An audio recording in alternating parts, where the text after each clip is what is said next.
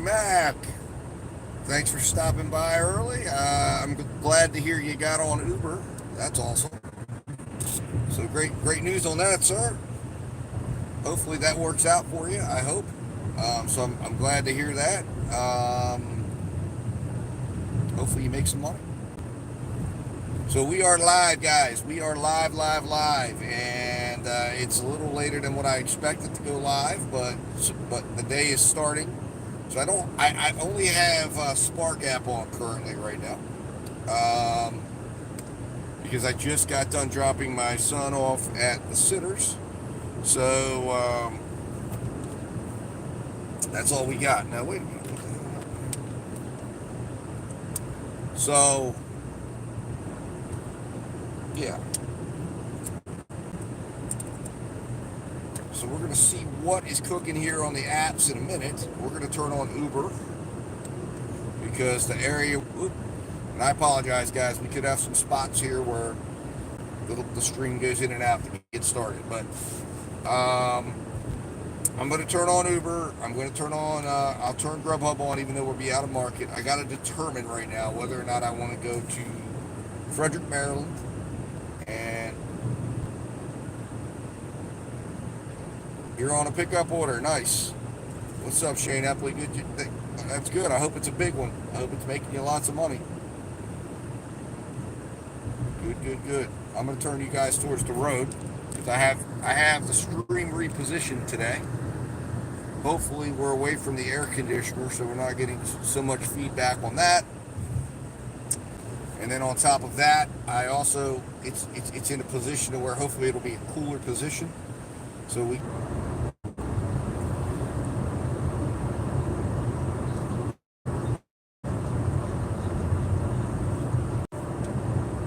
All right, guys, I think we might be all right now. I think we're in a better place. I do very much apologize for the start here, going right away into the spinning of doom and no stream, but I think we're okay. All right, so we got our first Spark action of the day here.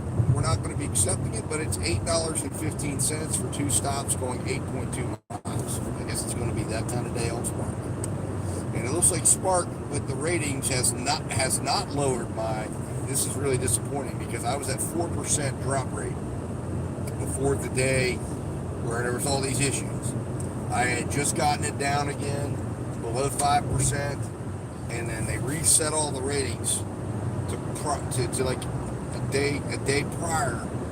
And guess what? I'm not getting at the beginning of the day, I think. So I'm not getting any of the credit for the drops. It's really frustrating.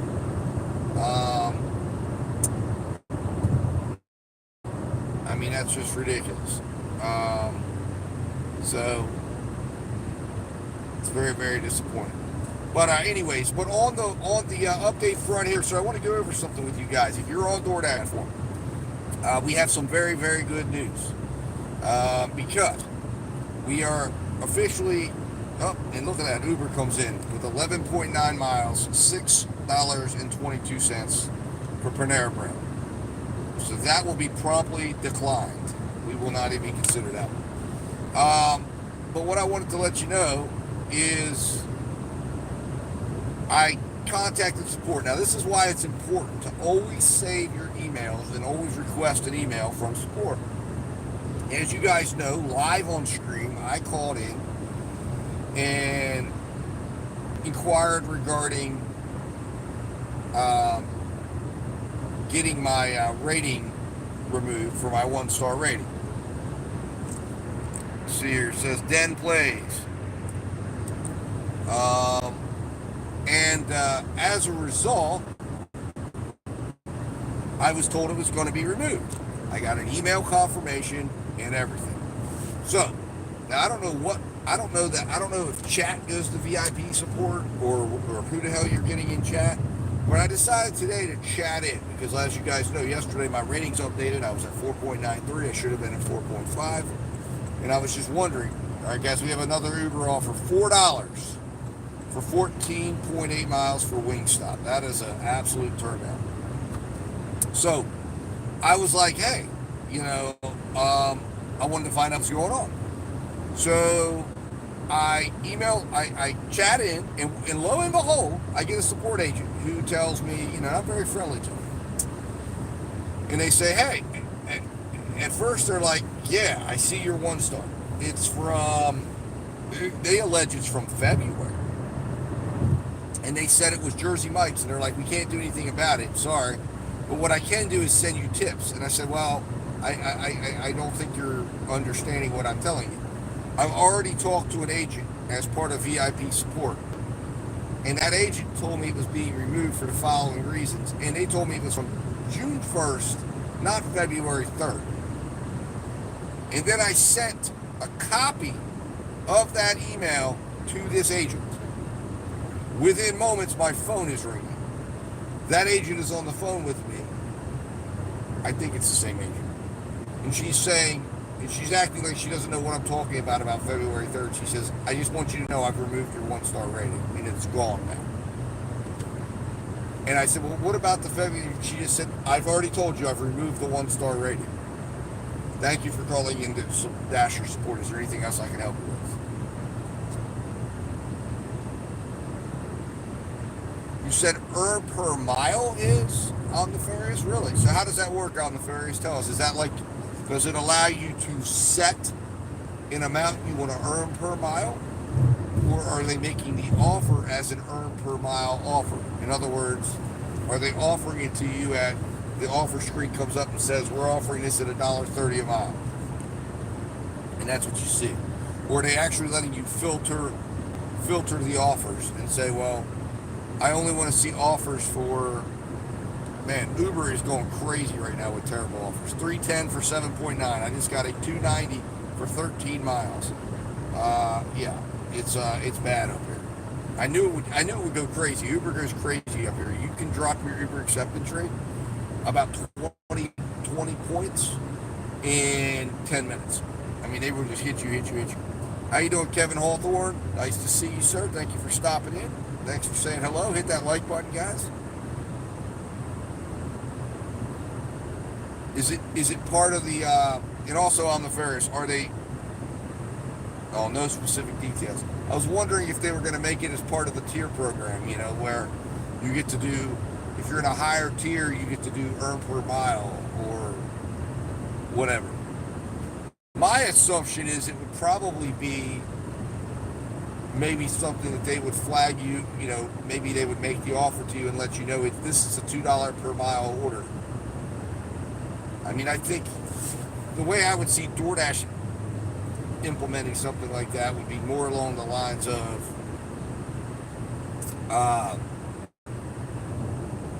like making it the offer screen. So now you're not seeing the total offer, you're just seeing the total per mile. And for them, they would love that because they would just say this is a 1 mile, $2 per mile offer. Well, that $2 offer now looks really good, and in terms of it looks a lot better than offering $2. So I guarantee you they love that, but they're not going to implement it in the way that we would want it, which is filtering. Oh yeah, absolutely. It's the ultimate scheme to shift around dollars, because if they would get dashers, especially new ones who really aren't aware of stuff, and they come in and they're like, yeah, what do you want per mile? And they're put the literature out. Some of our highest offers are $2 plus a mile. So this would be it would be the new Diamond program. This is a $2 a mile order, which is really what the Diamond program's all about. They put the Diamond on a $4 order and tell you it's a Diamond. Well, this is the evolution of that. Well, it's only in 5 to 7 markets now, but I guarantee you wait, it'll be in 30 markets, and then it'll be in 100 markets, and then it'll be, 6 months from now, it'll be in half the markets, especially if it works well. And it will work well, because people will definitely be inclined to hit that accept button more often when they think they've got a good dollar per mile offer. Now, the thing will be is, again, it'll be, it's going to result in giving out vital information, just like it's like item count is gone now. So it's like, and they'll be able to hide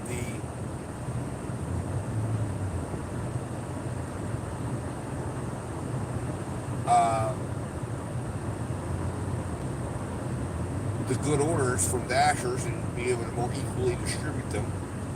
And like I said, it's all about just controlling your pay.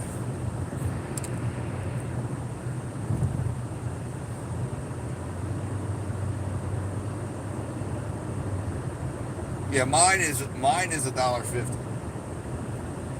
Although I'm not even certain. Sometimes it's lower than that. Will pop up.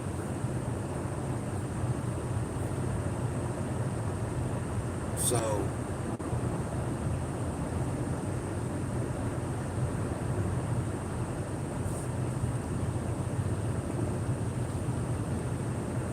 I mean, look, at the end of the day, it's all the same orders. They're just being presented in a different way. So it's kind of like, you know, let's see here. So right now, it looks like the Frederick market is not red. No, my market is red. We're going to go back down to my market and see what we can do there today. See if Keith McKee, I am in the Martinsburg market. You got Uber and DoorDash on. Hopefully, Ari Mac, you're going to have a better day today now that you got both on, although I can't guarantee it because I just had a whole rash of garbage Uber orders come through my system. So hopefully it's a better day than what I'm having up here with Uber.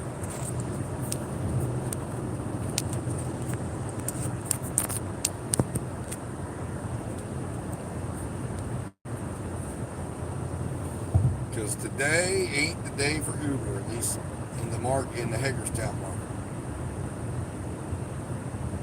Of course, doesn't mean there can't be a decent shop that comes through, as we saw with the Target. At the end of the day, what matters is your profit for the week here. One day loss should even. Oh yeah, absolutely. Well, that's why I say it's all in the long term. I'm nefarious. I mean, that's the thing. I mean, you gotta look in the longer term.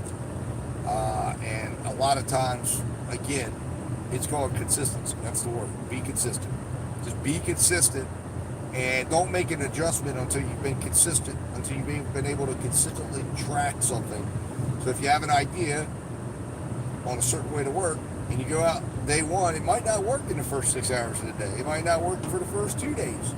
But all of a sudden, it might start working more days than it doesn't, and that's what you're looking for. And the only question is has it worked in a way that's better, substantially better than the way you were working before? And if it is, and it's comfortable, on it. You're in Harrison, Arkansas, Key. Well, I hope it's a good day down there. I hope it's not too hot either. It's 88 degrees here today. We're getting a little bit of relief from the hot days. Looks like Hagerstown just went light red. But I'm dashing anytime. So now, and it looks like Charlestown is light red. Dashing with John is his market. Winchester is light red. So we're getting some action and activity, but mine is busy with 2 bars. So we're going to get down there. We're going to hopefully turn on Earn by Time and get to work. The other thing that we're going to be able to do is we're going to be able to hopefully get, I hope, again, after, let's see if there's any incentives right now on Spark. Probably not. And there is not. One thing I hope that they do with the new Z Folds is maybe make the brightness a little better. Because right now, if I had my S24 Ultra, is doing very well. Looks like there's an ambulance going to the rest station here. It's not good. There's somebody having a problem. I hope it's not heat related. Getting sick or something like that. One of the most dangerous things you can do in these heat waves is drive around in a car without air conditioning, because you get very, very hot, and opening your windows is not going to do it. And man, you end up with heat stroke.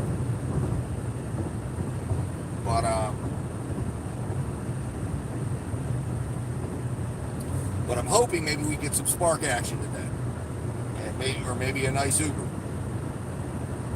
So right now we got Spark fired up. We'll see what happens. Normally after 3 is when my market wakes up. So we'll be looking. But if something good comes, we're going to jump on it. I have not fired up DoorDash yet. I will warn you, we are fired up on Uber. Let's fire up Instacart. All right, let's get it fired up.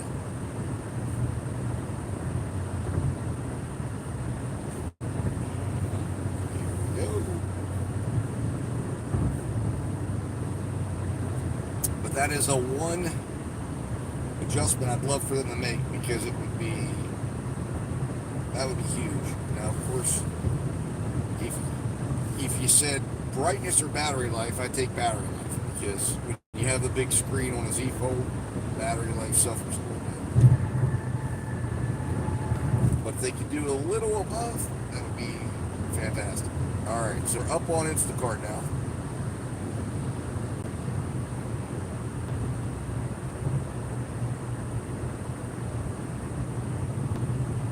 Oh, look at this. No earn by time on offer. Did they take away earn by time in my market? What the hell? That's weird. It's normally it would be up, but they're not even offering earn by time to me.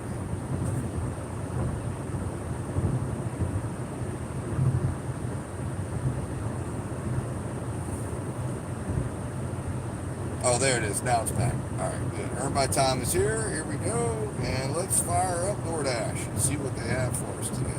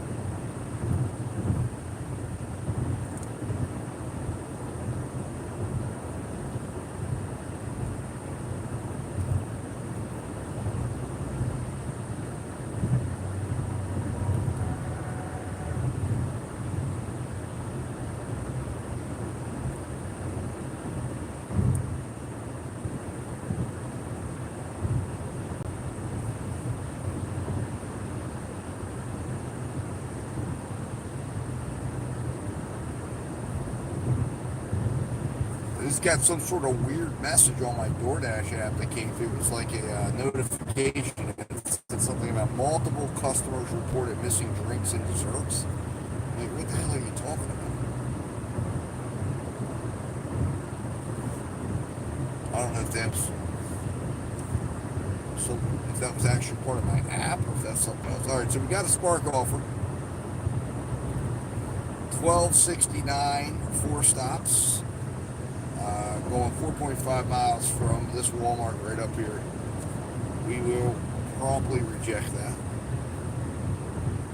And we will keep on riding. So I'm trying to find out, like, is there some sort of, let's see here, let's go ahead.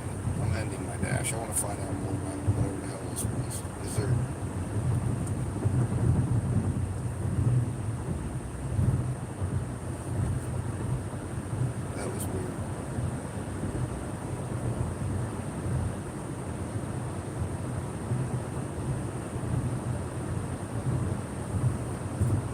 Looking at my messages, I'm like,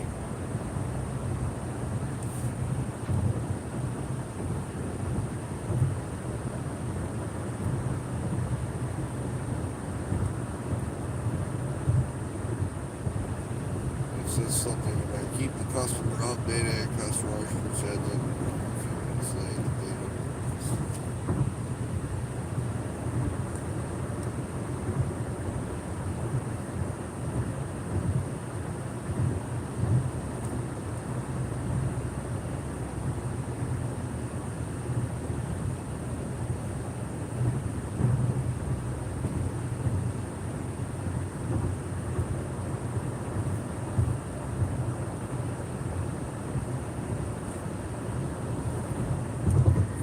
I don't know, that was weird. It was like some sort of notification that just came through, said something about, unless it was maybe,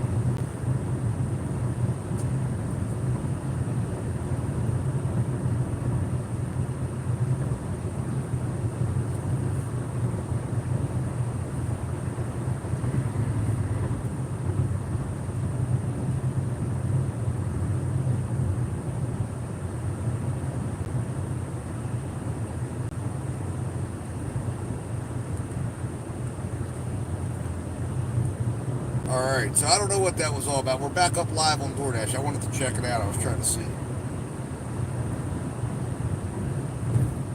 Samsung's nice catch or notification history. I know I need to go in there and see. I was looking through the notification history and there was nothing. I just saw something about lots of customers were reporting missed drinks or desserts. So I don't know. I can't possibly be on my orders because, I mean, a lot of them were sealed bags, but a lot of them I saw the desserts. I saw stuff.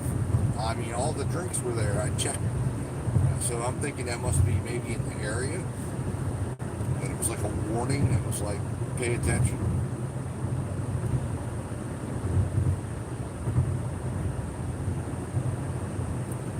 So I don't know. So now we're heading towards. I think I'm going to head towards the main hub. Is where I think I'm going to go towards right now because.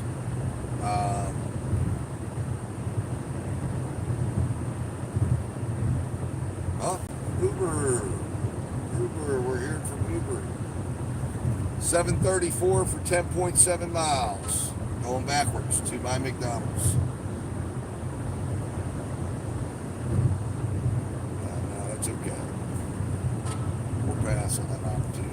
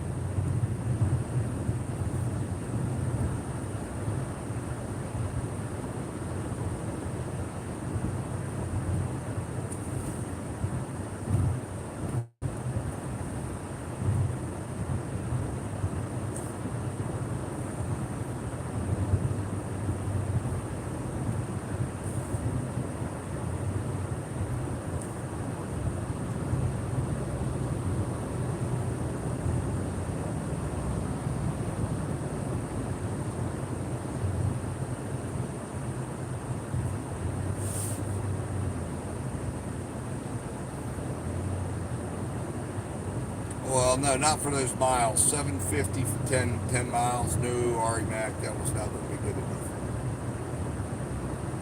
I was going to have to turn around up here and drive all the way backwards. And then come all, I guess the location probably wouldn't have been terrible.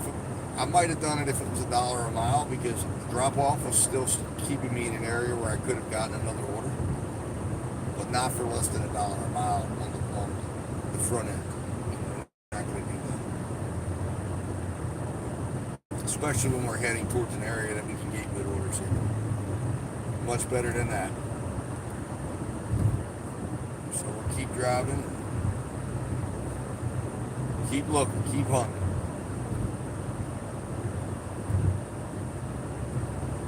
So it looks like right now, there's really nothing going on in my market.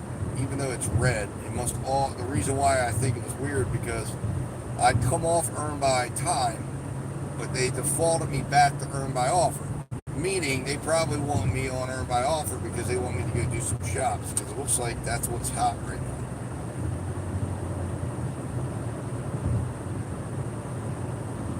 So, you know, I could of course respond to that by going off of earn by time and going on to earn by offer, or not.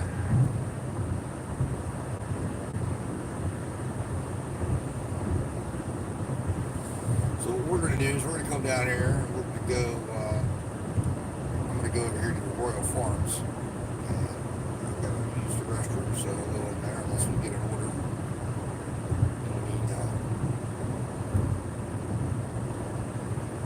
Nothing yet. Yeah, it's been very it's not been very active right now. Like I said, we're sitting on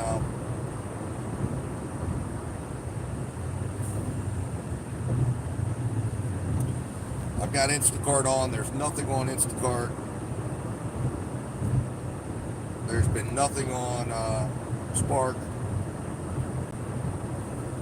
except for the two offers that were just not going to be ones that I would take right now. I suppose I could have gone and sat up at the other Walmart, but for me right now, I'd rather get down here, get to an area where we can hopefully get some action. But, at this time of day, it's difficult because we don't, like I said, we're a bedroom community for Washington, D.C. So, well, I hope it's good Saturday, Caleb, because that's when I do my challenge. We'll see what this market has. Dashing with John's coming down, and we're going to do the 5-hour challenge on Saturday from 12 to 5. And see who earns the most to do it on earn by time. Hopefully he's okay with that. And we'll get an idea. Oh, here we go. Chipotle. All right. I'm in the turn lane. Isn't that wonderful? So we just got a Chipotle offer for 8 miles. Earn by time. Actually, it's we're still down here.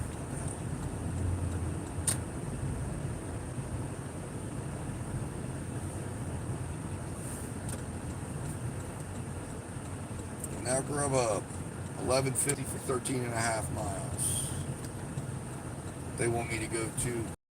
Now the thing with Grubhub is like this is 11.50, but it's a majority of the miles is because they want me to drive to a new market or to a new end of the market. So they're wanting me to drive all the way up to Inwood. But when I get there and I pick up the food, there's going to be like 2 miles to drive to the customer. So it's kind of a relocation situation. So while that is one that I could live with, and I've done those before, especially if I'm like, you know what, it's dead up here, or it appears to be dead up here, I'll go ahead and just say, you know what, it's fine. I'm getting paid to go check out another area. Chipotle, $2. Everything valid. Oh, that's not a good one. You don't want to do $2. Although this one could be a $2 offer. There may not be a tip on it. I don't know. I just know that, of course, in DoorDash's world, technically speaking, the way they would view this order,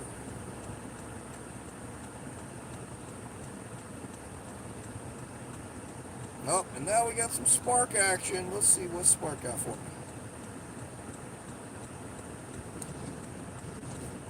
Nothing. This is exactly what happens all the time. It's ghost orders or something. It's either ghost orders or somebody snatched it up before I got a chance to get in there. But it's not there. Me.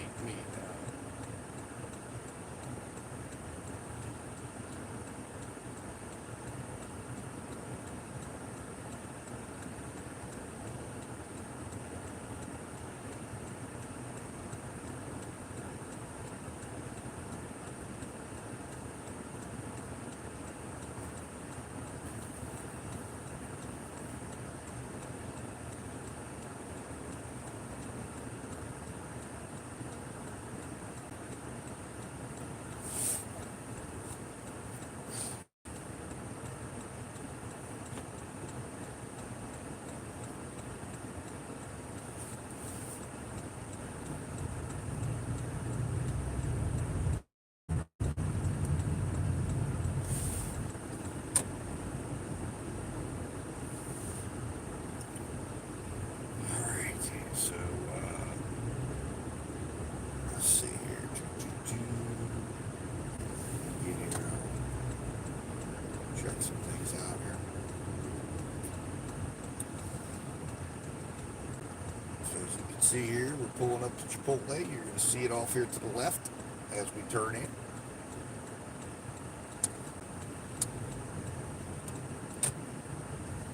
And there it is. There it is.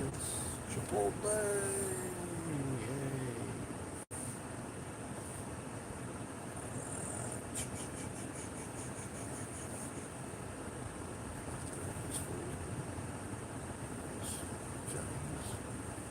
GPS possibly.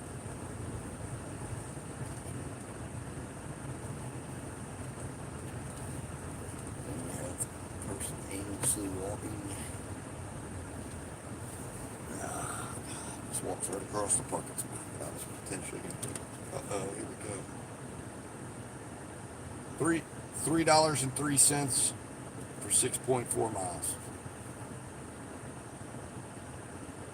That's a turnout.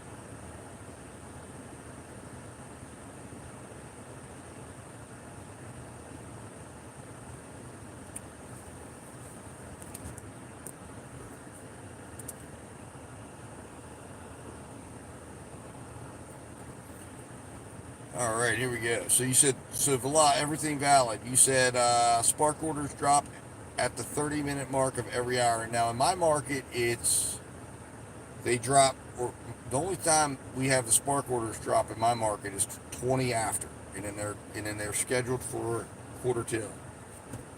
So, and then after that, everything is ASAP until 20 after. And then if you're not part of it, you're not part of it. And then you can maybe there's sometimes they're sending some shops or some ASAPs. Um,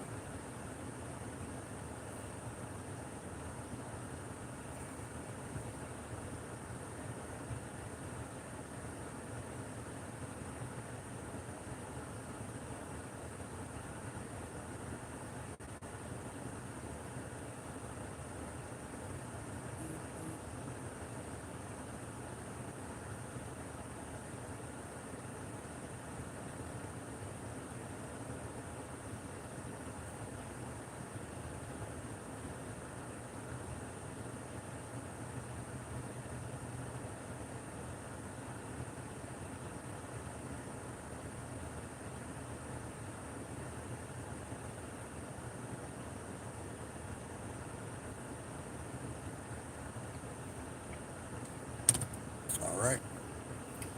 So there we are. We're all checked in.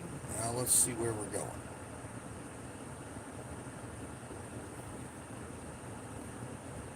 Let's see where we're going. Have we ever been here before? Let's see here.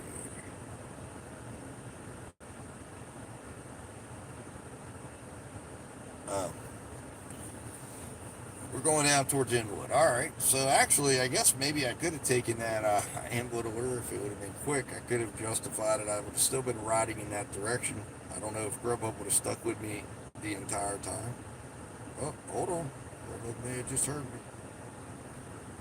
No, Grubhub 256, 4.7 miles. No, Grubhub, that's disgusting. Oh, too low for distance. Come on. Oh, it's having problems declining.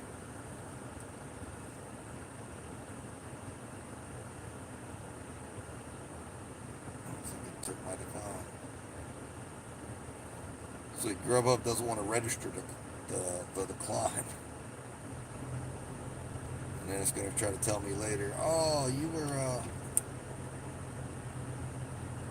didn't respond. It's like, yes, I did. You just didn't want to accept it. You didn't like my response.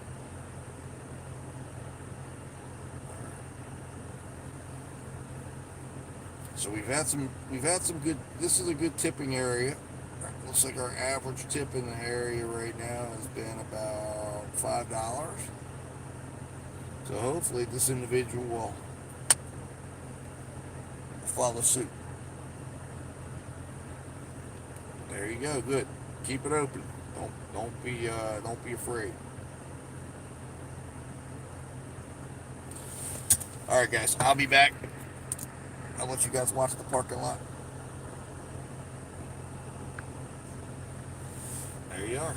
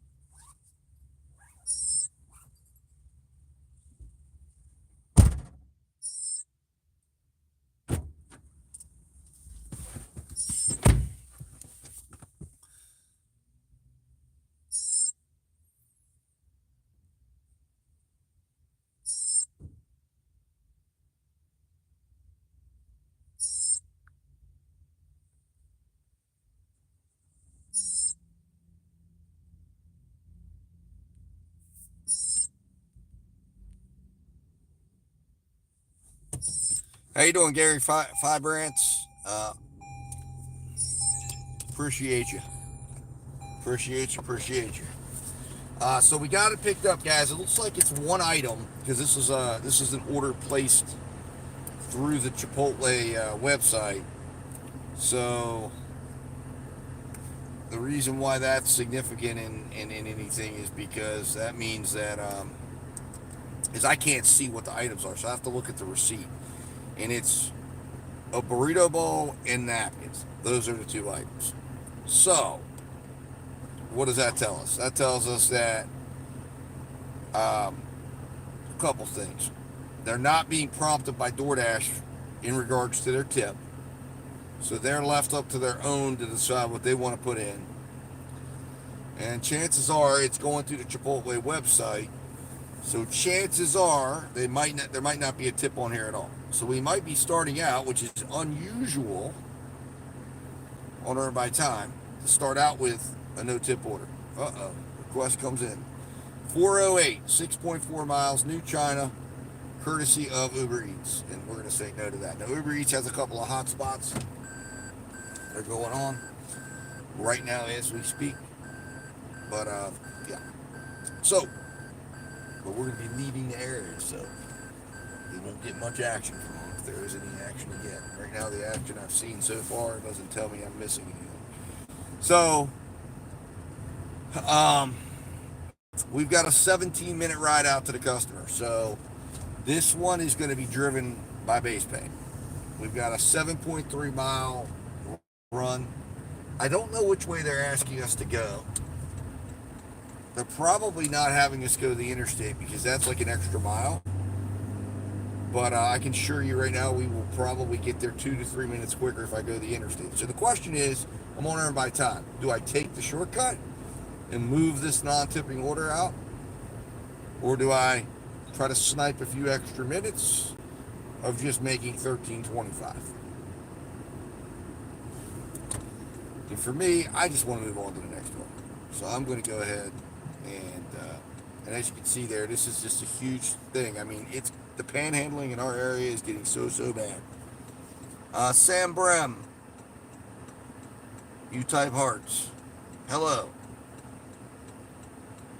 Welcome to the stream. I appreciate you. Thank you for the hearts. Thank you for interacting. I appreciate that. Very much appreciate it. But the panhandling here, I mean, just the other night, I guess it was just yesterday, I'm walking out of my Walmart, and there's a guy sitting there right outside the Walmart, literally right outside the door, asking for change. Now, normally they're up by the intersection. I've never seen them so brash as to sit right by the door, because normally Walmart would move them along. But it's quite crazy.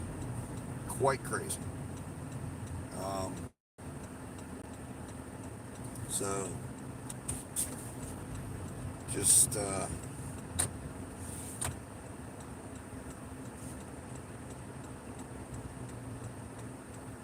how you doing, Jarvis Reed?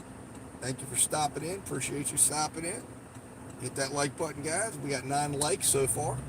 We're doing well. Remember, if you're a gig worker and you hit like on a Rational Gig Driver stream, it will guarantee you an additional increase of earnings in the range of 20 to 30%. And if you are the 13th like of the stream, you get 50% the next time you're out. That's because it is the Rational Gig Driver's birthday number. So it's a good luck number, which means it's good luck for you. So be number 13.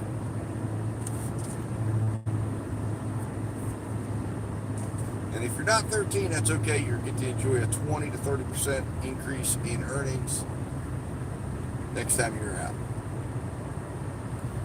Sam, I am in West Virginia.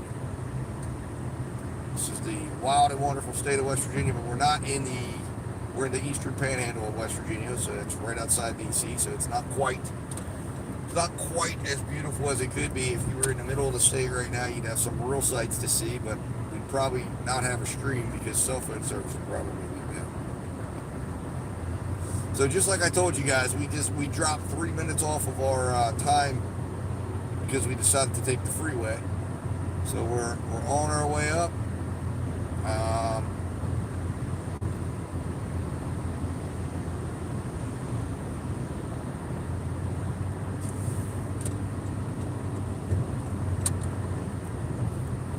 West Virginia, Sam. That's where we're at.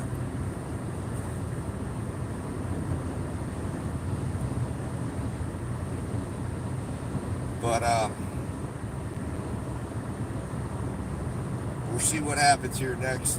Hopefully, like I said, if it does end up being a low tip or no tip order and we only get base pay, the remedy for that situation is to hopefully get an order right away to follow it up.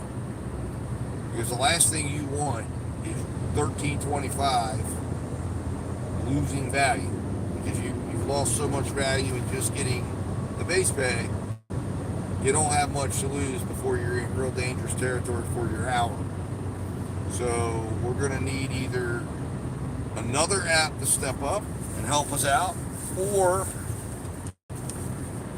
DoorDash to do what it needs to do and get us to work as fast as they can. Either one works for me. I'm okay with either. I'm not going to be upset with either option, but I will be disappointed though if option 3, which is no orders at all, come in, or no viable orders come in from the other apps. What are we doing again, Sam? We are delivering for DoorDash right now. We're doing gig work. So we are currently on a Chipotle order. We've picked up a we are on a challenge to explain to you what's going on, since you haven't been here. I don't think you've ever been in the chat yet or been on the stream. I do gig work on a pretty full-time basis. So I've decided the tier market, or the tier program, which is a reward program for DoorDashers, has recently come to my market. I normally do Spark, Walmart Spark, Uber Eats, Grubhub, DoorDash, Instacart, Shipt, Amazon Flex. I'm a multi-apper. And I'll do whatever's paying me the best. Now,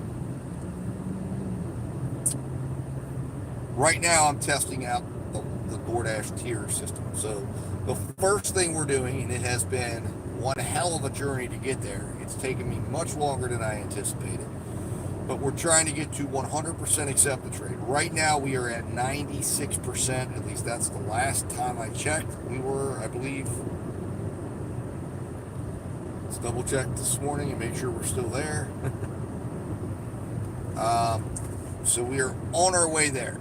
But because the other day I had 3 declines, the farthest we're going to make it right now is 97 before we have to do 100 deliveries. Well, yesterday we did 10. So we're going to be doing 9. We have now 90 or 89 more deliveries to do. And I have committed to do them on the Earn by Time platform, where DoorDash will pay you a base pay of $13.25 an hour on any order you accept, and you get to get also any tips that are left for you on those orders. They get to come to you. We're going to see how much we make, and we're going to see if we can get to 100% doing it, and we're going to see how it all looks. We've started this now. This is our 4th time trying, because DoorDash continues to mysteriously lower my acceptance rate as I get to a certain point. Either there were 3 times that it was verified due to cell phone issues, and then there was this last time where I have no idea what happened. I never had a cell phone issue. I have no evidence an offer came in. It just went down. And then shortly thereafter,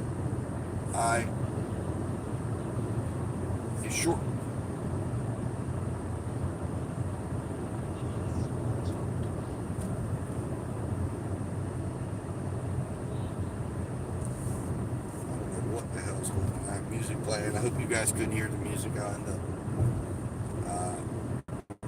My son uses my YouTube music because he's using my Pixel phone, so I have some of his music playing in my ear. Sometimes it startles me. I'll have shots or whatever the hell's going on in the song. police sirens. But anyways, it just depends on whatever he's listening to or whatever he's got going on in his mix, and it'll start playing. But anyways, so we're trying to get up to 100%. Now I was trying to see what my President Joe Biden. Yeah. All right, President.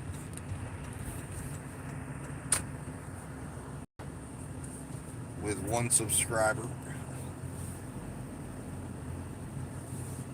We have a VIP guest here. President Biden.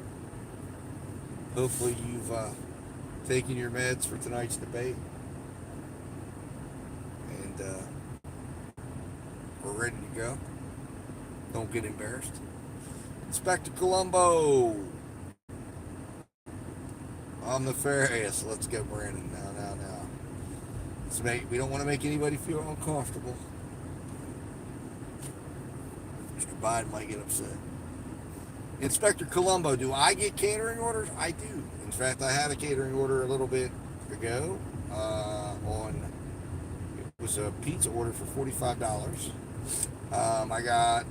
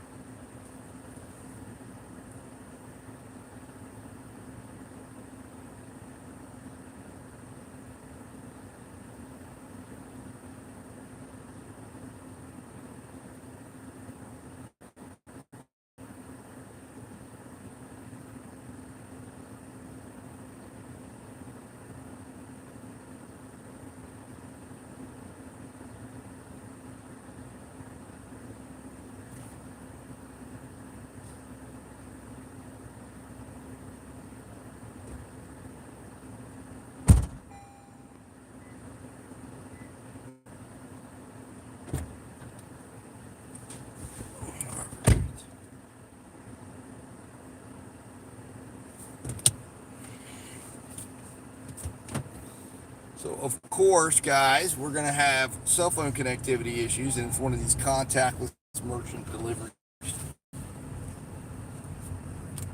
Do you like your average in the 90s? Oh. I haven't found it to be better than, I don't know.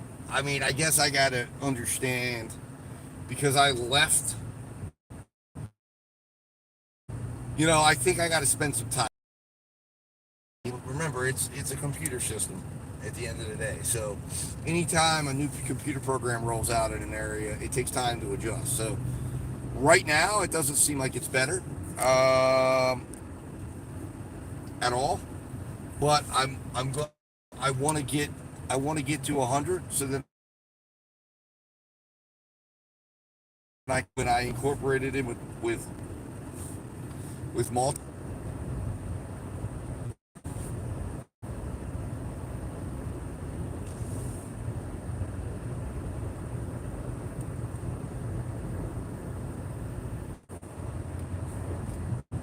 Here we go again. I hope you guys stay with me. This has been a very rocky stream so far today. I don't know if it's, again, the Z Fold, if I blame it on the Z Fold, or not the Z Fold, sorry, the S24 Ultra, I had a much better outcome with my S23. So it's either my case, or maybe it's just the design of the phone. Maybe it's just, whatever, titanium versus the the old way they did the phones. I don't know, but I know that it has been very difficult maintaining signal with my S24 Ultra, even though that's supposed to be the AI phone of the future, the best that Samsung has to offer, the best phone in the world, and it certainly fails to perform that way. But we are about to get to Arby's and pick this up.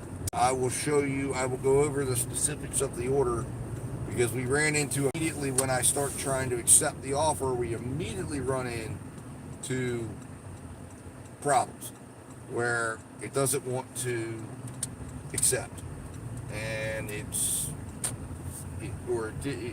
cell phone signal, didn't allow it to accept immediately.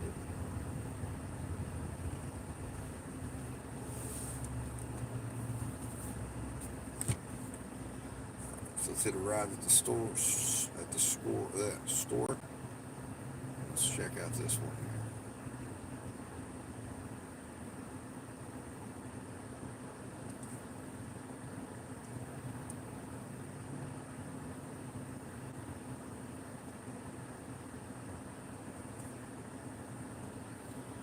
First thing we will do is update the tip that we got for this customer. Never delivered to them before, but hopefully we will again. They did well. They did us well. It was a $3 tip. Hopefully you guys can hear me now. I'm testing 0 to 50%, last 100. Hard to take a $4 offer though. I hear you. I hear you.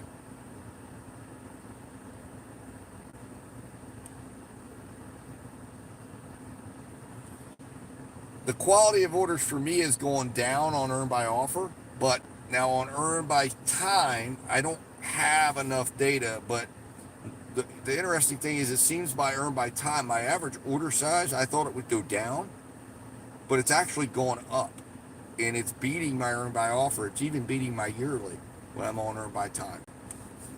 So it's suggesting to me, again, all suggestions seem to be pointing that DoorDash is wanting to, I think, is wanting to make earn by time the primary mode of earnings.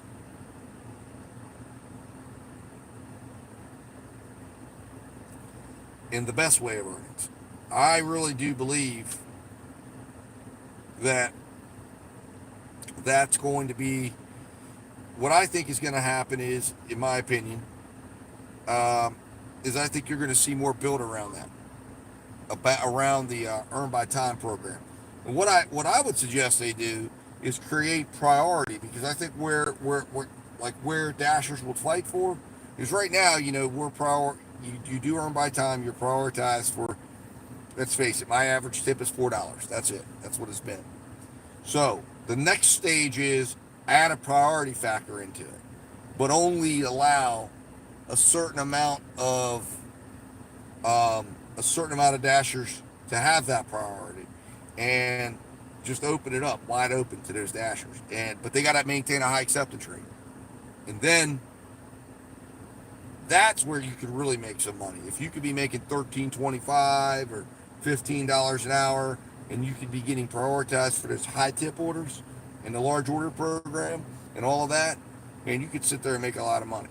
And while you wouldn't be able to do it every shift necessarily under that format, because there would only be a certain amount of slots that would enjoy that, and it'd have to meet certain stats. And of course, DoorDash wouldn't want its dashers being able to do it all the time, because then we'd make too much money, it wouldn't work enough. But I think that would be where we would want to go. But I think that's where you would say you got to be at, like, okay, Grubhub is 90% for Premier Driver. That's where you say, all right, you've got to maintain a 90% acceptance rate, 100% completion rate, and then you get premium earn by time status. And that is, you're getting full priority, you're getting priority on orders, you're making your earn by time amount, or maybe you make an extra 10% or 20%. I mean, there's a lot they could do with their earn by time by making it more and making it beneficial to people and say, oh my God, I want to be able to do that. I want to be able to do that and make money. And then you're going to get content creators going crazy with it.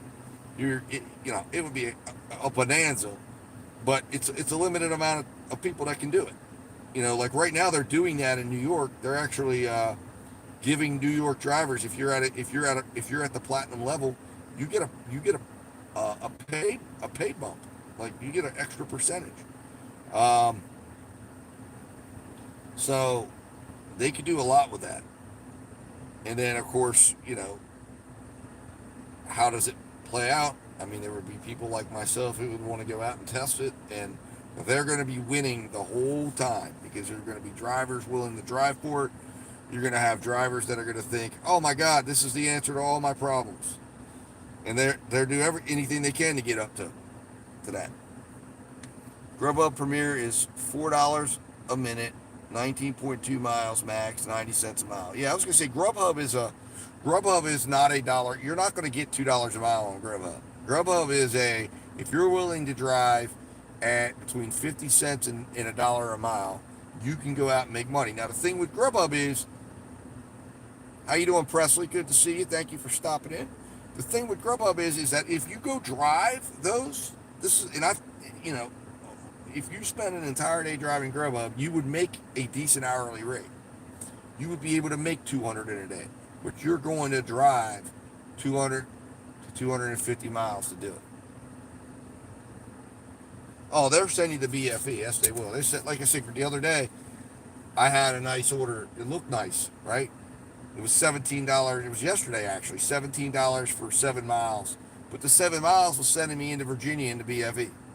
So I was gonna have to drive those 7 miles back. So while it looked nice on paper, it was still about $1 a mile. But Grubhub in the Charlestown market, Grubhub still does a really good job of sending orders because they got tippers up there. If Grubhub has tippers, it can work out well for you. All right, guys, I'll be right back. I got to go in here and get these orders.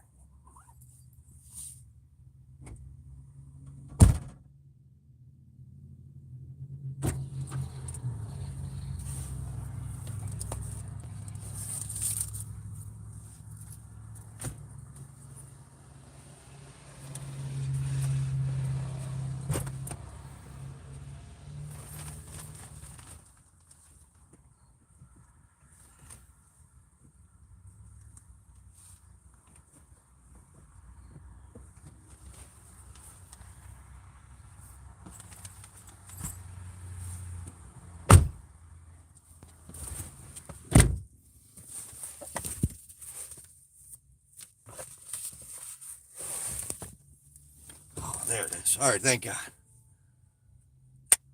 All right, guys. Thank you, Omniferous. I appreciate you trying to get people to hit that like button. So please hit the like button. If not for me, do it for Omniferous. We are all working hard to try to get you good information on the gig economy.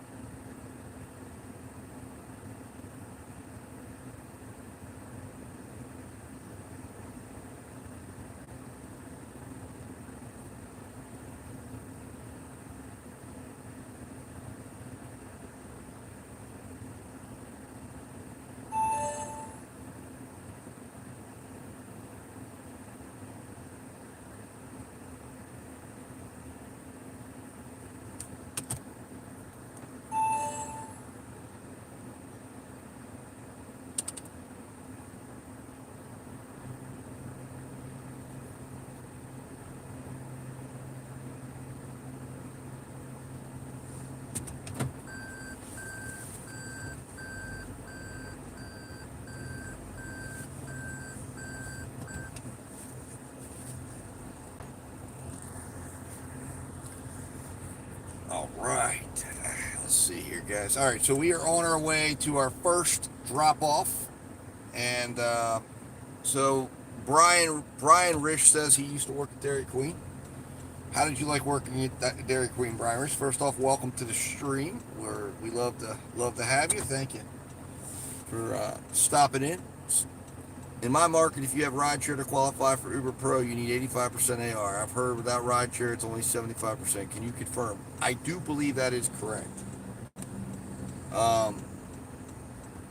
But I absolutely do not qualify for Uber Pro. I will never have a 75% rating in my area. I don't think on Uber.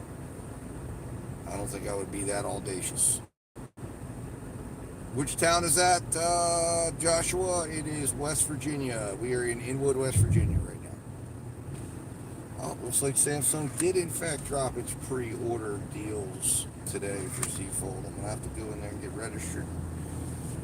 I don't know that I'll buy from Samsung, but we'll see. That's in preparation for next month's. Oh, Spark is sending us something. Oops, fully around.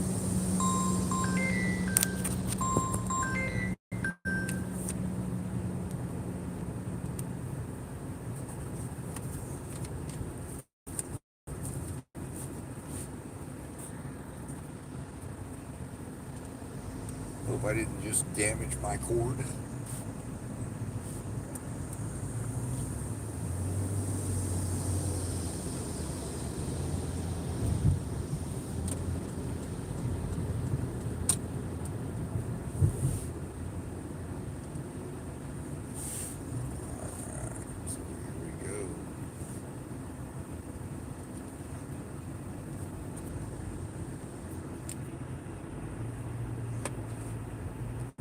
Supposedly on the Farius they might be, but here's the thing. What I recommend you do, get the Z Fold 5. The Z Fold 5 is going to be cheaper. So that's why what I recommend every year, like the Z Fold 4 right now is still trucking. I used it the other day, just like I used my Z Fold 5. I keep track of it to see how it does whenever there's an update. And it's doing great. It's doing really, really good. And so I could recommend both devices. And if you go on, I mean, honestly, you can get a Z Fold 4 right now. I mean, there's not much of a difference. Besides, you're going to get longer support updates. That's the real deal. There's a huge difference between Z Fold 4. Z Fold 4 gets 3 updates, and then Z Fold 5 gets 5, and the next Z Fold 6 gets 7 support updates, or 7 OS updates, or whatever you want to call it. So that's where you're really getting the value, because that's what happened with the Ultras. The same thing. So I've got on the Ultra 24 Ultra, I've got 7 updates. So it helps on resale value. It just helps on all of that, because you're going to be able to keep it around. Whereas you're not selling a phone, you sell it as soon as the some of these phones would get paid off, or for people, or they might be ready to get a new one. Boom, you you have a valueless device, because it's about to become obsolete. All right, guys, I'll be right back.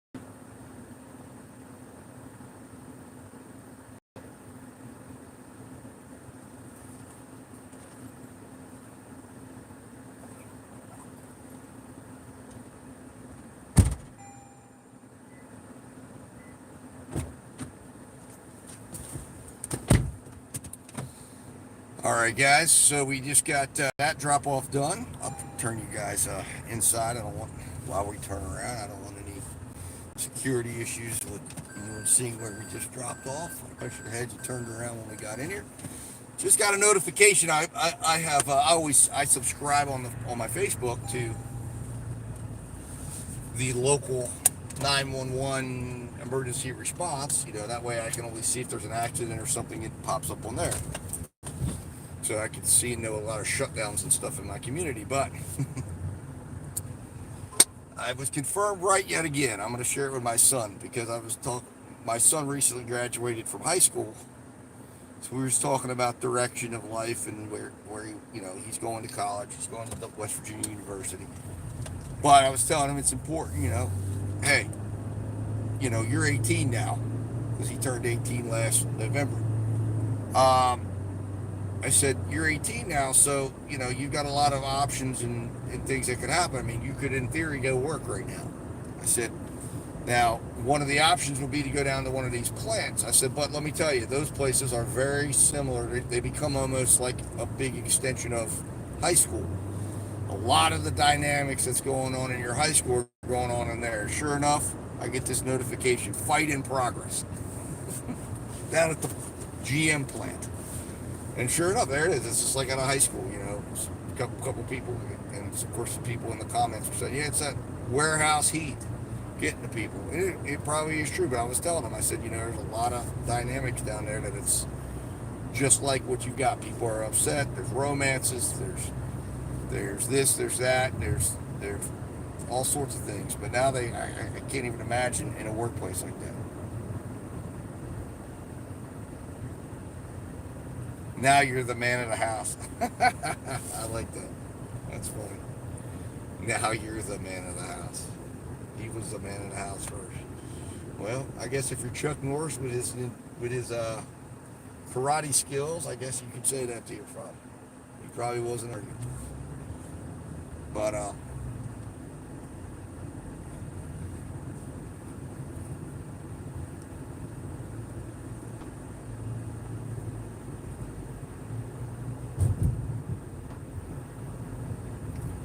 How you doing there, Dashing Across America? Thanks for stopping in. Thanks for stopping in. Appreciate you. Things are going okay today. We just got started not too long ago. We got our first order was a Chipotle order going like 7 miles, and we ended up we're on earned by time now. So we got paid out 10.86 on that one, and then we right away got a double stack from Arby's. And we've already got the first part of that delivered, and now we're getting the second part of it delivered. So I'm hoping there's at least either two small tips that makes a good tip on that one, or maybe we get two nice tips and we can get another double-digit payout here. Now that one was a 10-mile order. We're actually going back to the same neighborhood that I delivered the Chipotle order. So we're kind of making a big circle. So, we got 3 orders down today, so that's good because we need now 87 more to hit 100%. We keep resetting that clock. The Ferris, I agree with you, yes, because actually it's funny you should bring that up, because one of his friends, we were at his graduation party, one of his friends who he's real close with, and he's a good kid, I talked to him a good bit, he was telling me, I said, of course we were there all talking, I said, well, where are you going to school at? He's good. He's actually a track superstar, plays football, plays basketball, something. He's got to be going somewhere. He said, nope, I'm not going to college. I said, oh, okay, cool. He said, I'm starting an apprenticeship. I've already started it for carpentry, become a carpenter. So he said he was making, as an apprentice now, he was starting out making $24 an hour. I said, well, that's good. I said, and I guess it'll go up as he moves through his trainings. So he was all excited because he said he'd just done his first week, and I think he said he was making, I don't know, he didn't work a full week, but he said he was bringing in.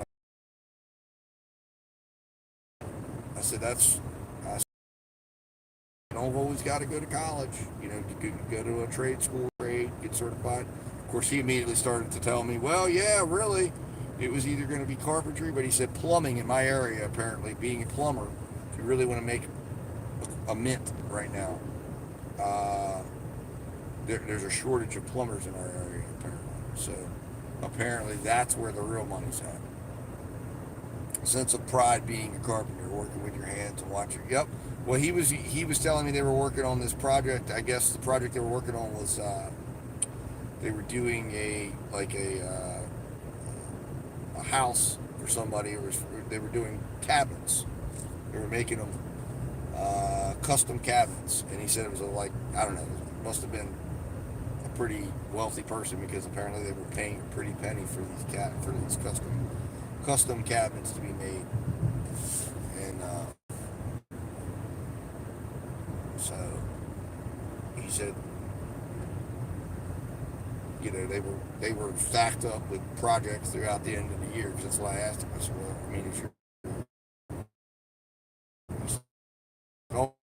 oh yeah, this guy's been in business for like 30, 40 years, 35 years, I think.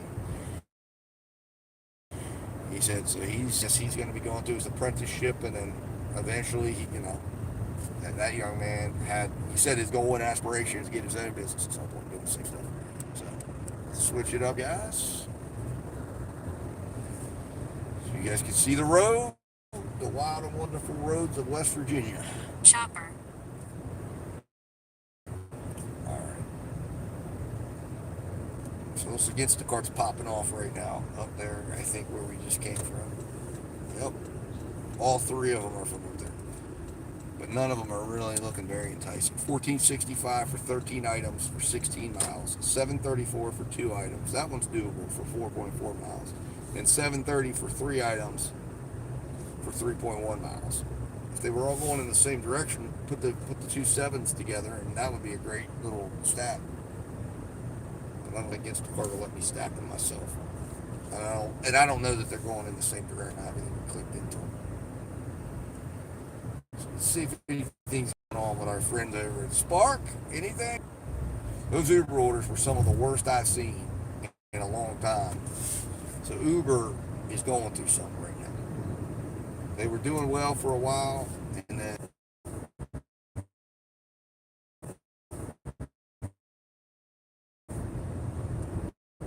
now let's do it. Remember, you hit number 13. And the best part is, guys, you can stack those increases by going back to past streams and hitting likes on those as well.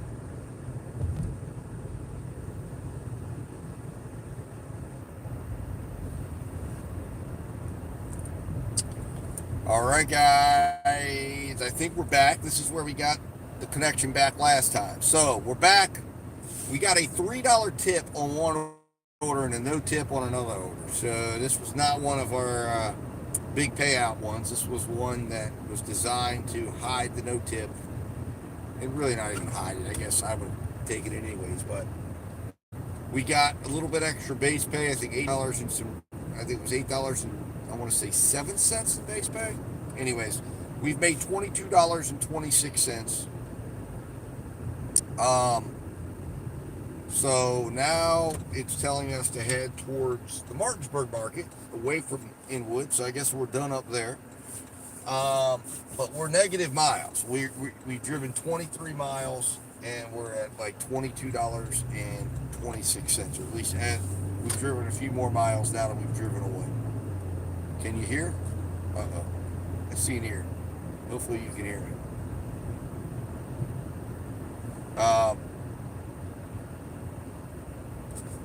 All right, so it looks like Spark's got an offer for us. Please let it be a good one. We need something. We need a little shot in the arm here. Nothing's coming through, so I think I'm still in some limited. Oh, there it is. $7. Never mind. There, it did come through. It's a $7, 8.5 mile Sam's Club. Can you still hear? I hope you can hear. We're good. Okay, good. Awesome. So that's not good. So Spark right now, again, it's just after 3 o'clock. Spark will start to heat up in a little while, if it's going to heat up at all. And some days it doesn't. It just is what it is. But right now we're going to head back down towards our main hub. That's where it's telling us to go. So we're going to follow the digital trail that DoorDash lays out for you.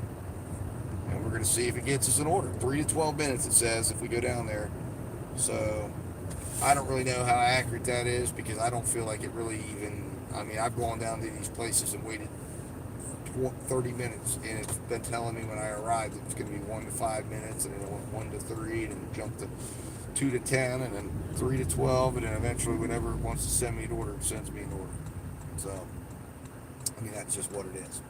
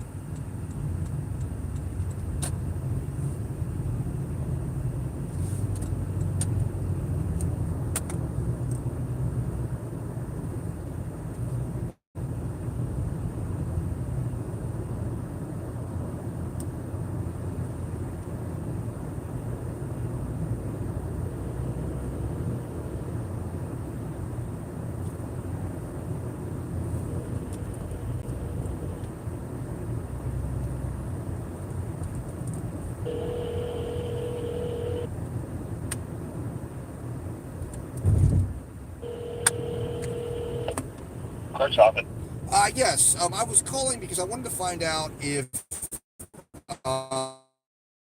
there is if you guys, I know other counties have it, but I wasn't able to find for the Monroe County courts, and I didn't know, I was trying to see if there was going to be ability to get a stream in for the Tyrone Franklin Tucker hearing tomorrow, so I didn't know. Sorry, I lost you for a minute there. Something about a screening. You want a streaming? A stream, okay. Yeah, be able to stream the hearing and see the hearing, because I'm from out of state. Yeah. So yeah, I know other states I can pull it up, but I didn't see one for Monroe County courts, so that's why. Yeah, we do not have that. You do not. Okay, so there is no way to. Hold on, I'm going to ask another question here. Just give me 1 second. Yeah, absolutely.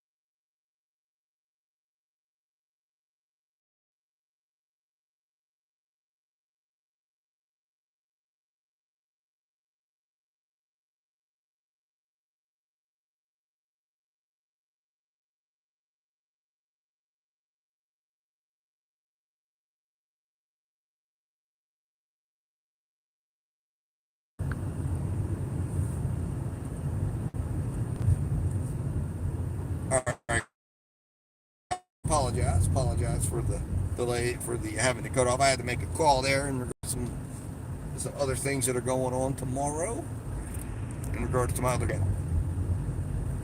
Where the meth at? Crip Blue. Okay. Well, buddy.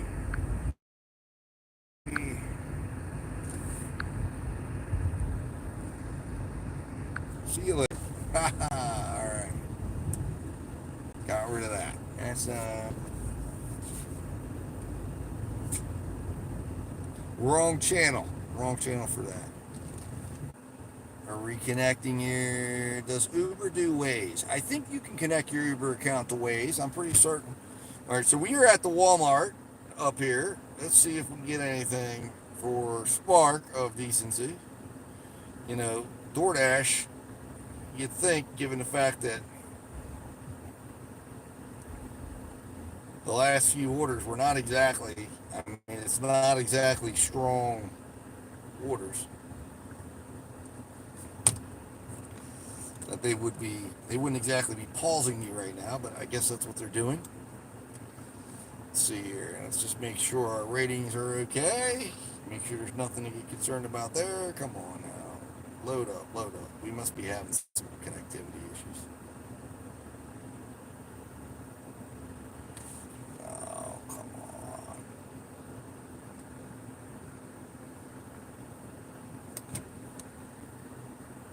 Oh, Instacart.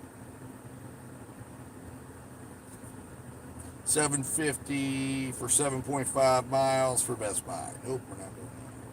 We're gonna have to come in with a little bit more. There we are. Now we're up. Now we're up. All right. Oh wow! Look at that. We got rated. Now we're up to 4.97.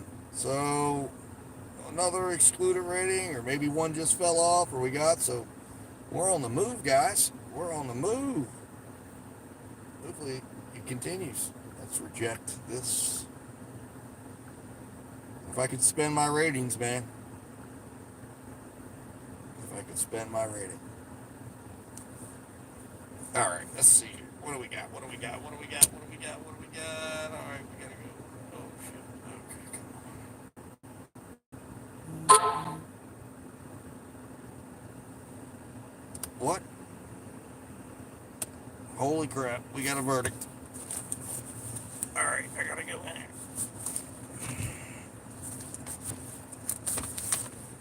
Let me see here. What do we got? What do we got? What do we got?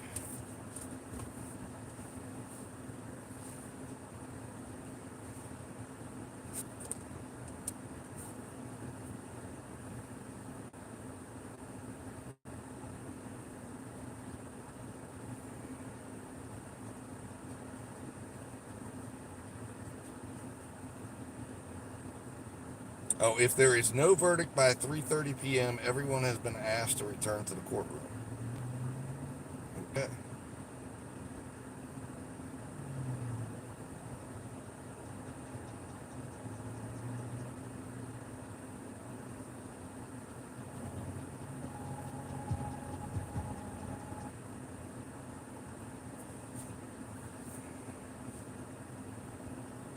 Huh.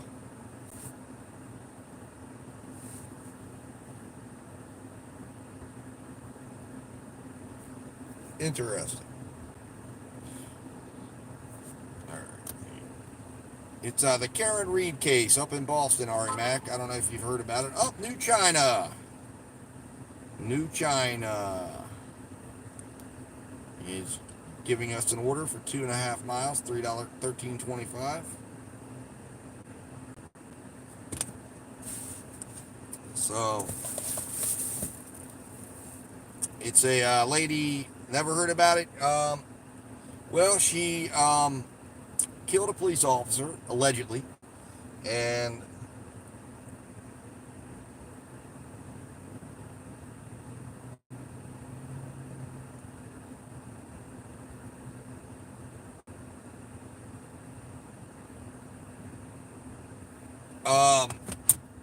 essentially what happened is back in, I believe it was 2021, or it was 2022, I think, actually. I want to say it was 2022, yeah.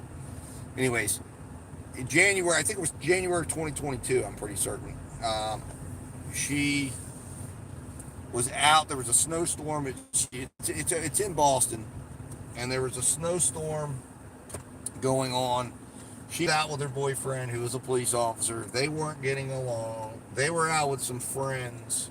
Now, the rub in the case is the friends that one of the friends they were out with, she had engaged in some behavior with flirtatious behavior. She kissed this guy, led him on. There was another set.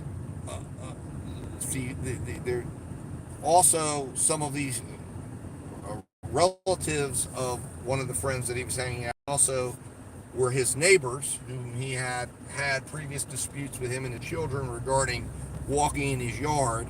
Anyways, essentially, they leave the bar they were drinking at. It's the middle of a blizzard. They've all been drinking, and they decide to go to this house for an after little nightcap before they all go home because of the blizzard.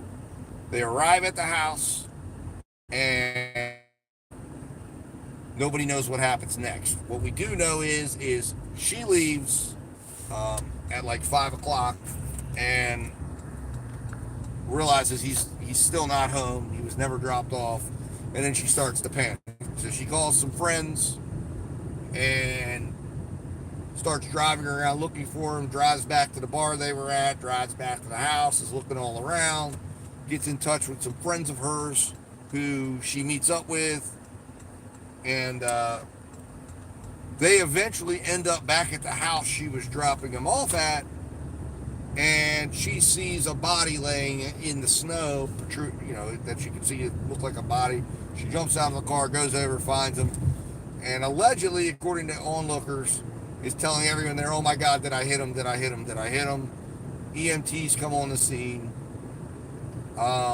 Now, when they're first on the scene, there's no evidence that there was any accident or anything of that nature. They use a snowblower to try to clear the area. They get him in the ambulance, take him to the hospital, and he has signs, it appears, of blunt force trauma. He's got signs that he was, it looks like dog bites and scratches up his arm. Certainly nothing to indicate that he's been involved in a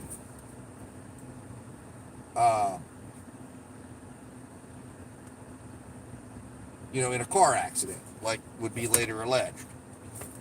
And ultimately, now everybody that was inside that house are police, ATF agents, federal agents, police officers. So the allegations in the case are that the police tried to cover up for the police because the phone data on this gentleman's phone indicates that he walked into that house and climbed up a flight of stairs, which would have required him to come into the house, so he would have required him to do so. Shows he was moving when she was moving away from the residence, but ultimately they try to pin it on her. First, it looks like they're going to go with the theory that she accidentally drunkenly hits him. They get in an argument. He gets out of the car. He had taken a drink with him from the bar. Allegedly, the idea was he throws a drink at her car. She floors it backwards, runs him over, and then drives off. And then allegedly starts trying to cover up what she did by making all the crazy phone calls, leaving the answering machine messages, etc. And then now it accelerates, that would have been a manslaughter situation. Now then the state ultimately settled on a murder charge where they say she actually decided, hey, she didn't want to, he was trying to break up with her, and I guess she just decided, all right, that's it. If I can't have you, I'm going to run you over with a car, and she goes into a murderous rage and runs him over. The big problem is that in order to prove that she hit him, she had damage to her taillight, which when she was leaving the house to go out and search for him, and it's on her Ring camera, she collided with a car that was parked in her driveway. And that was caught on camera. And there was moderate damage done. It appeared to the license or to the tail light. Once the car goes in police custody, the entire tail light gets broken. And then a day later, they start to mysteriously find what turns out to be 42 pieces of tail light that were not present. They were not. It was documented to not be present the original day of. Then you have, coupled with the dog bites, the police officer who owns the house, they get rid of their dog, they destroy their cell phones, they do all these actions. It looks like they're covering something up. And they, at the same time, they call in a friend who takes over the investigation, who they, of course, end up getting the feds got involved, and starts investigating the situation. And they get a hold of his cell phone, and in the cell phone, they find some very suspicious texts stating that he's taking care of things for him. Anyways, so this trial's been going on for the last 2 months, and now we're about to have a verdict. If you want to check it out, go over to my other channel, Justice is a Process. You can check out the entire trial and the coverage that we did of it. Caleb, you said, yeah, absolutely, Caleb. You can't listen. That's always been in place. You're not allowed. That's part of the reason why I stopped doing now they're still up on my channel, but I stopped doing for a long time and kind of had taken a break for a little bit. But I stopped doing the ride-alongs where I used to show the screenshots and the just showing everything. But you can't do that anymore. I was always careful to kind of not show the customer's name, try to not show address information. You gotta, highlight it out. But now DoorDash is, Instacart has hit up some creators for just showing their system, because technically speaking, it's a copyrighted system, and when it goes on display, DoorDashers do have are confined to an NDA in regards to the technologies and things used by DoorDash. You're not allowed to go talking about it to Uber or Grubhub or anything like that. So when we're showing it off, their competition's seeing what they're doing. When we're talking about a new program or a new thing. So yeah, there absolutely is. Now DoorDash, I think the theory is behind what's going on right now is DoorDash was kind of okay with content creators out here, in the streets promoting things, because it was, at the time, nobody knew what DoorDash was. They needed the help to get people on the platform. Now, as they've saturated the markets and they're getting the new dashers in, now it's like, okay, people are aware of it. We're at max capacity. We're advertising. DoorDash was one of the number one Super Bowl ad buyers this year. They no longer need the help. They no longer need people to promote the DoorDash platform. So it's like, now I think if they don't like your messaging, if they don't like what you're saying, if they don't like how you're presenting things, if you're out here sharing customer information, they're cracking down. So, they can't stop me from talking about them. Like, I'm not under anything to not do it, but I can't. It's not that, well, Caleb, it's not talking bad. No, they don't have a policy where you can't necessarily talk bad about the company. It's showing the customer information.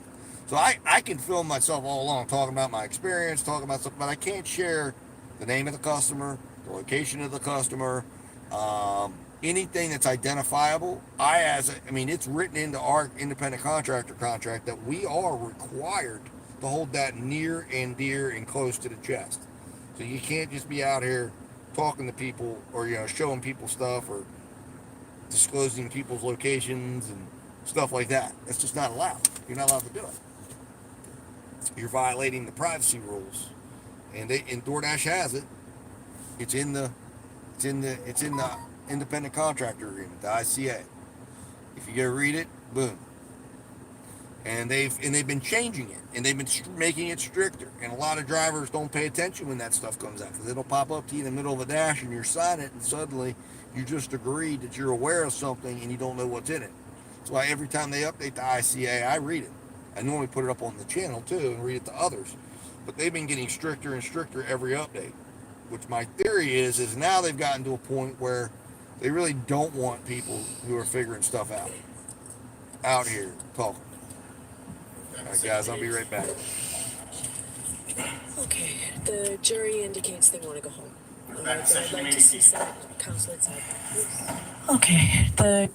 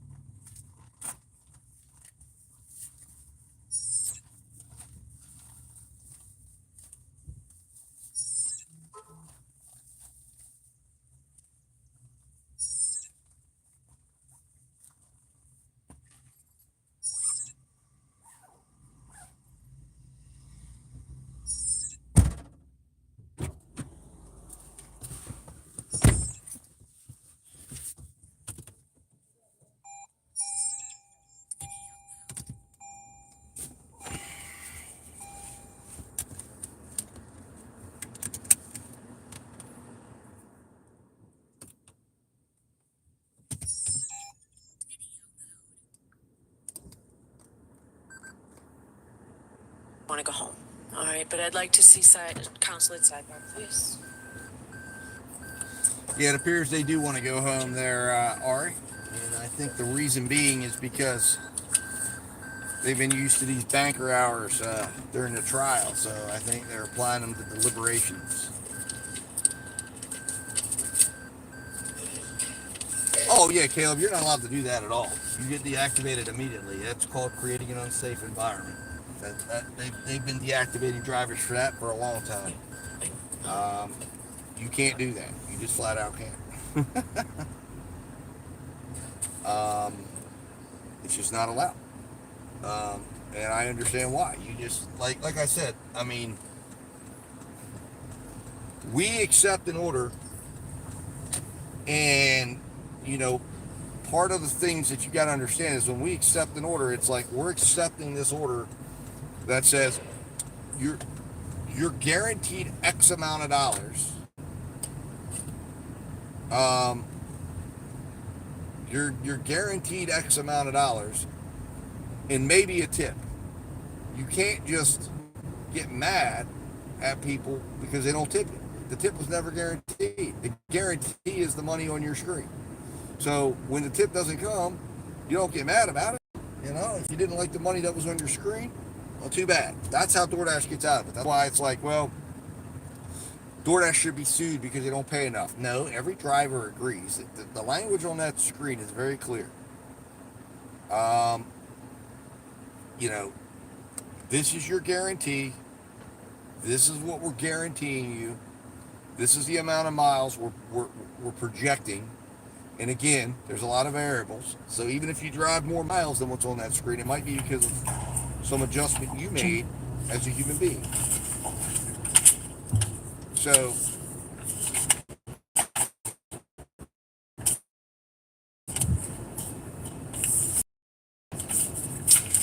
I've heard that, allegedly. I've heard that. That would be a nice thing.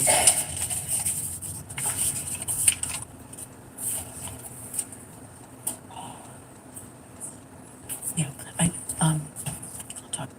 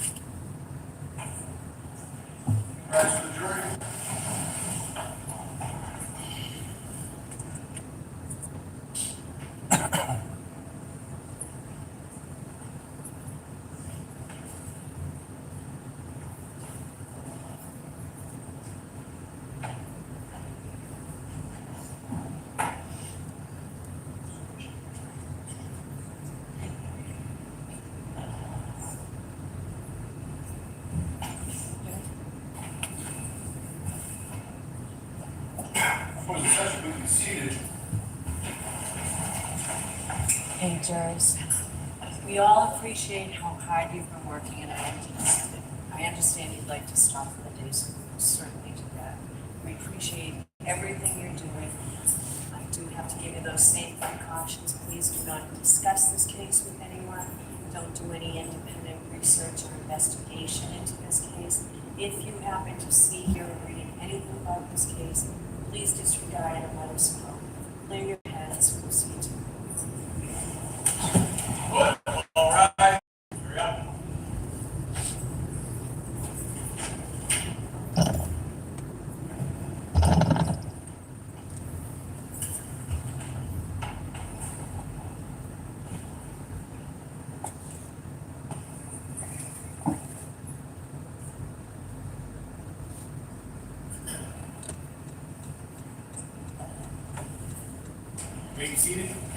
All right, we'll see everybody tomorrow morning. Thank you.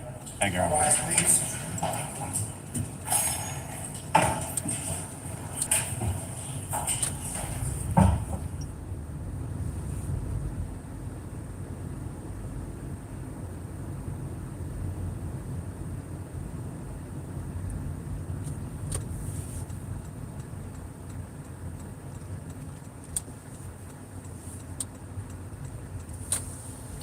guys. Turn that around. There we go. Showing identifiable information.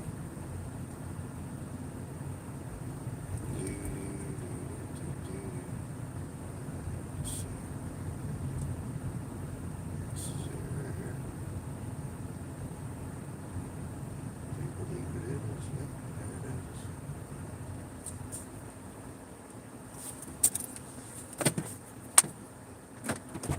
How you doing?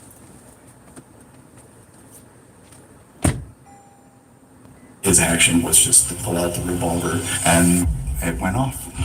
And people accidentally shot. Alec Baldwin was the actor on set. Alec Baldwin? Yes, sir. Hurry, hurry, hurry was the motto on the set. Right away, let's reload. Alec Baldwin claimed he didn't pull the trigger. Well, the FBI disagreed. It's not gonna fire until you pull the trigger. They really do have to show that he couldn't care less. Wow.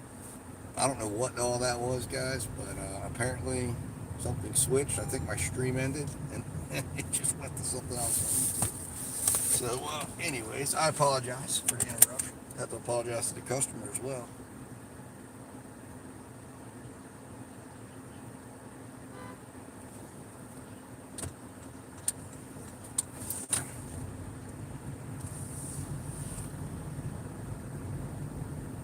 So he was waiting for the order, $2 tip. Up, Sweet Hut, McDonald's, 5.8 miles. They're keeping us busy today. That's all we can ask, right? All right, Sweet Hut, McDonald's, boom. I don't even know if I got it. Looked like we got a $2 tip, y'all. So, hey, we'll take the $2 tip. Looks like we're picking up some bubble teas from Sweet Hut. And I guess, I don't know if it's going to the same house or not. It looked like it could have been. I think I can turn here.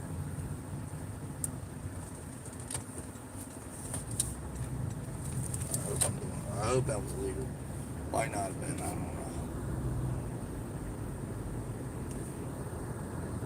know. Alright, so now we're going downtown.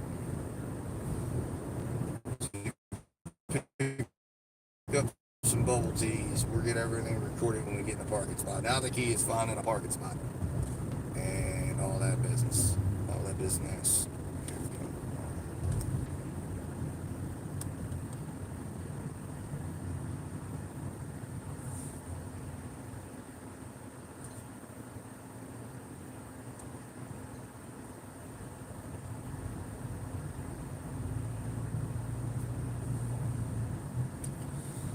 And there's construction down here because they're doing some updates to our city hall. So it's limited the parking spots. As you can see across over here, we got plenty. We got one over here that I guess I can park right here.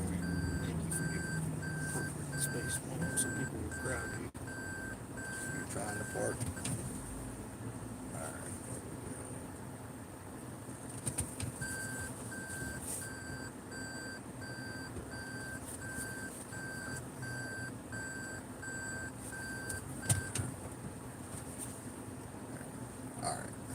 gave myself adequate space.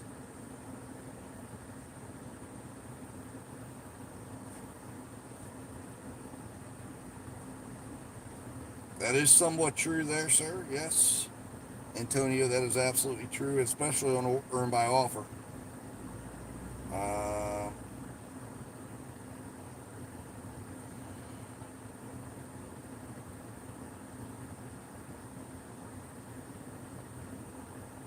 Okay, there it is. So the payout was $4.47 base pay, $2 tip.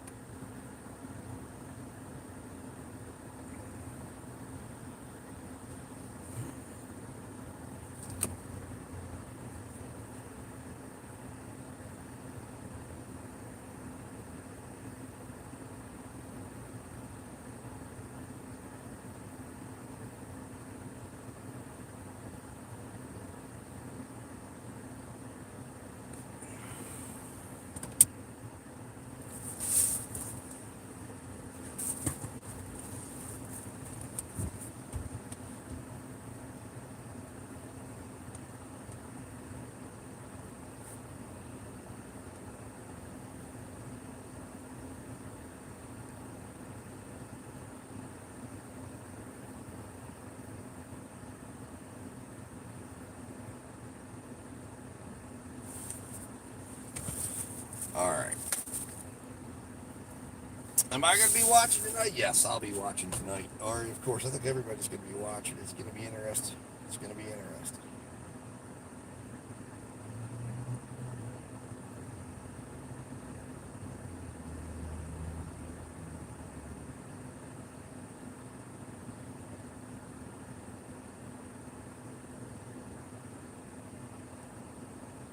There's a lot of historical significance that's going on with that debate, so we'll see what happens.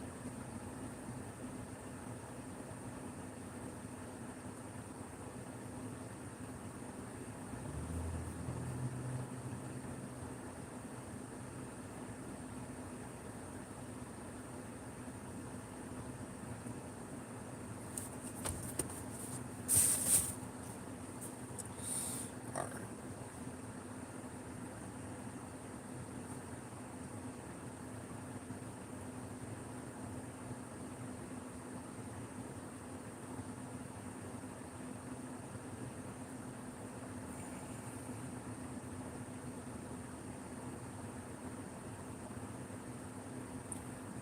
So not a bad offer, miles money. We were offered that last order at 2.5 miles, and now we're getting, we got 647 for 2.5 miles. Of course, there's a lot more behind that order, getting to where we were at, but regardless, on DoorDash's end, it looks like it was a good order.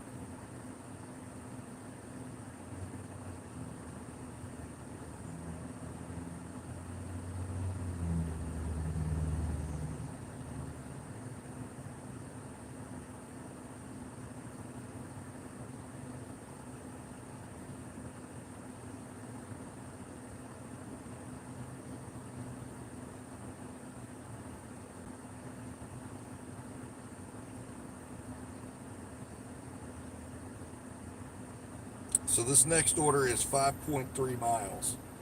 We're picking up here at Sweet Hut, and then we're going to be going to McDonald's. So, okay. And I will tell you that the Chinese guy does not like me in there. I don't know why. He just has an issue with me for some reason. The one at the Chinese restaurant, he just always seems to stare me down. He also claimed one day that he called me and I wasn't even on the order yet.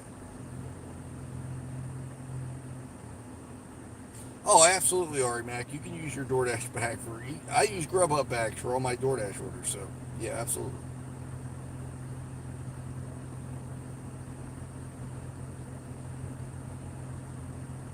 You most certainly can. All right, guys, we're still struggling to get that 13th like. We got 28 of you in there. Somebody do it. Somebody slam that button. Come on now. Do it for my birthday. That's my lucky number. All right, guys, I'll see you in a minute. I'm going to let you guys watch the street. Anybody comes by, let me know. Start slamming the chat. Call 911. Do something.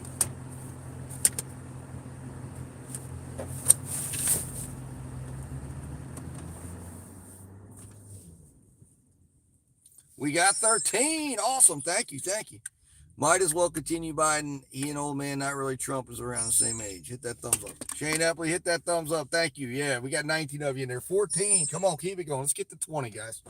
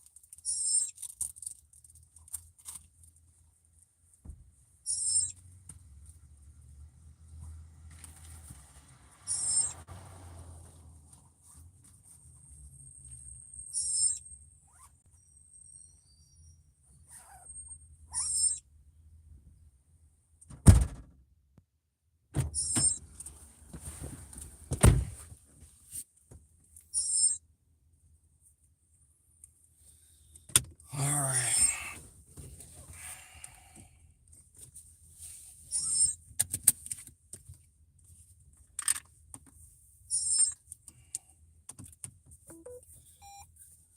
All right, guys. So now we're on the McDonald's. And, you know, of course, being DoorDash has to be DoorDash. So we could be going to the McDonald's that's right behind me.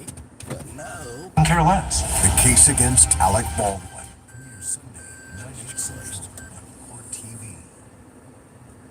What in the world? I guess it's on my phone. It must have moved on. All right. Let's get out of here.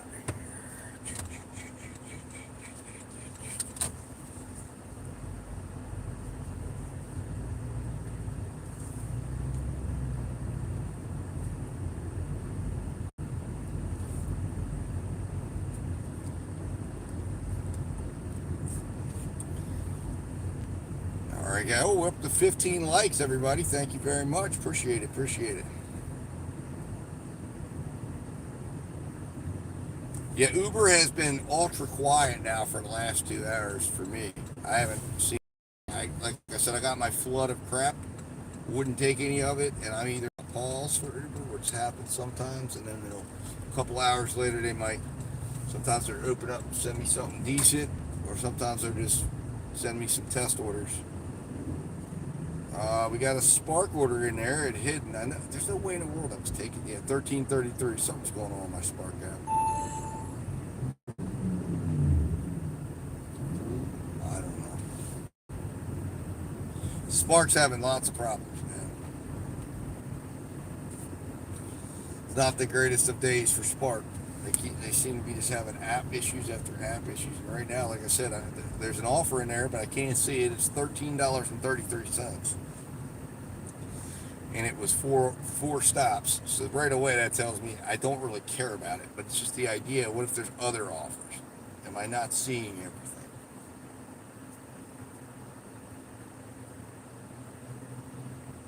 How many miles was it, RMAC, for $6?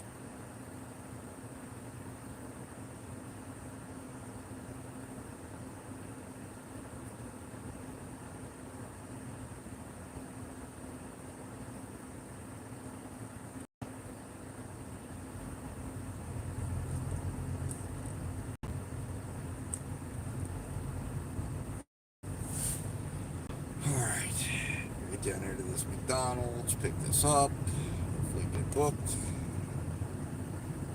and we can start making some real money. We're at $28. I mean,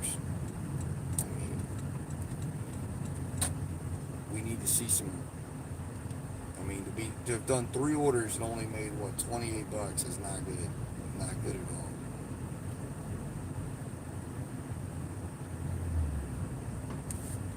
You know what? Let's turn that off there. So I'm hoping that this maybe will be the stacked order that makes us a little bit of money. Because see, with a stack, the base pay is going to be nice, pretty nice, because you're going to have had to deal with 2 orders. So you're going to get somewhere like $8, $10.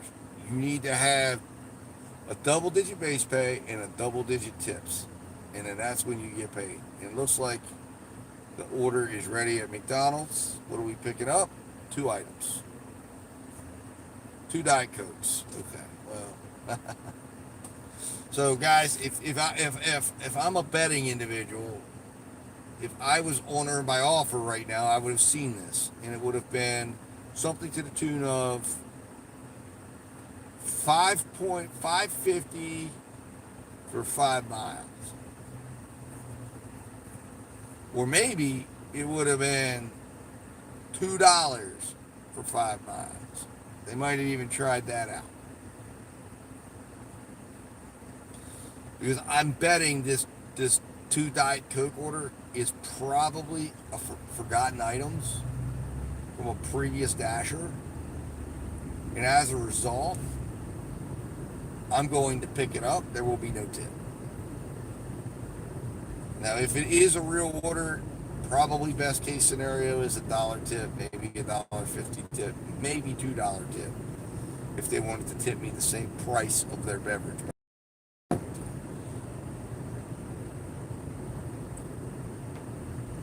And it may be no tip at all. This is the rider order that's riding on the back of the Sweet Hut order. And of course, the Sweet Hut order is just a couple of bubble teas. So, more likely than not, there's no tip at all on any of these orders. And this is going to be a no tip across the board. All right, Uber's in my ear. $12.01 for 11.9 miles going back to the Chinese restaurant. Nope, sorry. Now that is an order, guys. If I wasn't on and it's slow, the cash flow is nice on it, and even though it's only $1 a mile, it would get me back to Inwood, and in Inwood there is opportunity to work. So I wouldn't have to leave and come right back down here. I could stay right up there, probably get action from some of the restaurants up there. It might be a small wait, or it might not. It just depends. But judging that Uber's wanting to send me up there, they probably have work for me up there. Now, whether or not it's work I like, whether or not it's going to be paying me, but if I got work I liked and it was coming right back down here at $1 a mile, I've essentially done what I would want to do anyways on a $2 a mile round trip.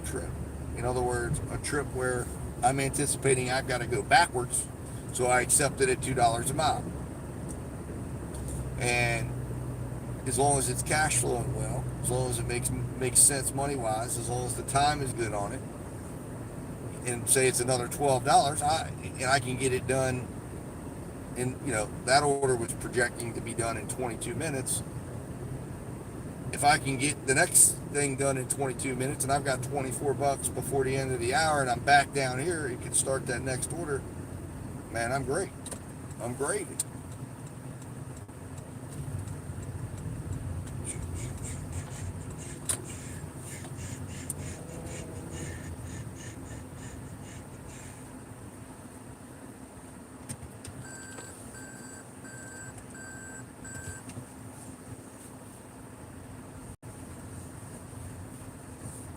thought I could cut through, but I don't think I can. Trying to avoid the traffic, but now we got a green. Actually, I could have. Damn it. I could have done exactly what I thought I was going to do. I didn't think I could when I got in there. But it's actually better. I saw that lane is locked, so he's going to have to come through, and I beat him. So technically speaking, I won. I won.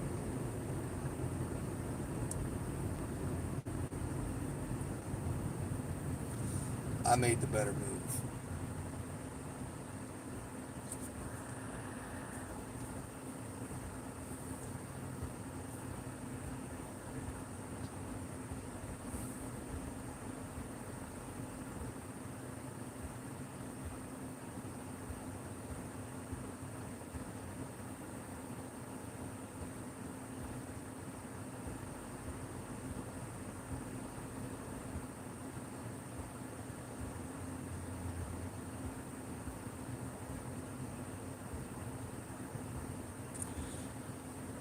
And do remember the intel, guys, that we have on this order. I'm delivering 2 beverages. Remember the customer? And this isn't the same customer nor related to the same address, but it's the same location. And that customer said, please be careful with my drinks. They spilled them last time. I bet you that's what happened this time. I'm betting they weren't carefully put in the bag. Whoever the dasher was is swinging that bag around. Drinks are spilling. It prompts the call to DoorDash, and DoorDash says, no problem. We'll refund your order, number 1. Number 2, we'll send another dasher back out to get you fresh drinks. And that's who I am now. So I'm on the duty of getting the fresh drinks. $10. That's what it is. 2 Diet Cokes. Let me go in here and see what's up. I'll be back, guys.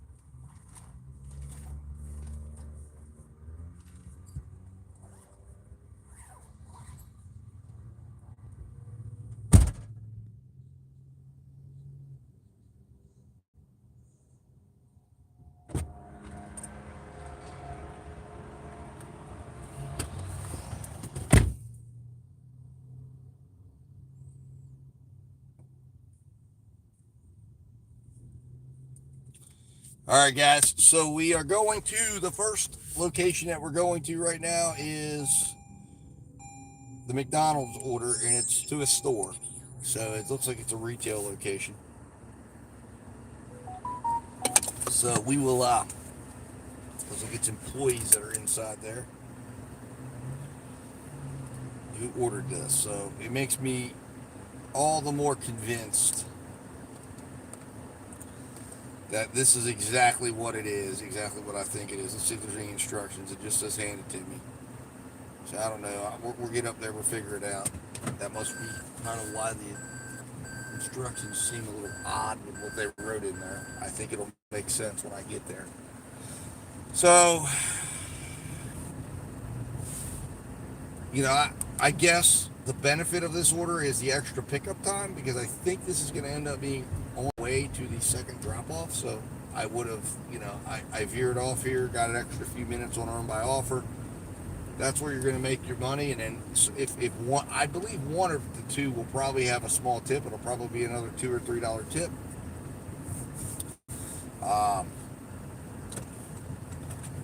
Hopefully we'll be sitting at about $6 or $7 base pay, and maybe we'll get $9 out of this for 5 miles.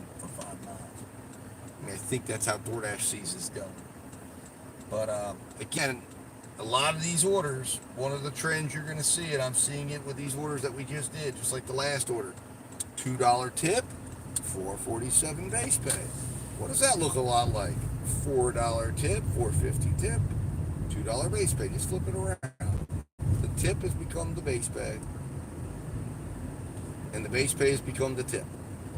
And that's what you see on a lot of these. And then all of a sudden, because you don't see large order programs anymore, right? Or you might see them, but it's very infrequent.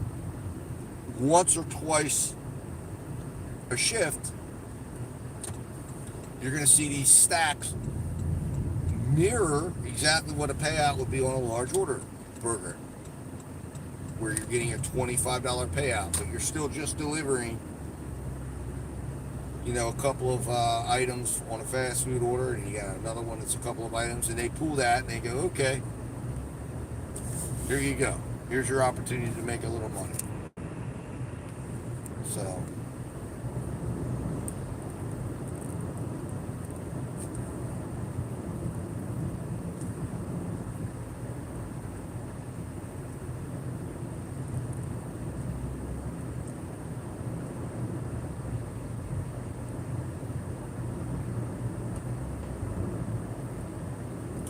I guess I'll turn you guys inside the car, because we're about to come up on the drop-off on the first order here as we get over this little area, I guess you could say mountain or hill. Our drop-off will be right up there. I've actually shopped at one of the stores up here it might be the store. I don't know. It didn't tell me. I said it's got a weird little right in here. But it looks like it's going to be up here. Maybe it'll make sense. Maybe it won't. I don't know. Come up here. Get this hopefully taken care of. Get this dropped off and delivered, and then moving on down.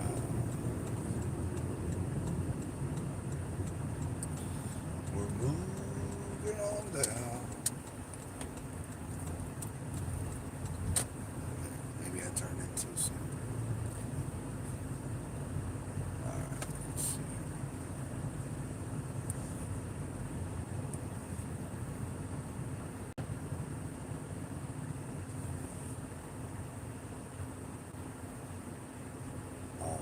Yep, I did.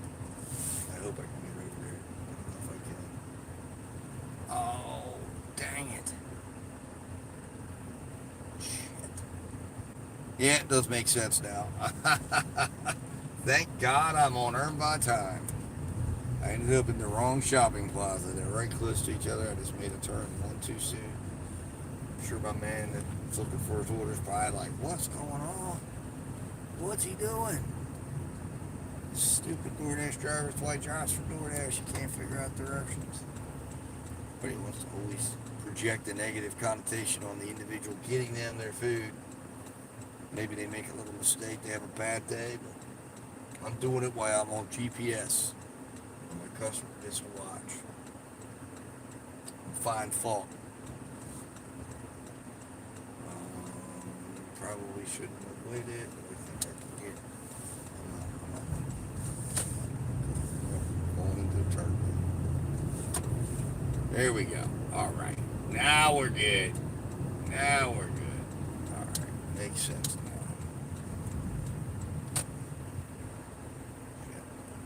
Wow. Gotta love trucks, man. Big truck takes up all the road and drives me into the pothole, which I drove through slow. All right. I'll give you guys a nice view of the road out here. It's actually a really nice, kind of cool view.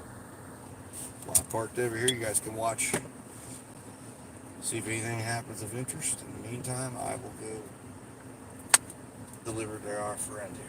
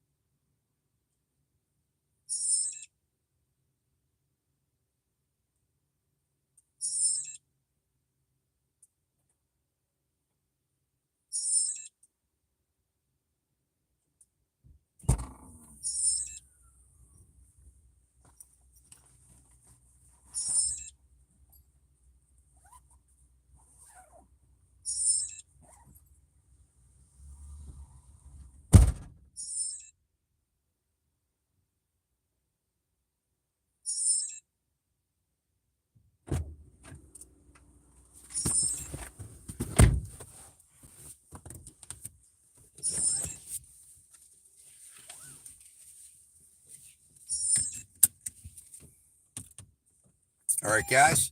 So that was handed to me inside. Young man sitting at the desk. Got the handoff on tape in case there's any issues or controversies later.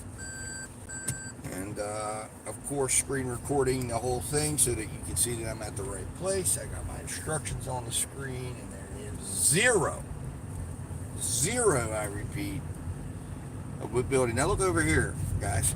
Look over here. I don't know. You think that's an eviction or a yard sale? I'm wondering. It looks like the inside's empty. There's a sign in the window. I'm thinking it's an eviction. Of course, it could also be a junk place. I don't know. Maybe it's not. Maybe it's not either. I've never seen that out. I've driven down here quite a bit, so I think I'd be aware if that was something that was a common occurrence. So it's looking to me like maybe they evicted somebody and that's all their stuff. That's crazy. Or maybe they're auctioning. Maybe the resident passed away and they're gonna auction or give away all their stuff. Yeah, it's brutal. Brutal. Alright, let's just check some.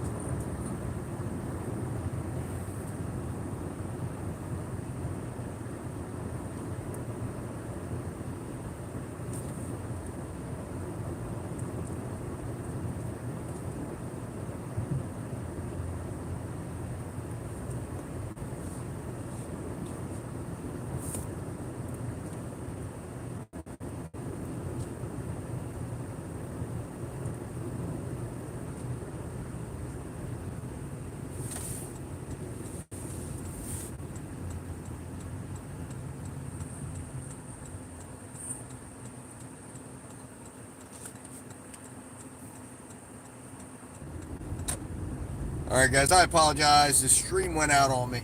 I got a question. I can't use the money I used on Dasher Direct. I only did one dash and made about $10. And when I go to pay for something, it says declined on the virtual card. I don't know, man. It may be that maybe maybe your virtual card's not active. I don't know. That's the only thing I can think of. Or you may have to wait. I think you're going to have to wait till you get the physical card if you haven't received it yet, and then that will activate your virtual card. Because I think they want to. That's kind of like an extra layer of verification. So Danny Salazar, I think you may have to wait if you're new on DoorDash and you're waiting for that card. I'm thinking that could be it. If not, call Dasher support. Dasher support is support for Dasher Direct, and I know it's not. Doesn't have the greatest reputation, but I think that's probably what might be the issue. All right, let's see.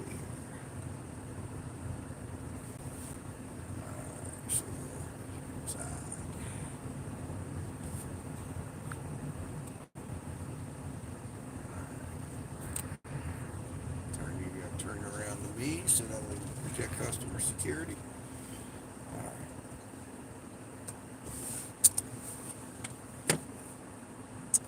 Thank you, Ari Mac. I flipped it. I appreciate it.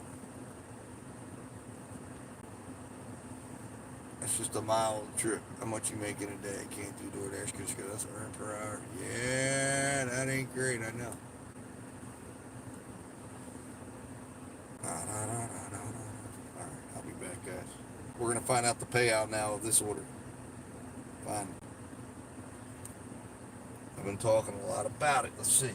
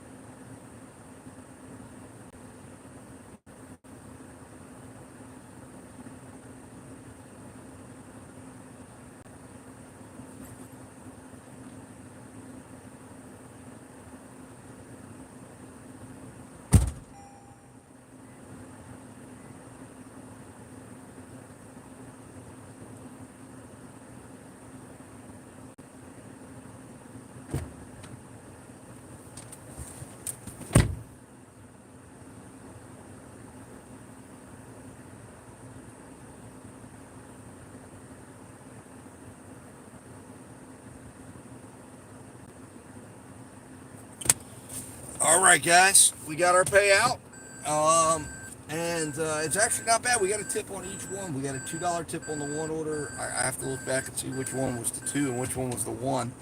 So we got $3 in tips, and well, I'll tell you the payout. We ended up with over $2 a mile, so that's really good.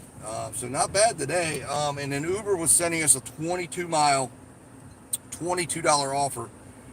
That was going way out in the country, so definitely not even an option to do that. All right, let's see here.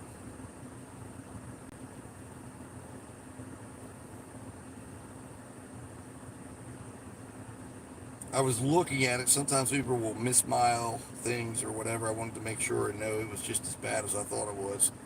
If it comes back, sometimes they will amplify it. But we got $8.42 base pay and $3 in tips. The McDonald's was $1, and the Sweet Hut for the bubble teas was $2. So not bad at all. especially on an offer basis, $8.42. And since we got that right from the customers, we realized, I mean, that was truly exactly what they said it was. Over $2 a mile. So, hats off to DoorDash on that. Keep them coming, friend. Keep them coming. Yeah, we drove legitimately only 5 miles on that run. So, DoorDash today seems to be putting together some nice runs for us. I mean, at least not as bad as what they had been. Now, let's look and see where are we at today. We've made $40.15 today. And with that order, that put us at 39 miles. So we're sitting at $1.03. Sitting at $1.03. So,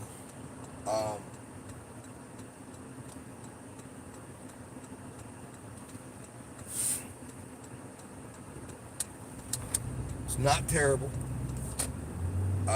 Considering that many days we found ourselves to be down in the 70 cents range, which I guess on Uber Eats or on Grubhub, like I said, Grubhub, I guess Uber Eats to a degree, some of these, that's exactly where you end up at. So, today, I'm getting an indicator that DoorDash is looking to get me some money back today. They're looking to turn things around for us. So, for that, I am happy, fortunate, and grateful. We'll see how far this goes. So, now it's telling us to head back in the range of Chipotle, which we will do. And then we'll see, of course, if Uber wants to reprice that option. Now, I've seen crazy things happen with Uber, especially on them long runs. I've seen them come through like that. They're offered to you at $1 a mile. And then I guess they're decide, we need to get this moved. And if suddenly we'll come back and it'll be $41 for 22 miles. And now you're looking at it and going, okay. Yeah, we'll do that. For those of you out there that would say, why would you do that? Why would you not? You're trying to get $2 a mile. You just got it. And probably it ain't going to be all 22 that I'm going to have to ride back to get an offer. But I don't think that's going to happen. But on occasion, Uber will get to a point that they want to move an order and they do it. Let's see what's going on over here on our friends on Spark. And we'll see. All right, let's turn you guys back around. Still waiting on Uber Ari Mac? Well, like I said, would you have done that 22? Would you have gone 22 miles for Uber for $22? Of course, there's always a possibility of hitting 2.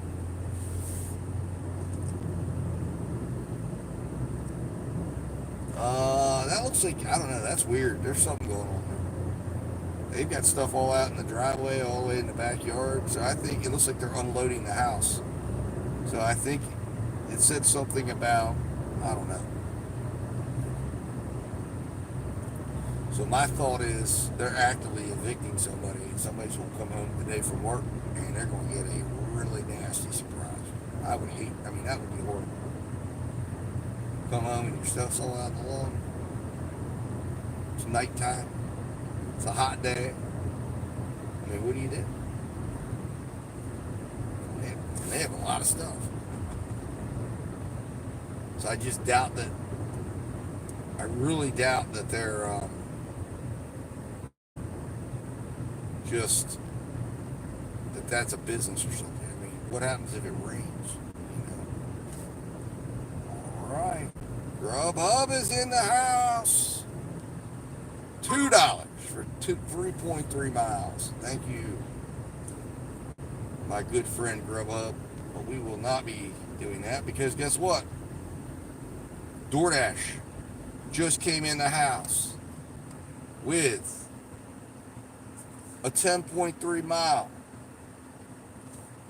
Chipotle order. Now, I'm actually happy about this because they're sending me up to my exit where my house is at, and I need to stop off and check on my dog because he got in the trash this morning. And I told my wife I would go in and let him out again. We expect him to have an upset belly.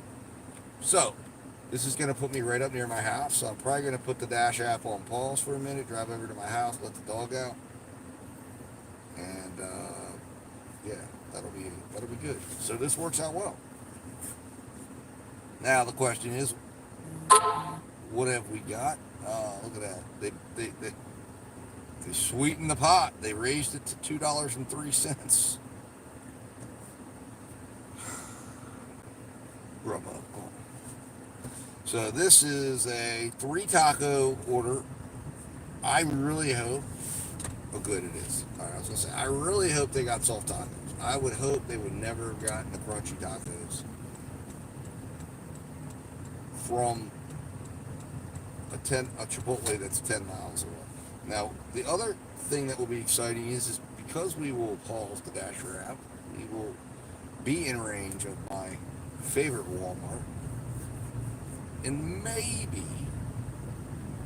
maybe Spark will be ready to hand us something decent from that Walmart.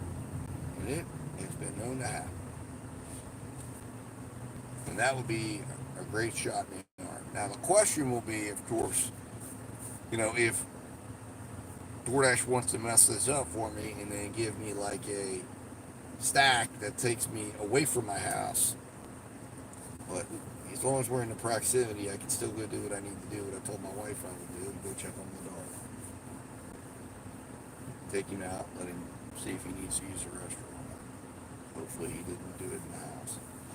But he got in, and we had chicken tikka masala the other night, and I forgot to take the trash out, and he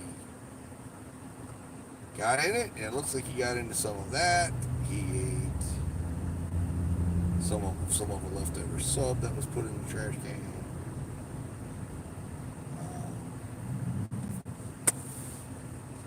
Had himself a feast.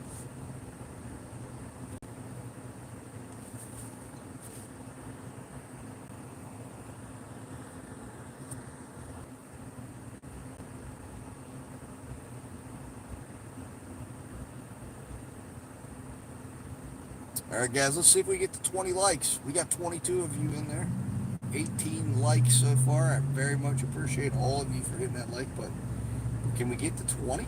We have got the 20 post-stream several days in a row, but we've always ended around 19. Can we change that today? Is somebody going to step up, get out there, and hit that like button? Come on now. If you hit the like button in a Rational Gig Driver stream and you are a gig worker, you do get an automatic 20 to 30% increase in earnings next time you're out. So that's a little something we do for you here. So step up. Easiest way to increase your earnings in the gig economy today. Hit that like button.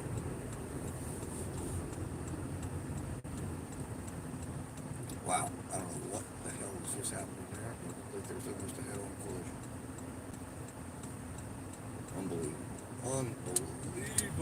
man. Alright, so we're back at Chipotle, guys. We've been here once today. We might be here again today.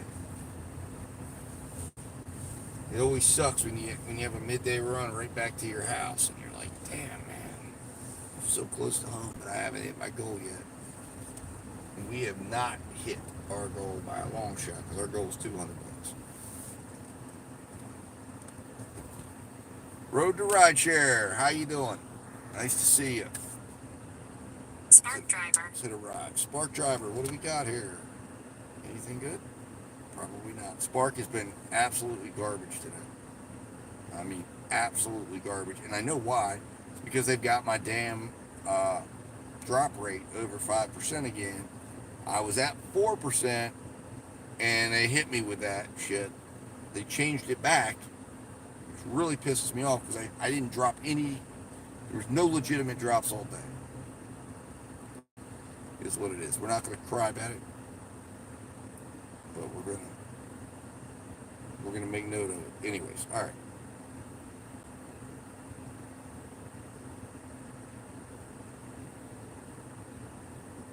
And I am a bit hungry, but I gotta figure that out. Maybe I'll eat a sandwich when I get inside. All right.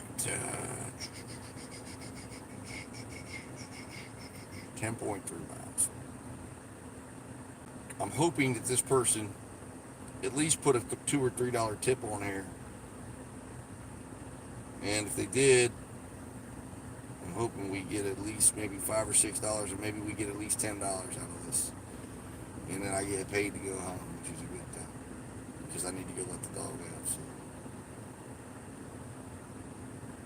I'll rationalize it that way. Just arrived at the store. Order estimated delivery time is what? 5:30. So,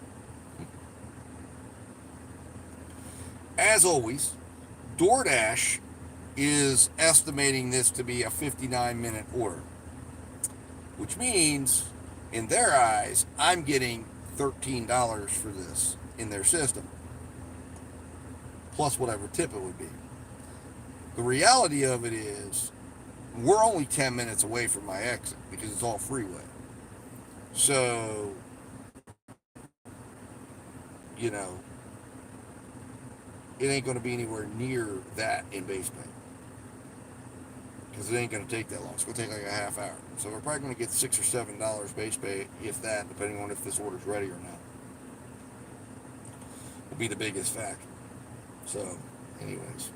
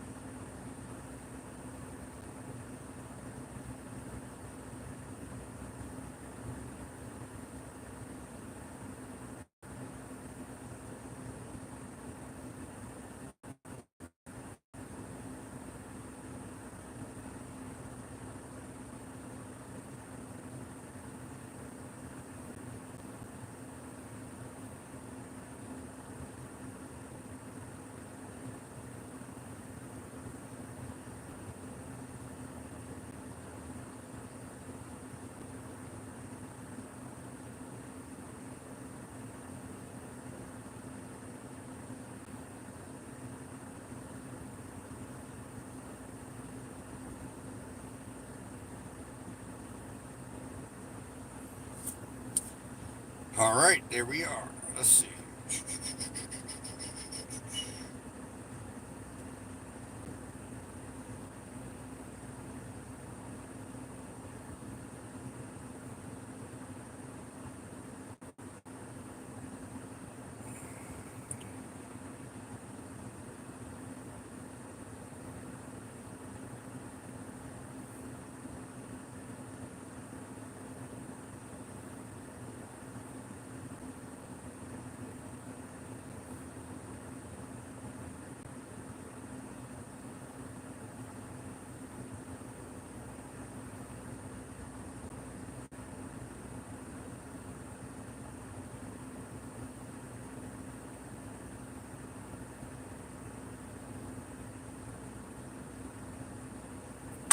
I guess I'll be back. Says on an Uber order, good job. I'm good. Drove by the public EV charger station closest to me today. There were 2 cars waiting to charge. I gotta figure out if I can set up home charging. Oh yeah, definitely. How long does it take you to charge up, Road to Rideshare? I'll be right back.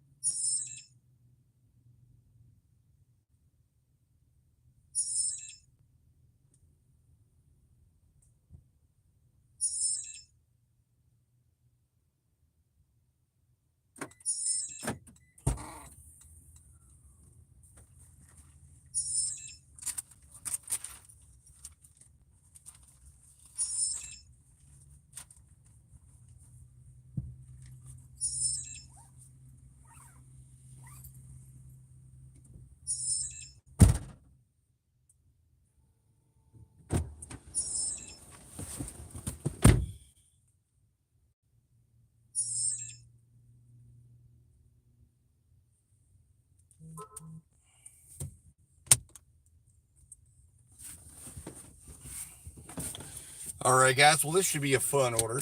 I'm glad I'm on by time because I'm probably it's a leave it at door, but it says leave at the front desk urgent care, but it's also a pin required. So what that tells me is that this person has played around a little bit and has claimed in the past that they didn't get their order, and maybe they legitimately didn't, but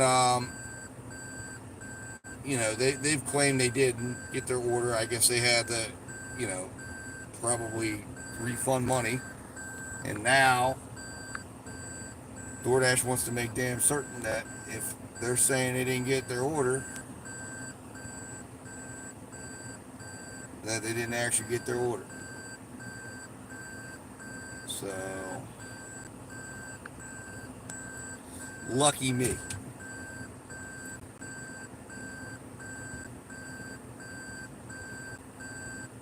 I get to deal with this shit now.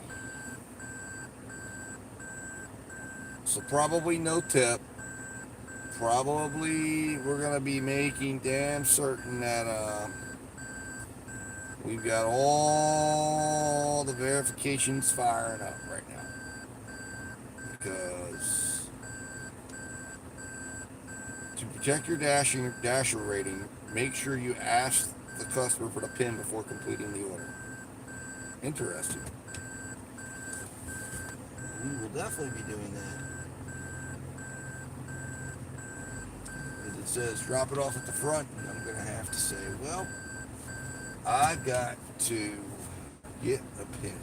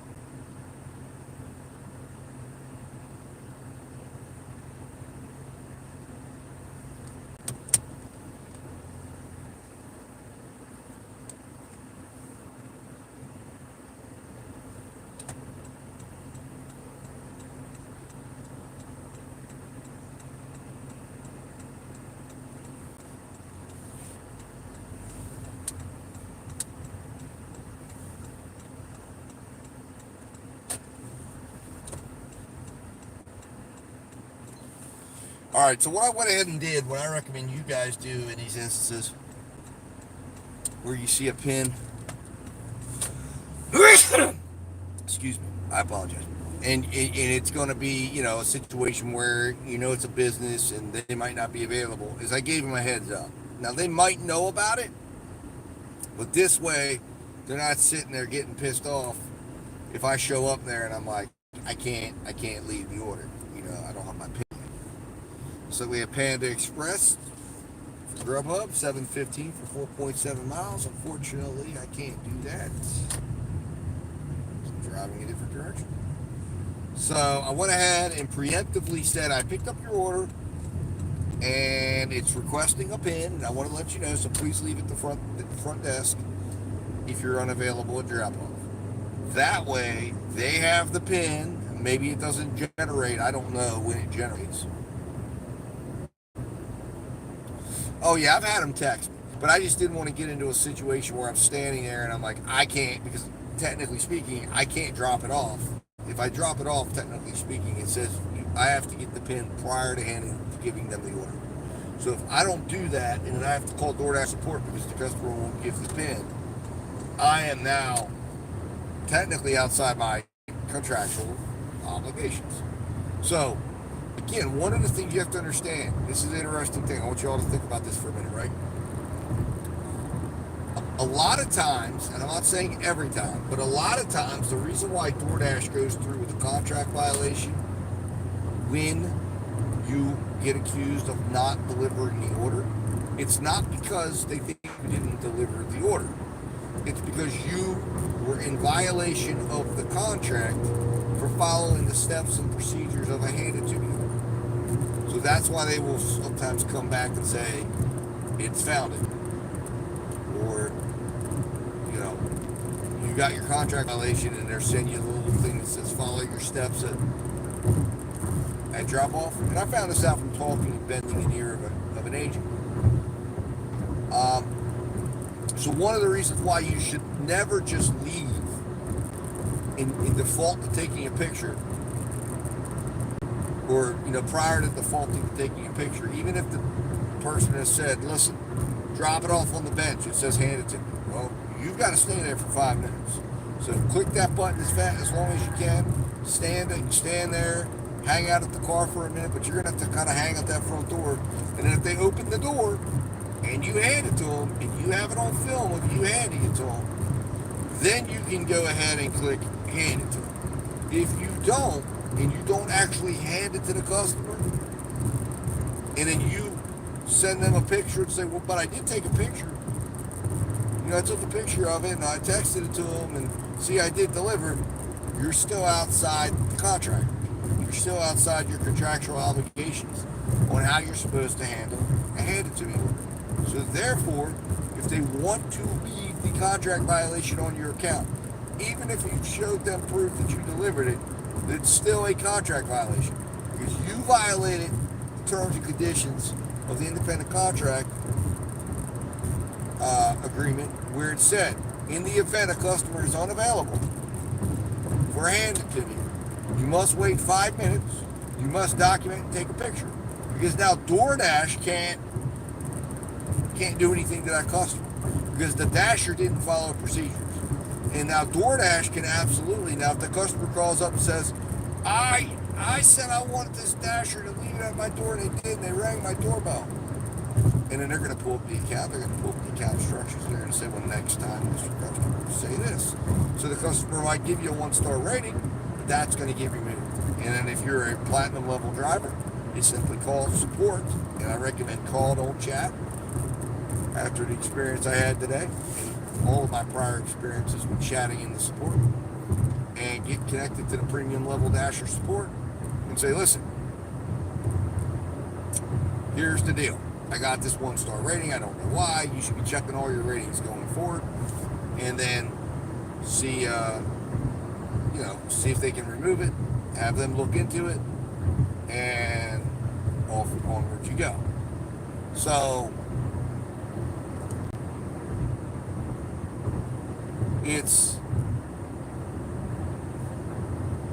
but a lot of dashers don't understand that. And they get caught up in, well, DoorDash, man, screw them. I showed them I delivered it, they still kept it on. I can never get them removed. It's because you didn't follow procedures. You've got to follow procedures. That's the point. And a lot of people that have a bad time with the app, it's like, they're like, but I didn't follow the procedures or the steps. And it goes in, I tell a story, I like to tell this story to people. Especially, I've counseled a few new Dashers who told me this story. What I used to tell my employees when I would have them. I took over an office. As I said yesterday in stream, I was a fixer, right? I took over an office. I came in, I'm going through all the files. One of the first things I do to get to know the employees is I'd go through personnel files. And then I'd go through I'd go through the complaint files, and I'd go through all the things just to kind of get a familiarity with what's going on, what's happening, before I have the employee tell me what's up.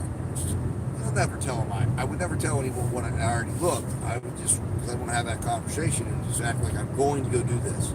But best believe I've already pulled all the employee files. One of the first things I do before I walk into the office and any conversations with anybody, I want to know who I'm talking to. Anyways, so in this one particular office, I go in and I become aware, having looked through the files, that there was an incident where the janitorial staff stole money from the cash registers of the branch, from the cash registers.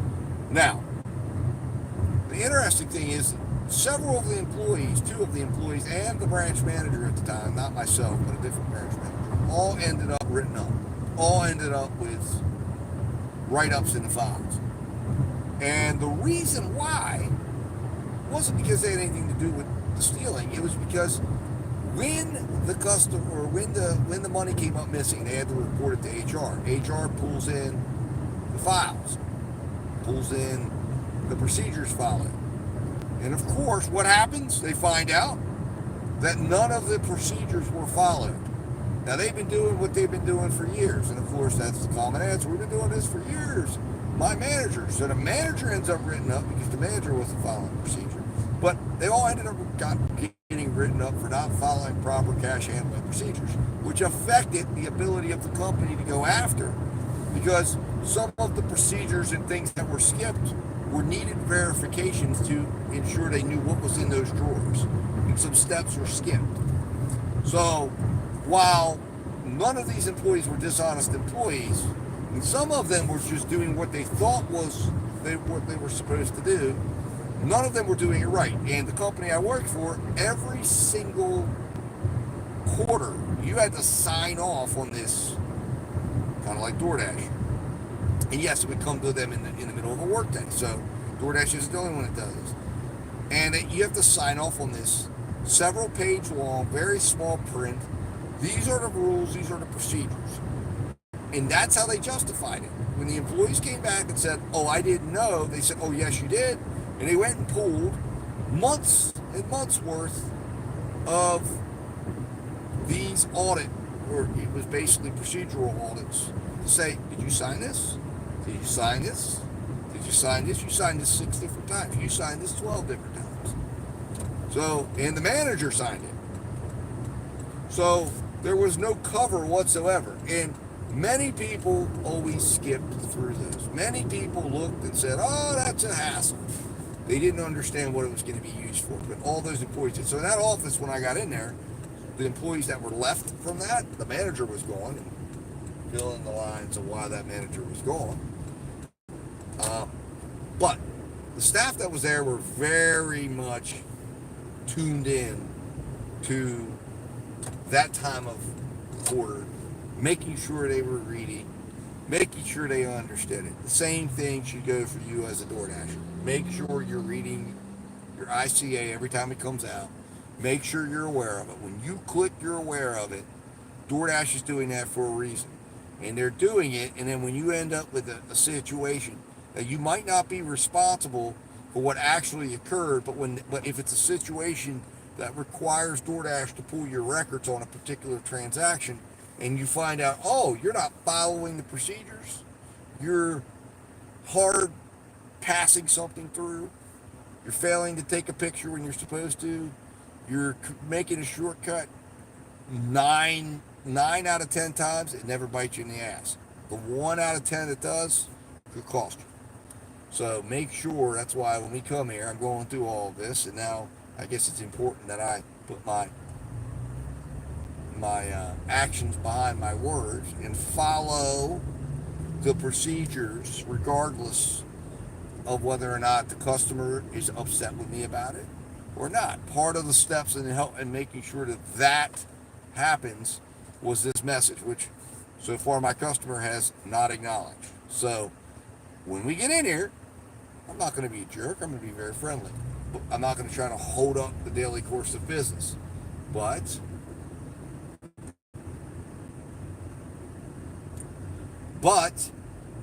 if I don't have a code, that food isn't getting dropped off. And then we will follow whatever procedures we need to if I don't have my code. And yeah, we'll allow them to text me from another part of the building, but I'm not leaving until I get my code. Because if I do, then I'm going to be in trouble. And it's already, I tried to hit arrived. It's already giving me, let's see, is it going to let me hit arrive now? Okay, good. So it's already prompting me to take a picture, and then it's also going to prompt me to get a pin. Perhaps there won't be a pin, but I have a feeling I'm going to take a picture, and then it's going to prompt me for the pin. So let's go see how messy this can get. Hopefully they got this thing ready for us. All right, guys, I'll be back.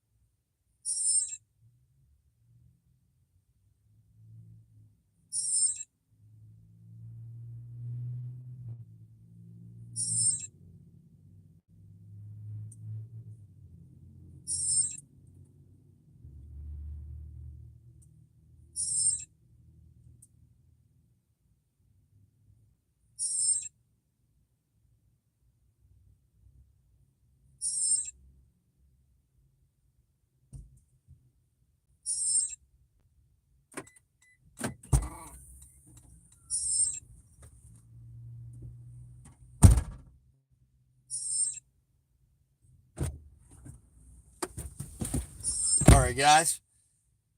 Well, there was no code. I took a picture of it, and it never prompted me for a code. So I don't know if that would be on. Maybe it was like confusing it with a handed to me order. But there was no code needed. They did not ask me for a code. Now, of course, unfortunately, the customer. I'm not sure which one was the customer. But they were waiting there and like, do you need anything else? I said, nope, it looks like I'm good. I got a picture of it. And so no tip. And of course, the individual at the front, I don't know if that was the customer or whatever, but I guess we'll find out if I have everything on tape. So I guess we'll find out. Or wait, maybe I don't. Shit. It never recorded. Oh, no. Well, maybe it did. I don't know. Maybe it's... Let's a little closer through this. Well, I know we got a picture. I uploaded a picture. The picture's there for sure. but maybe I wasn't screen recording. I think I may have had it docked. Of course, on all orders that the screen recording isn't going off and the video recording isn't going off. I have a picture of it, but I don't have the recording itself of the handoff. Well, I guess we're going to play Russian roulette with our account, because there's a reason why DoorDash wanted that. And of course, I go make a big deal about doing this. Now, that's my own procedures that weren't followed. I followed DoorDash's to a T. But it's your own, I have my own restrictor. So we're at 46.63, guys, and it's. So, you want to see that for today? We haven't had any help from any other apps. We didn't get any Ubers or anything like that. So we started at 154. It's now 5:02.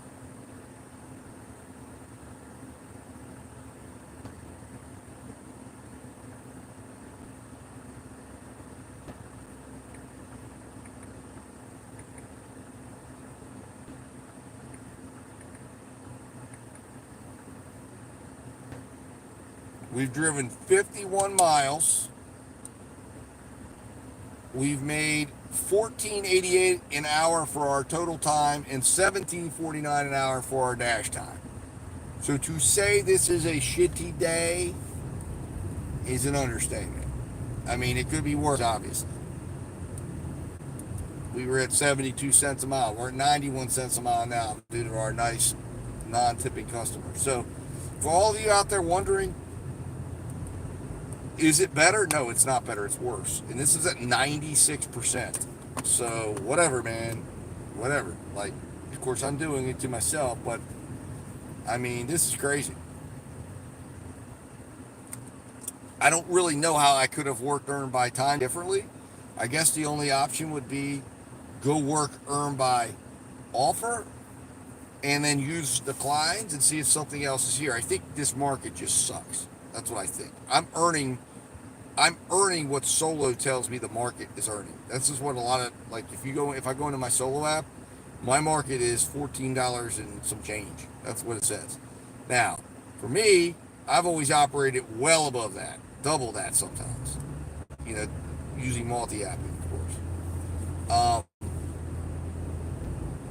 But since we're just doing DoorDash right now, that's exactly where I'm riding at. I'm literally obviously you can see tip-wise, I'm earning about $1.50 an hour in tips, which is stupid terrible. Stupid terrible. And probably if I went and said tip per order, it would probably be more. But it's because, of course, this is a self-imposed weight. But, I mean, this is just, I don't know. But we're going to go check on the dog now. And then I guess power it back up. We're just on a pause right now, and it won't take you but probably maybe 10 minutes to check on the dog and pause the dash. Take him out and then get the dash on pause. I need to check Flex, Amazon Flex. I went back and checked. I am still active on Amazon Flex. I haven't done a Flex in a long time, but I'm still active. But I'm checking it last night. It's like midnight, and they're offering me $110 for 3 hours from 3:15 to 6:15. I was like, what? I hadn't gotten any sleep, and I'm like, well, man, I should just jump all over that. That's great. That's great. And the roads will be clear. Nobody will be out. So, of course, it got the old wheels turning up here. I was thinking, man, if that's something that's a regular occurrence, I especially come this fall when we've got things going on and to be able to be working while everybody's sleeping and making $110 in 3 hours is damn good. Now I'm getting an error code. I just went into check Flex. It's probably just, I'm sure it's a connectivity issue. But I was like, damn, that's not bad money.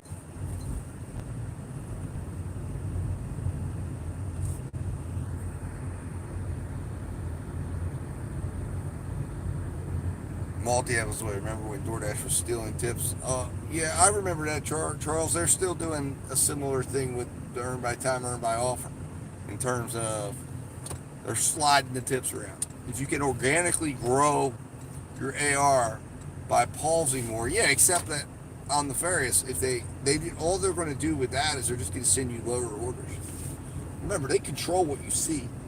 So if you've got to take a 20-minute pause in between all the orders and they send you a $15 order and then they choose to not to stagger you out, they're still make you make $15. There really is no way around it, and they're going to make it that way.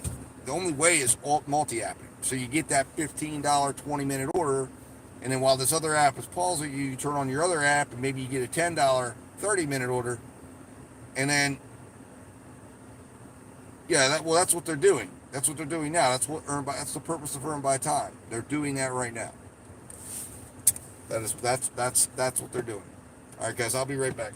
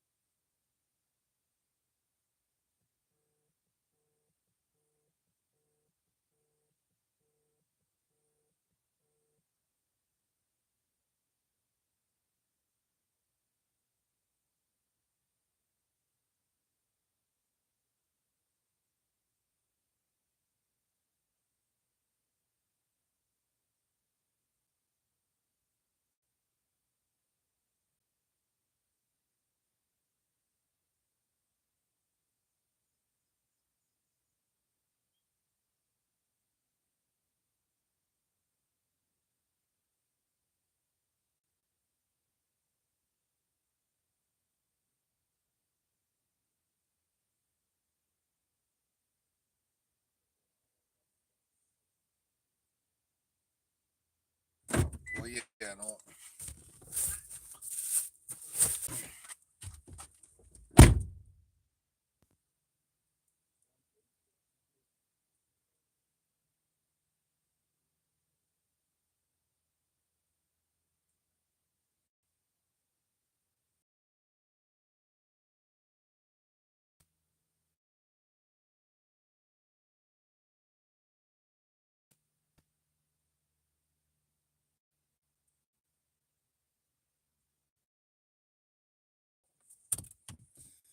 I don't know if we're gonna hold or not, guys.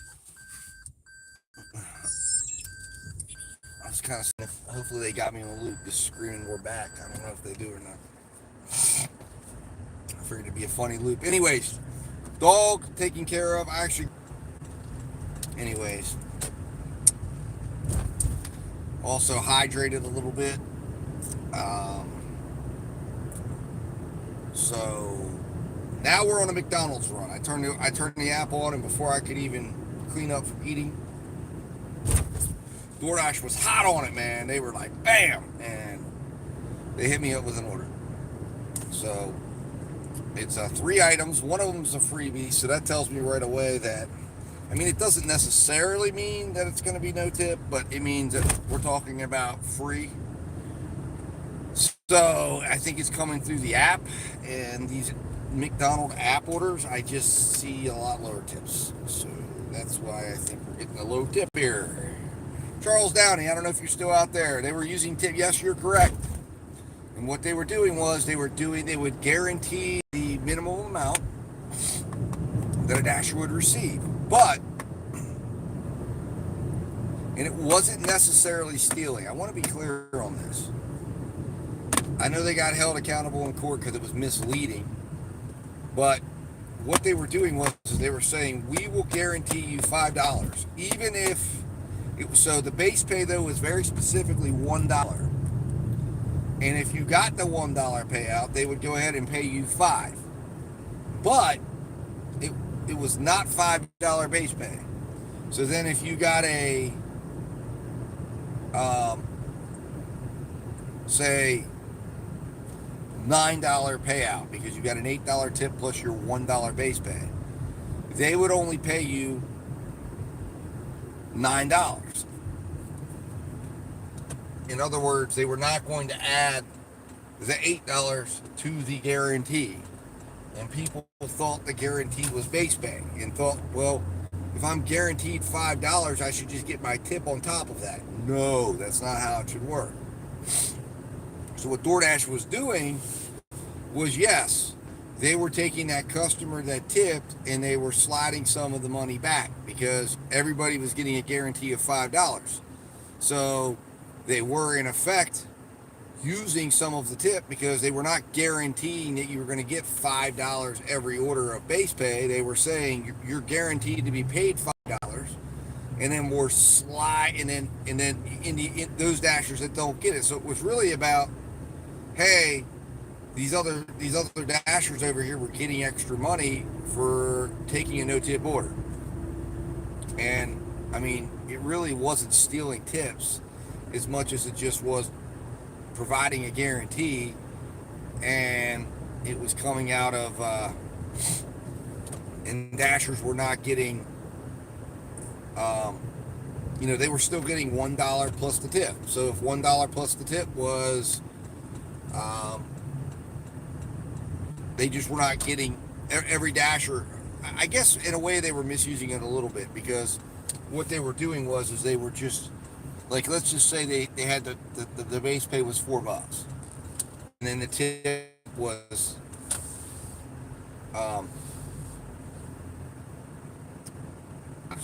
technically the dasher should have been paid $14. But what they were doing was they were winding it back down, and they were doing the minimum base pay plus the tip, I believe. Correct me if I'm wrong. So in that case, instead of paying out, say, $14, well, I guess they were just defaulting always to $1 base pay. I think every order was $1 base pay. So it just caused confusion. Because Dasher felt they should have been paid $5 plus any tip. which would have put the loss on DoorDash, and doesn't make any sense. I mean, their program was pretty clear. And they've essentially recreated that with Earn by Time by flatlining all the pay to $2 on the Earn by Offer side, and then only adjusting, and then on the Earn by Time side, keeping it so that there's only low tip or no tip offers over there, and then putting all the big tip offers over on the Earn by Offer and flatlining the pay allowed them to recreate that. Like, for instance, the other day, I got a 15, or it was like 15 miles, and it paid out. It was a long. I got a $31 tip.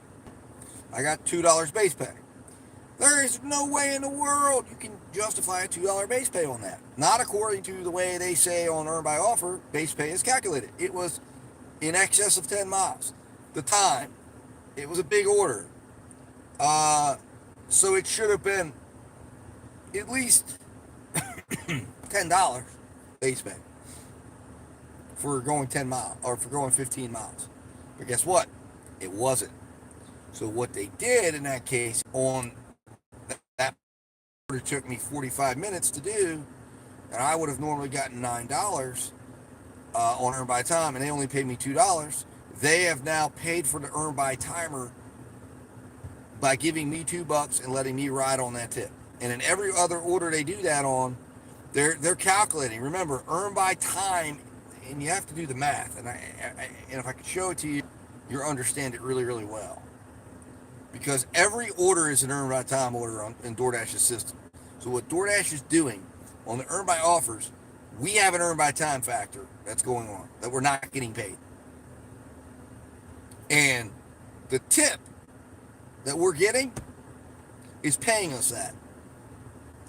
And their goal is to align the two, so that the Earn by Offer or Earn by Time, they're getting what they're getting on their Earn by Time side, and then they're getting a little less tip, is going to align very closely, and it's going to make sure, and DoorDash might be paying a little bit out of their pocket, but what they're trying to do is align it very closely. That's why Tony Hsu explained, you have to have mature markets. It's got to be a big market for this to work, or it's got not even necessarily a big market, but it's got to be a market that's got good order flow, that's established with the restaurants. That's why a new market, they're never going to do Earn by Time in a new market, because they haven't established yet with the restaurants. They don't have enough flow. They don't have enough orders to balance it all out in. They haven't trained the customers.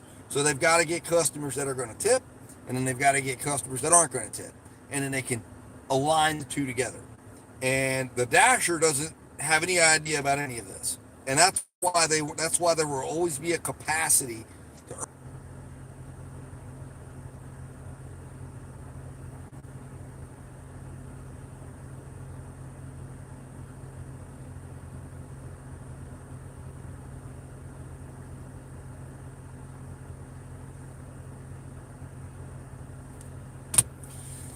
All right, guys, we just called an audible. We are going to get out of this order for DoorDash, going and doing our little freebie delivery. We just got a $25.55 Spark Shop for 12 items going 5 miles. We will be shopping for the following: eggs, lactose-free milk, cheese, crispy potatoes, Rhodes Bacon Serve yeast dinner rolls, Lunchables, hickory smoked pork bacon, Lunchable, Sugardale regular sliced pepperoni, and Nathan's famous cheddar cheese beef franks. Yeah, you heard it. $25 for that shop. That's what happens in my market. So we're gonna be either using a worry-free cancel on this order, or we're going to be we're going to just cancel it out altogether. But with the earnings that we have today, we're going to be able to get this shop done in probably 10 minutes, maybe 15 minutes tops, depending on how crowded everything is. And yeah, we're going to be getting the hell out of this order, and we're just ending the dash. That way we're not going to pause it. There's no reason to pause it. And that's what I was hoping was going to happen. And now, I don't know, we may have to just audible this thing out and just now work a perimeter. Shift back in there. We've done enough running around today on this DoorDash bullshit. It's time to go make money. So I think this was a sign that that's what we need to do. I'll put it through here. And that's correct on Nefarious. Yes, they are, because and that's what a lot of, I've tried to explain it. I haven't probably been as clear. I get very wordy and sometimes long when I do a video, and then just go on tangents. But yes, the thing you have to understand is they're not using any calculations other than they've got the earn by time. So in my market, 13.25. So I think the real calculations are really about how much tip is available to subsidize the earn by time. So if you've got a strong tipping market, or you've got a market that's got a lot of good cost of living, they're going to be able to pay more earn by time. So it's the tipping culture in that market that's allowing for more earn by time. If it's bad tipping, it'll be less, I think, in a sense. But who knows? That's just a theory of mine. But what they're doing is every order is still getting calculated. So when I do an earn by offer and I get it $2, you can better believe that that what they're doing is if they're giving me a little bit extra to get it done, or they're sending a little bit extra to me, they've calculated it. They can do that. So what they're doing is every earn by offer is getting an earn by time calculation, but it's not being paid earn by time. And some offers will be paid out of $2 based on the tip. And then when they do that on a really big tip, like a $31 tip, when they do that, there's a portion of that tip that will be allowed to be carried over to pay for an earn by timer. And that's now, and the only reason why, obviously, if a human being had to do that on every single order, it would be impossible. AI can do it fast. They can literally look at a market. That's why the AI has to study a market first. That's why the first thing they got to do is do earn by offers, and they got to learn it, and then it learns it. AI is nothing but code for it learns the math of a market, and once it learns the math of a market, they could put that math to work to get drivers paid more. They could put that math to work to say, how can we get drivers to pay for each other's existence? So earn by timers are being paid for by earn by offer. That's it, simple. And I'm sure in the back of their mind, when they were forced into not doing the guarantee anymore and they couldn't just do it in the light, they said, well, we're going to figure out another way. And again, as has been the path in all of gig history, there is a point where the apps take a loss. This is why DoorDash their stock is going up, because the people that are behind the scenes that are seeing the real numbers and they can show it to certain people, they're like, hey, this is when this all rolls out, when we get this rolled out across the nation, we're going to have rolled out an efficient system that's self-supporting, all based on tip income. The Dashers will never know that they're just working for tips. And we will be able to live off of all the fees. We will be able to live off of, again, what DoorDash will be able to do is, if they can essentially eliminate the expense of the driver by making it all tip and having a system in place that self-regulates and keeps the expense down, then they can turn around and say every customer that pays $10 a month is cash flow for the company. So we have 20 million customers paying $10 a month, and that becomes like Netflix. Now we bump it up to 12, more cash flow, 15, more cash flow. And that's just on that side. That's not counting the maintenance fee that's paid on every single order that they're going to be able to claim. And then they start paying. Then now they've eliminated the expense of the Dasher. Everybody thinks, oh, they're going to eliminate the expense of the Dasher by AI or by, AI robots. No, they're not, because they can't fully do that, because there's a lot of logistical things. They can do that in cities. They can eliminate some of the shorter runs. They can create DashMart and do things with it. But you're never going to be able to eliminate the human completely, nor would that ever really make sense, because then you're eliminating your customers. I mean, in one sense or another. I mean, you've got to have company, there's going to be a degree of need to be seen as, hey, we're helping people, we're helping Dashers, we're helping humanity, so to speak. Anyways, guys, I will be back. Burger Potato, you've had, oh my God, I'm sorry to hear that. I mean, my son has a lot of nosebleeds. It's probably the change in temperature. But I'm sorry to hear that, Burger Potato. You better just try to dry it out. That's what you got to do. You know, it's probably the weather. All right, guys, I'll be right back. Let me go get this order done, and then we'll talk some more.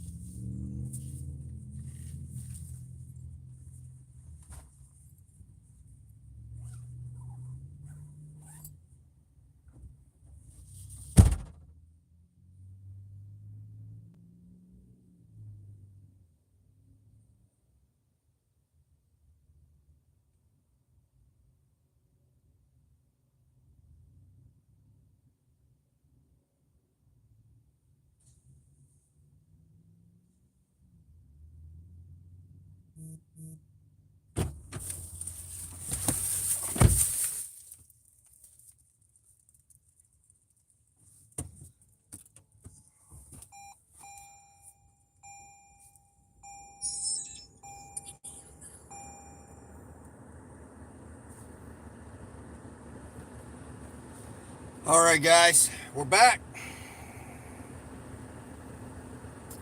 So that was a quick little shop, I think. I don't know. If anybody was keeping track, it wasn't long. For $25. If that was an Instacart order, it'd be like 50 items. So, in light of our newfound riches, I got some dessert. You know, we just had lunch at the house. What the hell? How the hell do you get this shit up?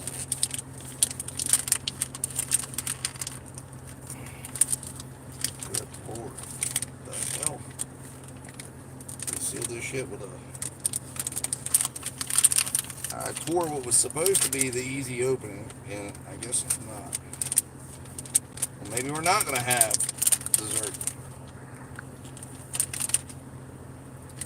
Uber Eats 10 for 2.1. That's what we're talking about. What the hell? I'll have to use my teeth on this damn thing. What the hell? Damn. Ridiculous, dude. This is crazy. Oh, wait a minute. I found an opening. Thank God. Super sealed the hell out of that. Alright, let's see what this is. This is like freeze-dried strawberry balls or something.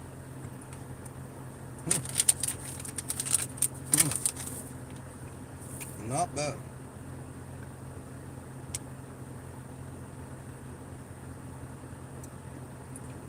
And by the way, we did qualify for a worry-free cancel. We did turn off DoorDash.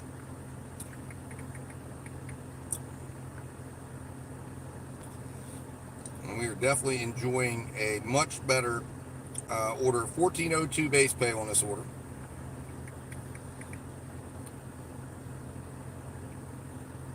Actually, sorry, $14.76 because there's a little extra. Probably because there's a couple gallons of milk in this order, which I don't mind. $10.79. And we went from 10 miles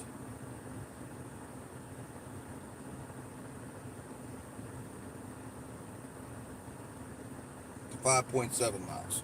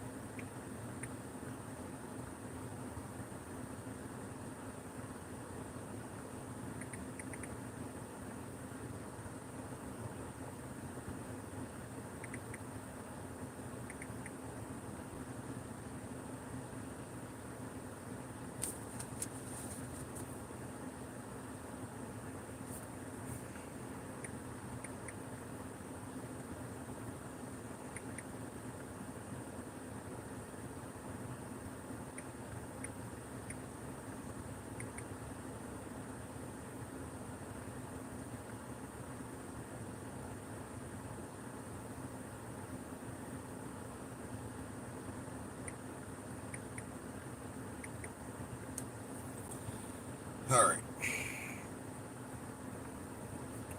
So let's go and get this delivered, guys. We've got I think I mentioned it, 10-minute ride. I'm on pay by time right now, trying to get up MG stats. Best of luck. Thank you, Jared McLeod. We are on a Spark order right now. We were on an earn by time, but it was certainly not as good as this one. And we took a worry-free cancel. A $25 Spark for 5 miles came in. To shop 12 items. We weren't passing that up.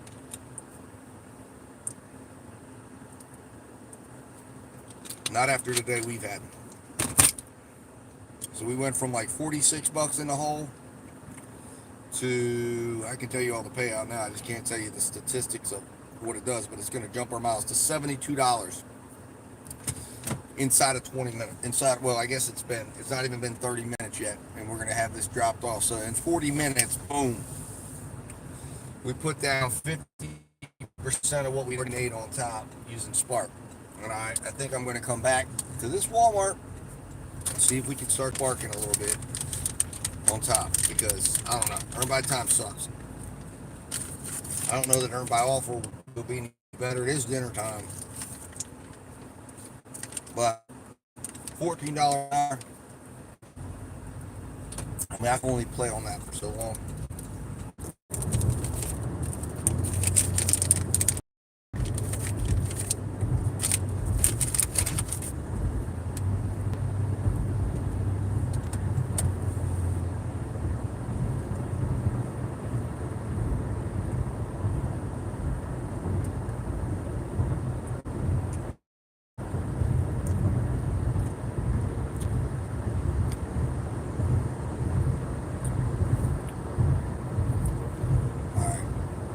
I gotta do, am I on, have I,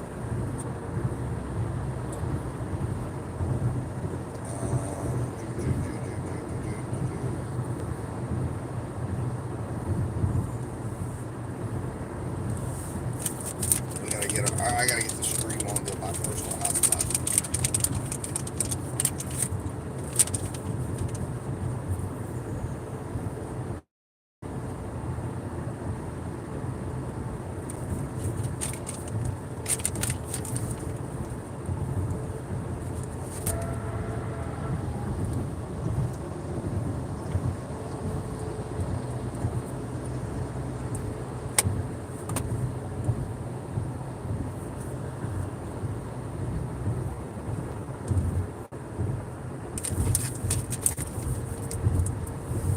The payouts were just terrible. And then I guess there was some weights, but I mean, it's not good. So I understand now, you know, again, put it in the proper context, I guess. You know, what is food delivery's purpose? Is it meant to be a main job? No. Not in DoorDash's eyes. It's meant to be a, you know, I'm going on vacation and I don't want to have to get I don't want to have to go get a job somewhere else so I can go make $14, $15, $16, $17, $18 an hour in my market. And I can go make 40 or 50 bucks a day, do a couple of hours, leave it on my Dasher Direct card, save it up, and then I go on vacation and I've got an extra 500 bucks that I earned up over time, doing a couple hours of food delivery here or there, or shops, or whatever it is that DoorDash sends your way. And remember, earn by time is dashing made simple, okay? Because there aren't shops. I don't even believe there's the courier pickup on that. It's basically deliver fast food, easy pickups. Majority of the orders are easy pickups. And that's what you're going to spend the day doing. There's nothing hard about it. They're uncomplicated. Yes, they're the low tips. Yes, they're the no tips, but they're the most easiest pickups you're going to have. It's dashing light. You get over to work, earn by offer, there's a reason why it feels more involved. You're doing shops. You're doing courier stuff. You're going to have a larger concentration of large orders. Now, again, it seems antithetical to the idea that says, well, then why would they want the full-time dashers over there when it's kind of a purgatory place that they send it? I think that's how it is now. I'm looking forward to seeing how they mature the earn by time, because I think DoorDash is going to like it. But I think for the reasons we were discussing before I did my shop, there's a limit, because it's not truly there to make the Dasher's life better. It's there to create a parallel universe to the Earn by Offer program. And that's why Tony Xu says the Dashers on Earn by Time and on Earn by Offer will eventually make about the same money. And there isn't a Dasher out there who's going to break the system.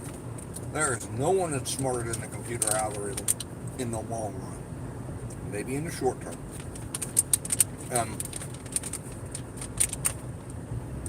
Otherwise, you're going to fall in line eventually. And that's what they're working to perfect right now. Where it's going to do its math faster than you can do your math, faster than a spreadsheet can do its math. You're going to always be behind, because you're going to have yesterday's data, and they're going to have the new data, and they're going to be crunching the new numbers, and they're always going to have numbers and pieces you don't have. So if you're going to do gig work and you want to do one app, then you're be willing to make whatever it is the apps let you make a given day. And you're going to have to come to work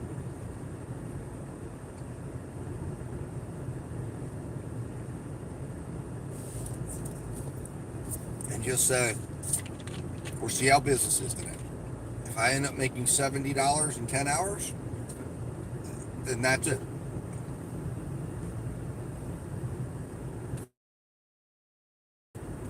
If I make $300 in 10 hours, then that's it. It will simply be what's available today and how the algorithm will then divvy out the orders. And it will be, and I think there's going to be parity across the board eventually, or at least that's our goal. As these roll out, as these mature. Remember, it's why right now the tier system, we have no idea the impact it'll make in markets, because it's new. So the system is learning how to apply it to the market.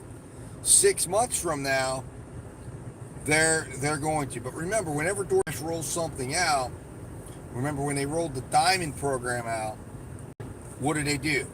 They did delivery streaks. That's telling you something. That's telling you something. They did delivery streaks because they needed you to accept low ball orders while you were building your acceptance rate. And the bonus pay was not factoring in to the algorithm developing a profile on you and what you were willing to accept or weren't willing to accept. And then you reprogrammed the algorithm in those first 100 deliveries where they're giving you the delivery streaks, or maybe it's 200 deliveries. They had it mapped out. And as you're reprogramming it and you're accepting those because they're paying more, because it's a streak, and you're getting the extra $8 and whatever. And then when they were ready and they had enough data, boom, they just take the streak away. Now you're left with what you've programmed. And now all of a sudden you're like, what the hell? Now, man, this sucked really bad. It's sending me $3 orders. Yeah, because you were accepting those when you had a streak, thinking, well, it doesn't matter. All right, get turn this.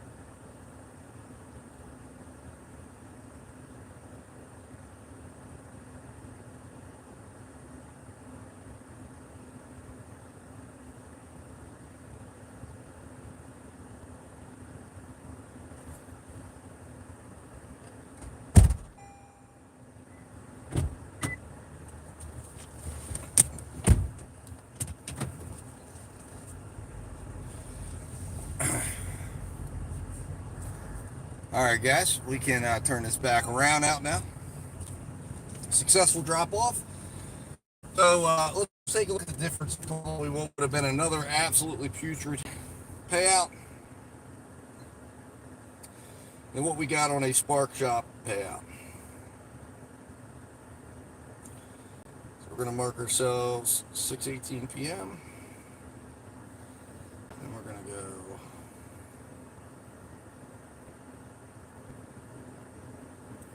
669. So we drove a total of 9 miles total. That was from the last drop off. Of course, that included some. No problem, Burger Potato. I appreciate you coming and saying hello. Come back if you can. We'll be going for a while. So we ended up with a $38.33 order value, number one. Much better value for our time in comparison to our first order today, $10.69. Second order today, $11.57. Sorry, no, never mind. Sorry, $17.82. I was reading the wrong one.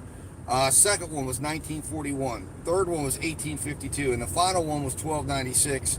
So this was fantastic, right? Now, where did this put us up to? $1.20. We're now over $1 a mile. We've driven 60 miles now and made 72.18.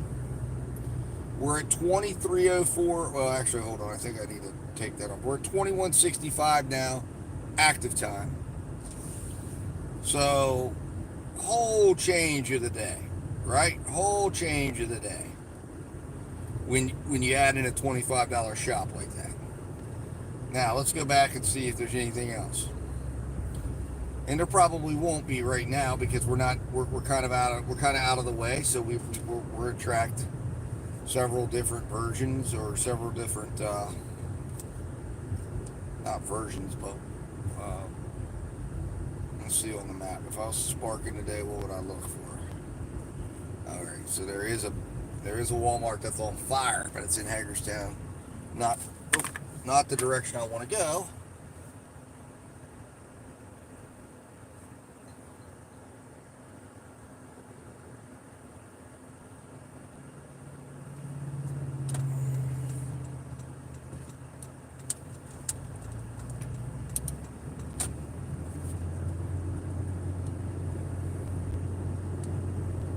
Still online for Uber? We are. I don't know if we're online for Instacart. I need to check. So, anyways, we're going to go back to that area. Although I probably could turn on the DoorDash app right now, but I think we're going to go back to that area and see if we get hired again by Spark. See what's happening. It's 6:20. They should be dropping the 6:45 drops right now. So if we get back and get into cell phone range, and we should be able to maybe pick up an offer on that and assess it at least. And see what's up. And then if there isn't, we've financed our way back because it was only 5 miles technically from the Walmart to this customer's house. And of course we drove 2 miles from the last drop off, then about a mile and a half back. So that's how we got to driving 9 miles in total. So we're still at 98% on time. 6% dropped. I'm really pissed about that still.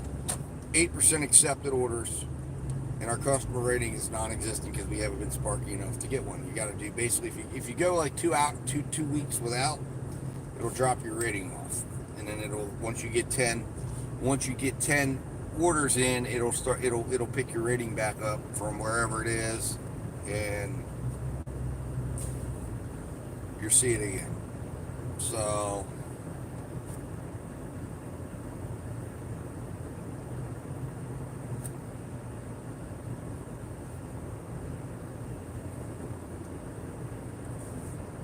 we're 4.8 miles away from that Walmart, so we're heading back in the direction of the Walmart.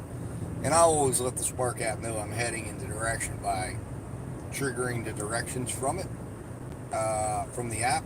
That way it knows, and it'll kind of have an idea, okay, this is where we're going. So now,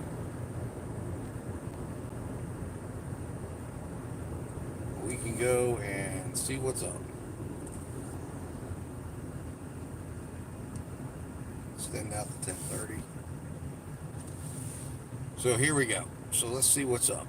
And see, now we've got, I don't know if Instacart's working for us or not, because I still have to check that. That was still spinning. And I haven't done any shift in a long time. I need to turn them back on. I need to start giving them a little bit more of my time, I think. Flex, I think, is done for tonight. At least in the past, they never do pickups past 6:30, and I couldn't make it to the. Actually, no, they would do 7 to 9.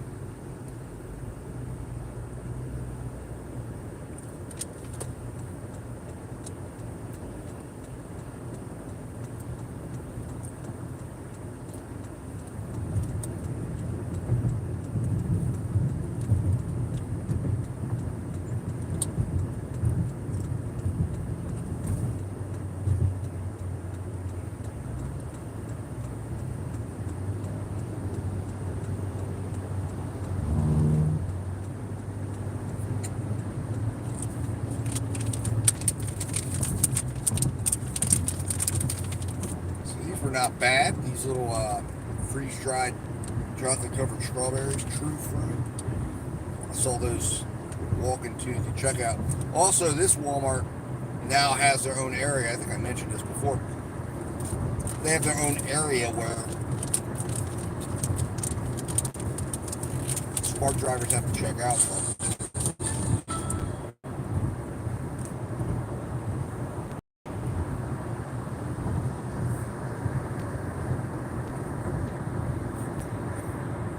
I always find that interesting when they do that, because it tells me that store must believe they're having problems with shoplifting from Spark drivers. And I, have watched it myself happen, because I'm watching the drivers pick up stuff at the checkout, candy, soda pops, and I see their app up, and then they scan it, and I watch as they never pay. They bag up and they leave, and I'm like, you gotta be kidding me, dude. Like, do you really think it's not noticeable? Do you think that, I mean, I guess in a way people might not know, but damn, you're risking it over a couple of beverages, soda pop. And I say, oh, well, how will they know? I just say I forgot to pay. Nah, there is no forget to pay, man. You either paid or you paid. There isn't I forgot. Not when it comes to that. You're getting some silver bracelets on. Sterling silver. Nice. Good job, guys. We got to 20. First time we've ever got the stream to 20 likes before it ended. So that's really good stuff, guys. Good work. Good work. I really appreciate it. Teamwork is what it's all about. All right, so now what we're going to do, we're going to do one last thing with Spark before we declare. We got to clear the cache on Spark, kill the app, force close, force stop, turn it back on. And then what I want to see is retrieving location. I had not seen that yet. And if you don't see that, it's very likely it doesn't know your location. It's not asking for orders for you. It's just dead. It's sitting there. It doesn't even know you're online. So sometimes you got to keep doing that over and over and over again.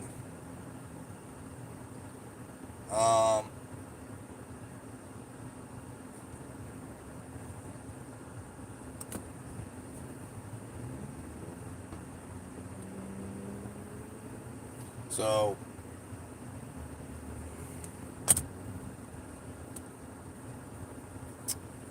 of course we're gonna wait. We'll wait a minute. We're waiting. It's about 6:29. I'll wait till 6:30. I think I'll power on the DoorDash app. I'll give it a minute. We just got here. We should have already gotten something if this store had enough for us to drop to us.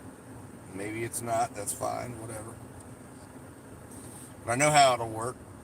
It's like as soon as I declare that I'm going to go on DoorDash, I'll turn DoorDash on, and then DoorDash will probably give me a Jersey Mike's. And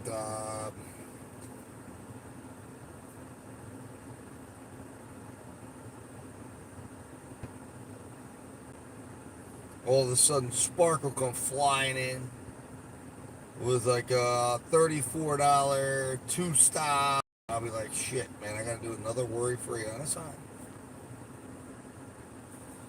And I'll hesitate, and then someone else will grab it, and then I'll be sitting there going, man, I should have taken that. Why the hell didn't I? All right. So let's see where we're at. Can we trigger something? I don't know. Let's look at the hot map here. Where's the activity going on in this market? Is there any activity going on? Nope. Other Walmart is dead. This Walmart is dead. And the only activity going on the Spark map right now is way down there in Hagerstown, which I'm really not high on going to be a part of.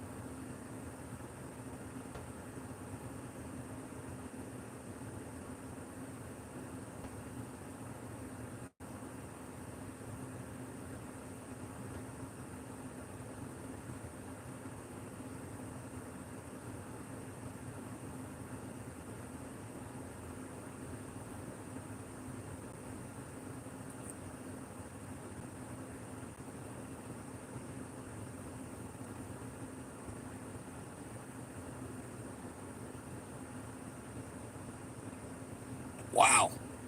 Just reading an article there, I got distracted, so I didn't start the DoorDash app yet. But damn, some woman apparently was trying to poison her husband with Roundup. That's crazy. Wow. All right. Go on. We're going to turn back to the dark side here.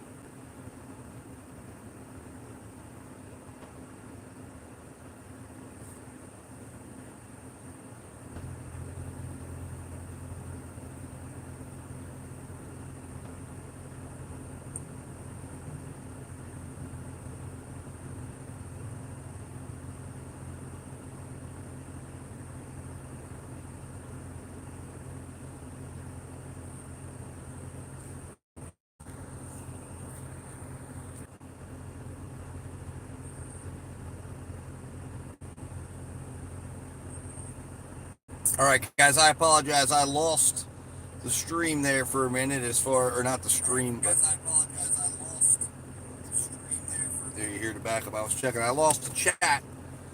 So I kind of know that when it just kind of goes dead for a long time. So I always double check it. But anyways, let's get caught up here. I said, I know Burger Potato City had to leave. Farshad, welcome. Yes, it is very beautiful views out here.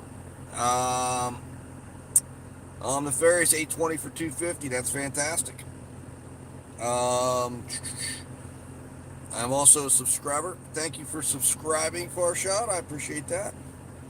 You know what? It's dinner time. We're going to go ahead and give Earn by Offer a try here on DoorDash.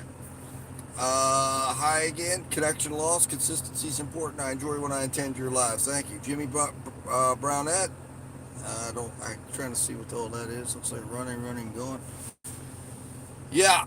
So we're back. I thank you, and I thank everyone for liking the live. I thank everybody for subscribing. And here we go, guys. Oh wow, Jesus! Could it have got worse? I've been offered DoorDash, really? $6.75 for 7.8 miles. Taking me into Maryland, of all places. And of course, just like I said was going to happen, we get an offer from Spark. Is it any good? Actually, hold on. I got to accept this order real quick.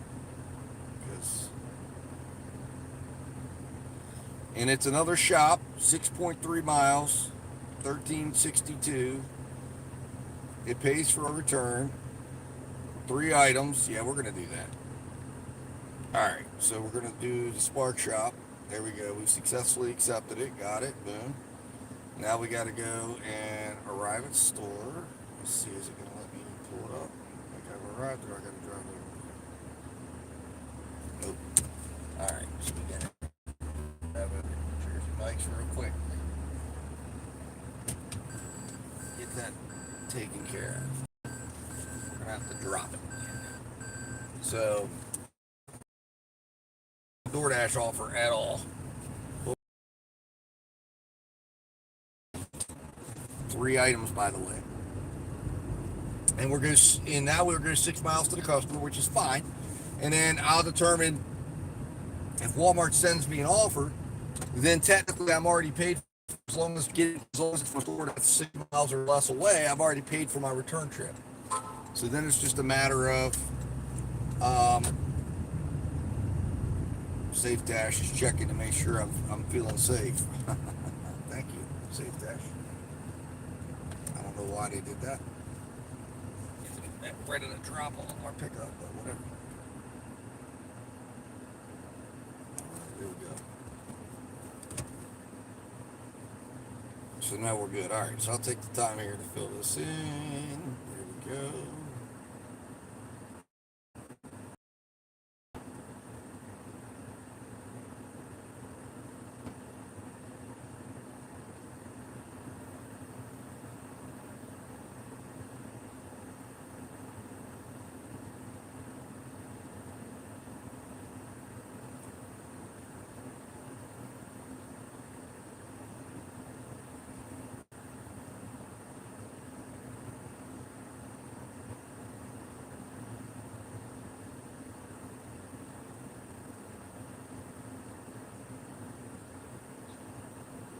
So 6.3 miles, 1362. There we go.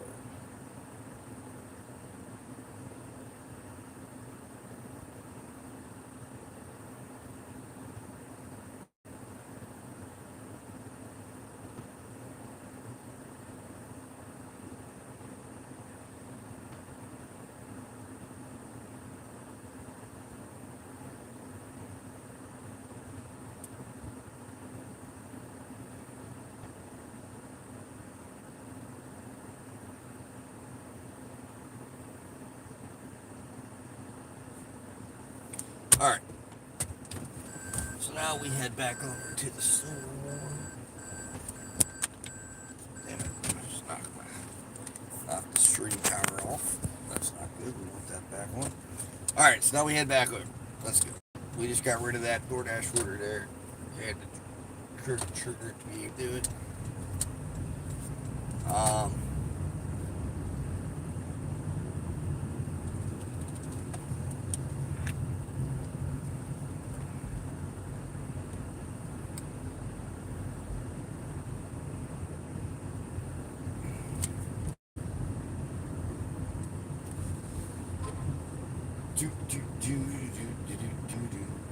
Alright, so now we will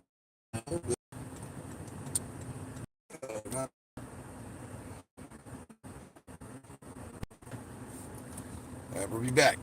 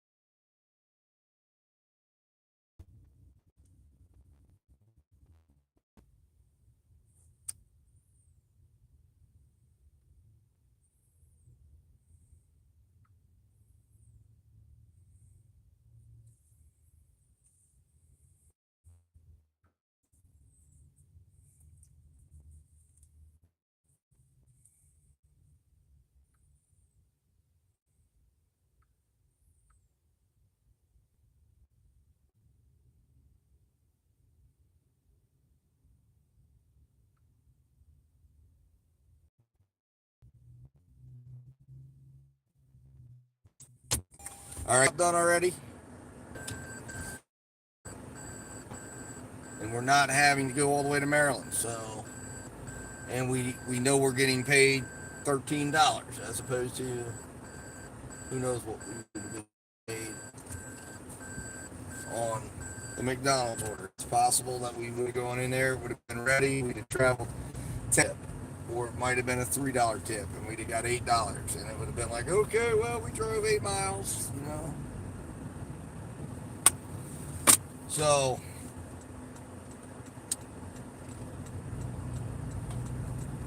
we are now heading over, like I said, to the customer, and then at that point, when we get to the customer's drop-off, when we get to the drop-off of the customer, the next move will be, obviously, if Walmart Spark has something ready for us, we'll go ahead and consider it. If not, we will then make a decision based on the distance to each Walmart within our vicinity, if it's equal distance. Right now, we're driving 6 miles from this Walmart, just like the Walmart Spark app said we would be. So our goal now is to get 6 miles back. That will then cover our miles back, and then we get the next order. And again, remember, the first order we took in this instance, it was 5 miles. So we were at $5 a mile. And while we had to come back, that still left us $15 in excess that keeps us ahead. You keep doing that at the end of the day, and again, like I said, we'll see what's up. All right, what do we got? We got Dashing Womble. Dashing Womble, how's things with you today? Well, today, that's a multifaceted answer, Dashing Womble. On the DoorDash side, it's been absolutely exactly what I expected. Let's see, we dashed earned by time from, I guess it was about a little after 2 o'clock to about 5. We made about $14.97 an hour. Dash time, $17 an hour active time.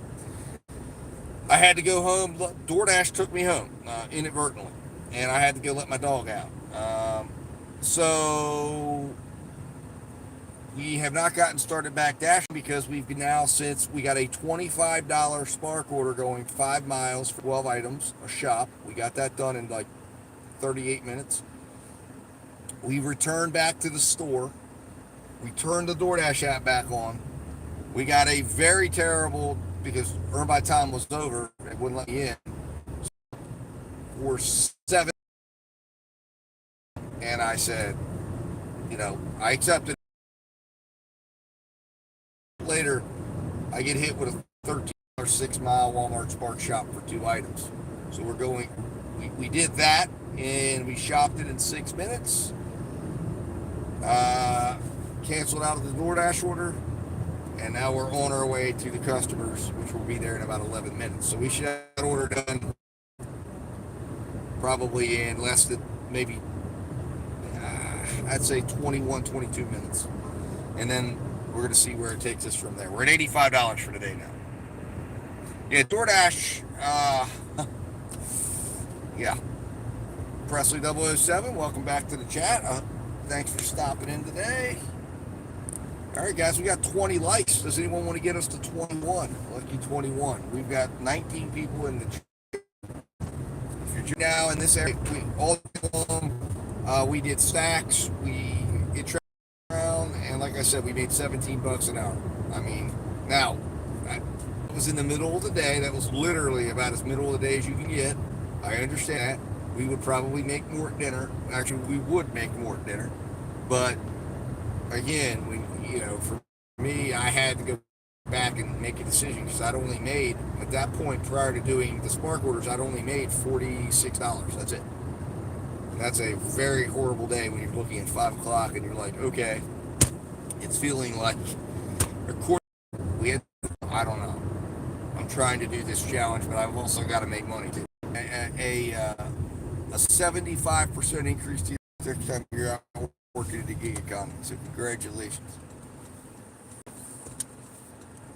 So we are happy to present that to you. Get out there and dash right away. Turn on that earn by time. The large orders are coming.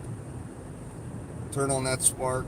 You're going to get ginormous shops. I mean, I don't know if anybody saw Pedro's video where he was shopping for the first time on Walmart Spark, and he was struggling. He hated it. I don't know how anyone hates a Walmart Spark shop. All right, guys, I don't know if I'm back or not. I don't know. A mirage. A lot of times it'll bring me back, but it's not really back. Oh, yeah. 2 to 5. Too slow for my liking. I work split shifts. I got you. Yeah. Well, I just had to do it today. Normally, I like to get out if I have options, but today, I got there late. Everything ran late today, so I ended up working out. But anyways, yeah, I mean, he's got to understand the item numbers, and that goes right on the shelf. And he was like, I don't even know what this number is. That's the item number on the shelf. So you find that, and in fact, he said what the item number was. He was looking 2 items down, and he said the item should be here, and it was the wrong item number that he was looking at. Now, I don't know. Some Walmarts don't adhere to them very well. Some of them have items 2 or 3 down next to each other. Some are legit out. But the nice thing is Walmart is pretty good on the subs. They get to a point where there is no substitution, and then it just takes it out of your route, and sometimes it'll reroute you to another end of the store. I mean, there are frustration points with the Walmart Spark shop, but the frustration points are far less than what I get on an Instacart shop, hands down. And the pay is so much better. So, I think though it's a situation where if you're just coming to it and you're just starting, it's going to be overwhelming. And I mean, I took my wife in one day. She has a Spark account. She doesn't use it very much. But I took her in, and we were trying to do a shot. It ended up not being a pleasant experience. I guess I wasn't as patient as I should have been. And she felt like I was, not being a very good teacher. And it just ended up not going well. But I was trying to explain to her how easy it was, because I'm like, it's as easy as you can do. Boom, boom, boom, boom, boom. I mean, I walk in the aisle. Like I said, I just did this shop. I had it logged. I logged at 8. I was in and out in 6 minutes. And now that they have an area for Spark drivers, other drivers get upset because they're the ones that are stealing. I love it. I just go right over, check out, boom, I'm done. And as long as I don't have a cart check, I'm fine. And I normally don't have cart checks. And I know the door people in there and everything. So it's like they know me. So when I walk by, they just look at my stuff. I open it up for them and show it to them, so it's quick and easy, and then I'm out the door, man. It's quick and easy and fast. The only things I really hate on Spark are when there's clothes involved, because Walmart never has the sizes. They have like they have like 3 sizes in a particular type, and then the rest of the sizes they don't. If the customer size is there, great. If not, and then you try to get a sub, you can't. All right, I'm nefarious. $8 for 2.1. There you go, man. I would have loved to have seen that pop through on mine. We would have probably done that instead of this, because it would have been a better miles to money. But DoorDash, they haven't sent me a good offer in so long, and I don't understand it, because it felt like they used to send me good offers all the time, and I feel like I've reprogrammed my algorithm accepting everything, and I don't know how deep I'll have to go to try to get this thing turned around again, because it just feels like every time I go on earn by offer, they're just brutalizing me. I mean, brutalizing me with stupid, terrible offers. Like, I wouldn't have minded the 6 for $7 if necessarily to get started, if it would have been heading, say, down towards there's a neighborhood down there that sits right behind like Chopsticks Cafe, Pizza Hut, China King, what is it? There's another place down there, Chinatown. I mean, Popeyes, even Popeyes in that instance, because it would have kept me working. But they were sending me on my first order out of the market. It's like, what the hell are you doing? I mean, maybe they wanted me to work down there. I don't know, but what am I doing down there, man? Unless the only thing I could think of is that their plan was to send me down there because there is a Dollar General down there that they like to send me to shops for sometimes. And if I'm coming home on the dash along the way home, they make me stop there. So it makes me think that they had a shop down there that they were going to send me down with the McDonald's order with $6.75 for $7. Figure I'd pick it up, grab it, and go. Or it was Jersey Mike's. And then as soon as that touched down, they'd hit me up with that shop, whatever it was. And then that would send me back down. The house is right over the border. And that's what I'm thinking they might have been wanting to do. And then at some point work my way back down. I mean, who knows? I could have ended up with a large order program in the end with a nice payout, because there's a nice restaurant, Red Lantern there. Or Il Non, which is a nice Italian restaurant that's up there. But, I mean, again, I guess I just wasn't willing to play the game. And I've had days like that where you start out, you take something like that, but I guess it's a matter of trusting or being willing to play and getting in a mindset to where it's like, all right, I'm going to play the algorithm today. I'm going to see what it does. And I'm not going to try to overthink it. I'm not coming out with a plan today. And I think that's the key, guys, to DoorDash. I think what happens is, I mean, you see it live right now. I come out and I have my plan. And then when I don't see an order that fits the plan I envision for myself, it's like immediately I'm like, this sucks. No way, I'm not doing it. And I'll start hitting decline. And I'll try to force the algorithm into my plan. But the problem is the market might not be seeing that. The order flow might not be seeing that. There might, it's just not in the cards. All right, let's see here. Resume. I forget who am I going to? 58. Yeah, all right, 58. So that's some kid on a bike or something. Smack right into him because the sun's in my eyes. Alright, so here we go. Alright, good. Easy drop off, guys. I'll be right back. And they say, please check the house number before leaving the package. They've had problems. I bet they have. Alright, I'll be back.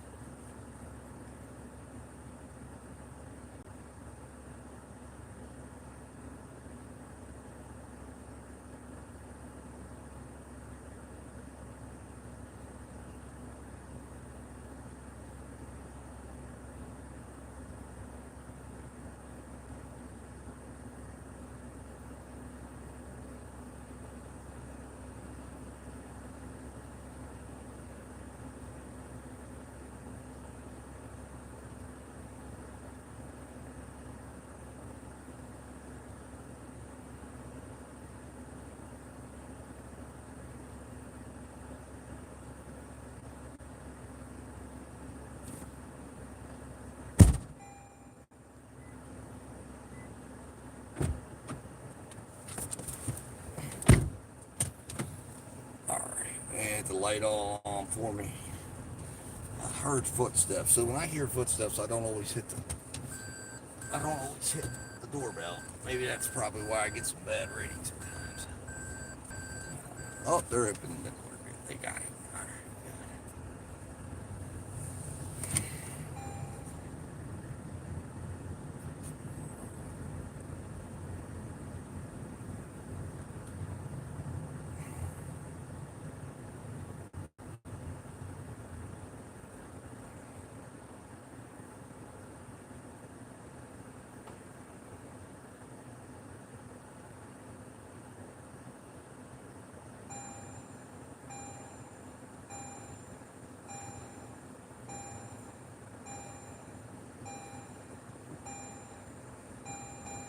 All right, so we got an offer from our Walmart back near where we came from, and it's $12.57 for 5.8 miles.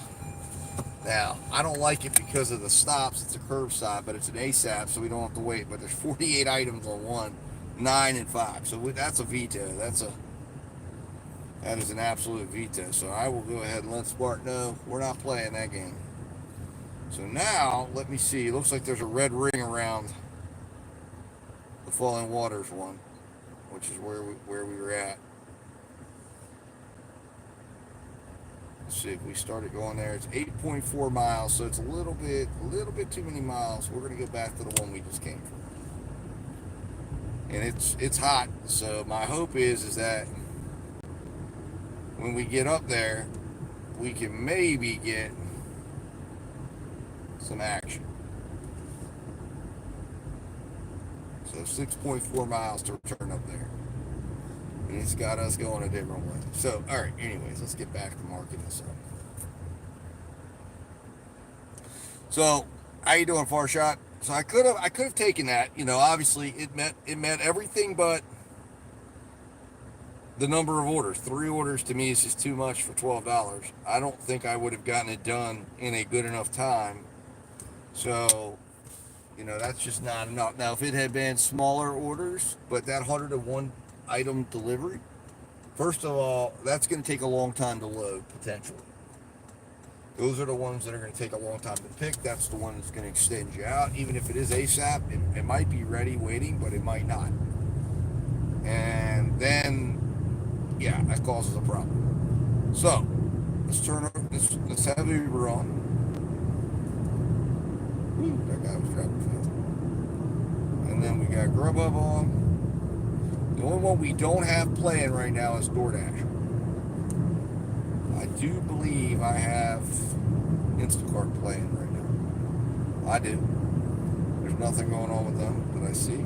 Nope, nothing. So we'll see what happens as we get closer. Hopefully there will be some action on Spark as we get closer to that Walmart. That's at least what I hope. So we'll see. And if worse comes to worse, look, we already financed the ride back.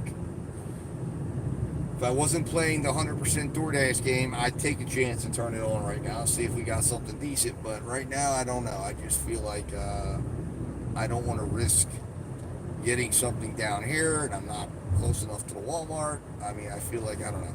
I just see if Walmart or if DoorDash is red right now. Oh, they are. And earn by time is available. So that's a good thing.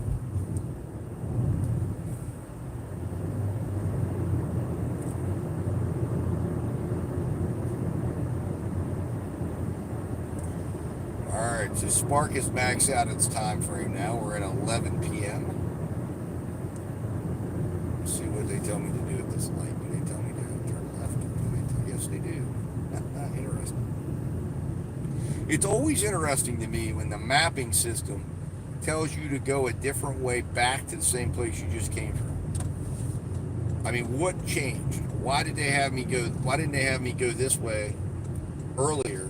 But they had me go the other way. You saw we're going a completely different way. It's almost the same miles. It's weird, I think. So let's see if we get offered again before we get back to the Walmart. That would be ideal. Or will they wait for us to get there? It really doesn't matter. Walmart doesn't pay more or pay less based on your location. They're just overhead on the babysitter. So I gotta pay the babysitter $45 and then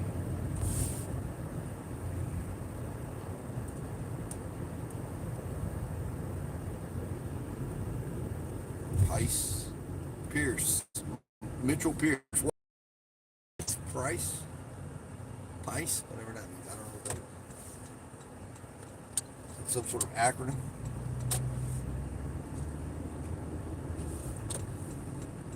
Alright, so here we go. Come on. Alright, we're gonna make sure Spark is aware of our location. Up. There we go. They've got our location now. Alright, good. Spark Driver knows where we're at. Come on, Spark Driver. Get us an order. Get us an order, Spark Driver. If not, we'll be back close to my house and we will look for another DoorDash order from there and see what DoorDash has for us.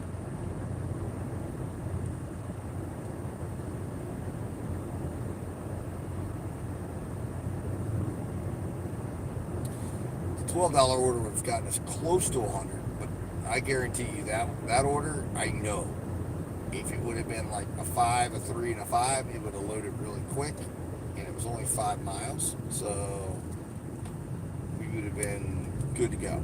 It wouldn't have been bad, and we could have, you know, what are we realistically looking to get it done in about 25 minutes in total, including the drive time back? I don't think we would have been that lucky to do. Not on that. I was too close. I don't normally do. I try to do, if I'm doing 3 drops, I want 20 or more dollars. That's what I try to get. Unless it's like 3 very small pickups. Because the biggest problem is getting jammed up on the wait at the store. So you gotta have that built in. Now you give me a shop that's $12. 2 items, going a couple of miles, I'll do that all day long. I'll be your shopper.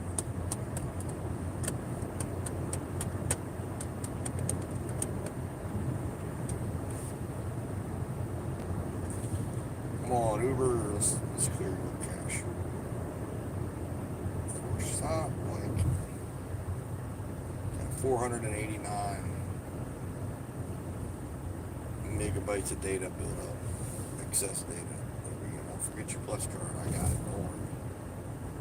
You send me another $35 shop, and I'll get that plus card right out.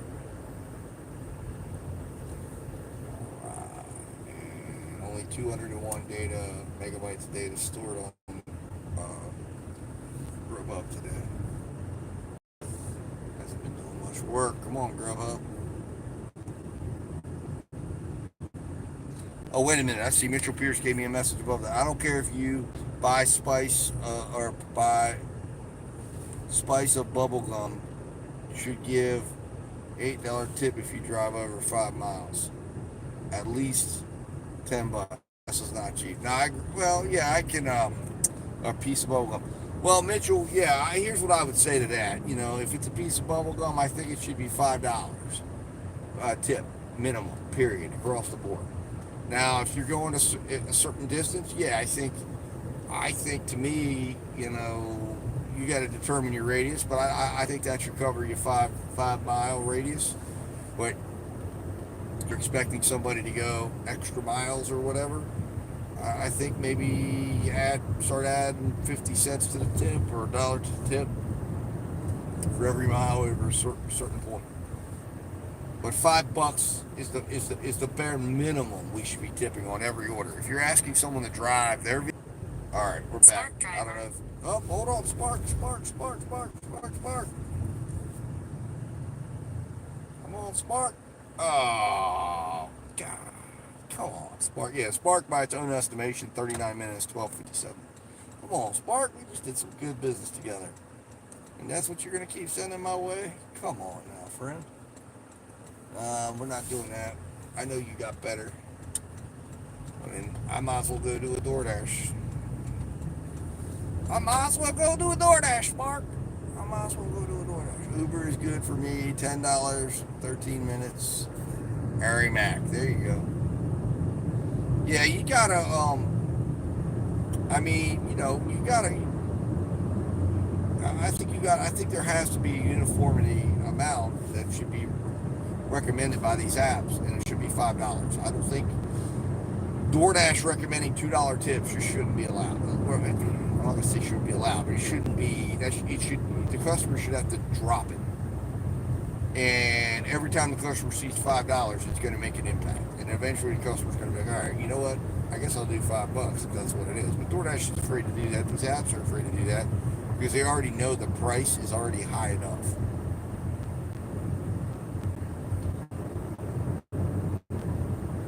Good night for you. Good job, Ari. I'm glad, man. You see, you got better. You got on Uber, and things turned around. So that's a good thing, man. You got to stay positive. It's not an easy job out here. And I'm not talking about keeping your mind right, staying consistent. Stay consistent when you knee-jerk change things. That can really, really, absolutely rock the earnings. All right, so here we are. We're back. Oh, we got another shop. Look at that. 14, 15. 5 items, except. Hey, I'll take it. You know what? We're going right back where we were at. So it's ping pong. This one's $2 more than what I had before. Or $1 more than what I had before. So there we go, guys. That's how it's done. This one only 5 miles. 5 items, I mean. 6.2 miles. It's literally the same exact miles. So this time it's going to bump me up just a little bit more. We're going to be just under 100. So we'll start our trip. I'm going to run right in here. This is going to be even quicker because we're not going to have to mess around with, oops, shit. Zoom. We can get our old parking spot.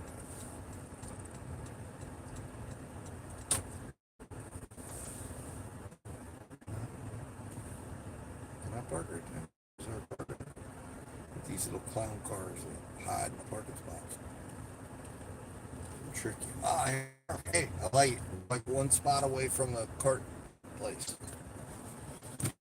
Pretty good shopping list, man. This is easy. Cheese Danish, little brownies, Cheetos, coffee cakes, and Pillsbury toast rub. It's literally all right in the same area. As a former DoorDash driver, I understand the tip thing. Platform of choice needs the proper amount, not the customer. For that reason, I no longer say. Well, now it's all coming from the same spot, no. So you can choose to not tip, but you're going to affect the experience. The platform, you not tipping is going to hurt yourself because you're going to be putting yourself in the range of Dasher, because not every Dasher is going to be on a challenge, and they're going to segregate you down there with you don't have a holder. I got you. That would make it tough. You don't have a holder on your bike? Is that what it is? Or you, because you're driving a bike, right, Ari?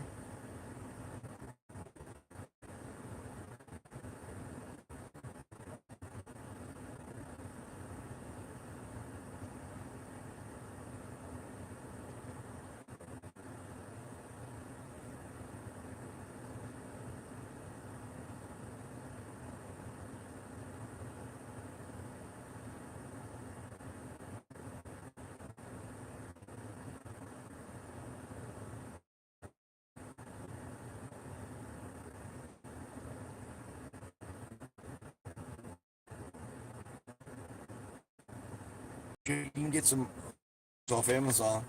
DoorDash has a nice one. It's for a bike. You can put it on your back, and it has on both sides.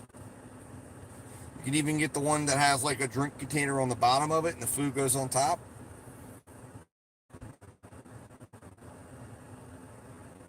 Yeah, those really get a nice stuff. All right, guys, I'll be right back.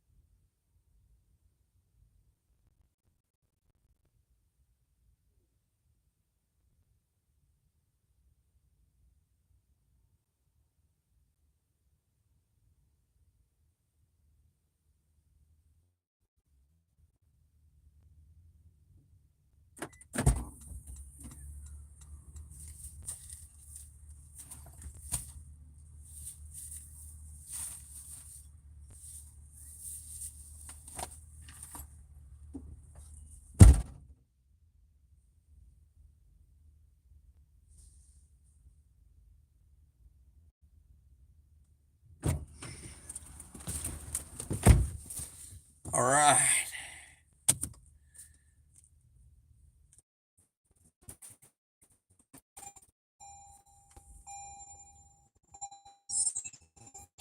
All right.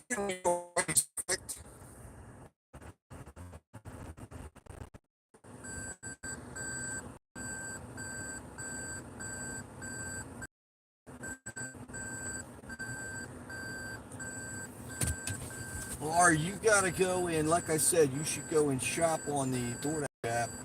DoorDash has a bag. You can also go on Amazon, of course. And you're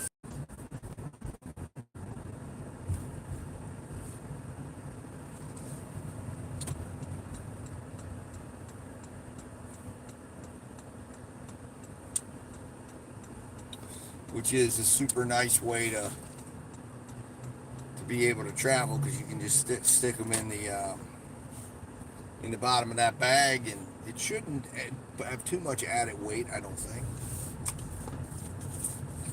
It'll be good investment. You can write off the cost. On bike, Ari, how much do you normally make in a day?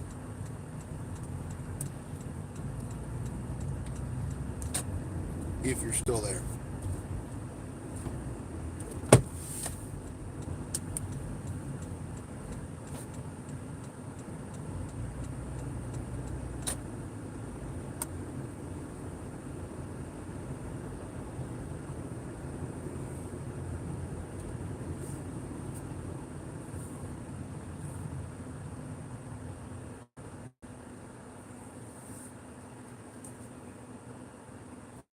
So we're at $99.95, guys. $99.95.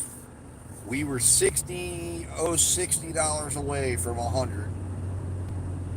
Not but 2 hours ago, and now we're 5 cents away. So that's why. I mean, listen. DoorDash ain't the way. I don't think. I like DoorDash. I don't know why I like DoorDash. Maybe it's because it's the first app I ever took. Maybe it's because DoorDash has addicted me to the algorithm and the way it works, and the big time payouts. And I'm caught up in the thoughts of yesterday. You know, of what I got from it, and the thought of the easy money, and the way, you know, if I work Spark, it's just not as exciting. I'm just literally working a perimeter. I go to the customer, I come back, I sit. You know, whereas like earlier today, although I did different it was, and now you're going to see pretty much the same customers, the same drive over and over again. I can shift it down to another Walmart Spark, and it's just going to be the same thing. Now, I'll tell you though, I've tried to take I've tried to go to other markets, and other markets have been much more brutal than this market, or not as easy to work the way I like to work in other markets. Particularly the Charlestown market is a really rough one. They will send you into another state on a one-way order. In other words, you might be getting $25, but you're going 25 miles into that other state, and then you got to find your way back. And you know, it doesn't add up well at the end of the day. Now, on occasion, like I said, I use Walmart Spark in that market more of an enhancement. So if something good pops, I go over and get it. Now, DoorDash is running red hot right now.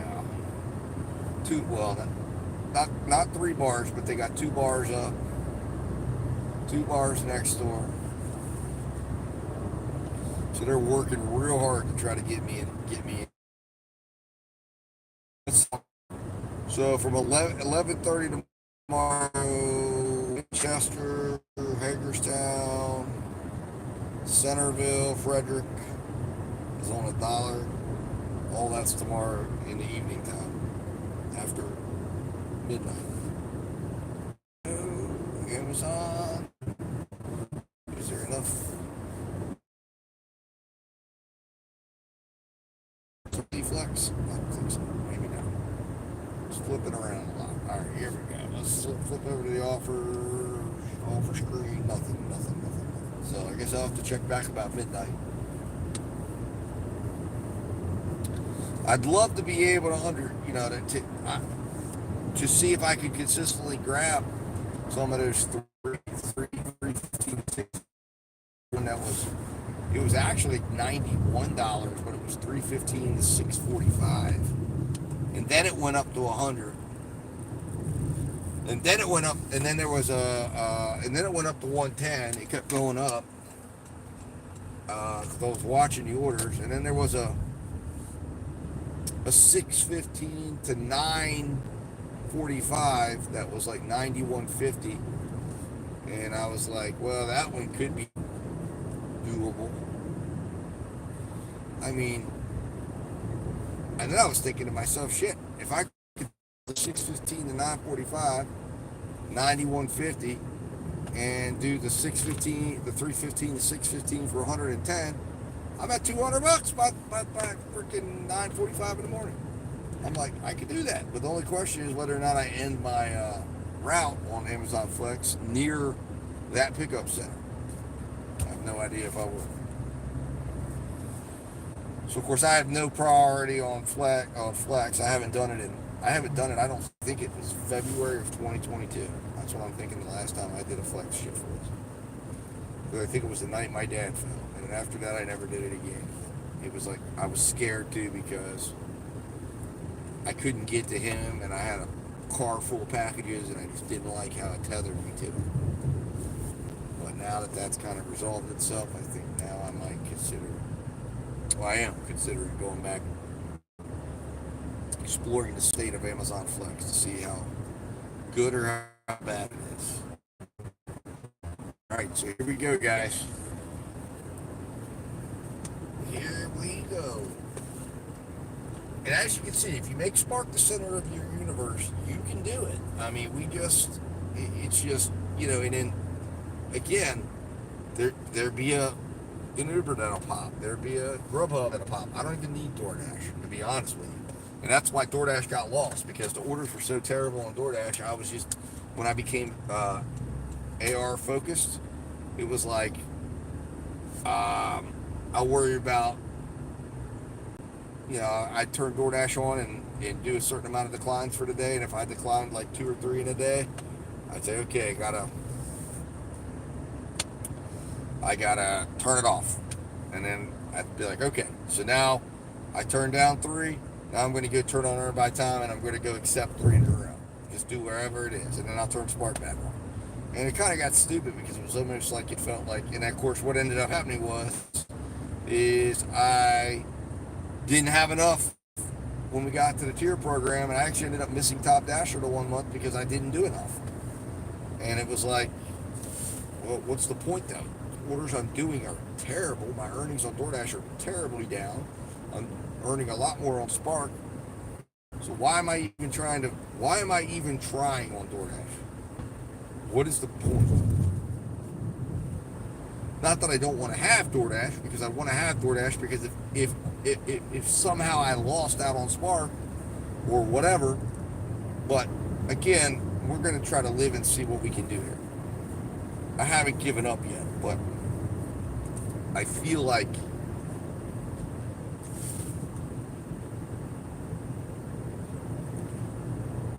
I'm feeling like DoorDash is just, I don't know. I don't think it's a full-timer's game anymore. I think DoorDash is best played in small batches.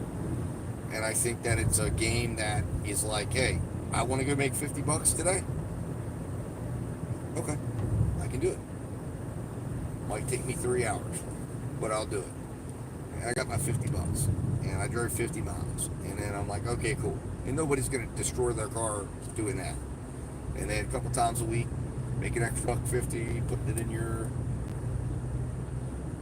investment account, putting it, like I said, towards a vacation, putting it towards your wife's birthday present or your husband's birthday present, putting it towards baseball dues for your kids, whatever.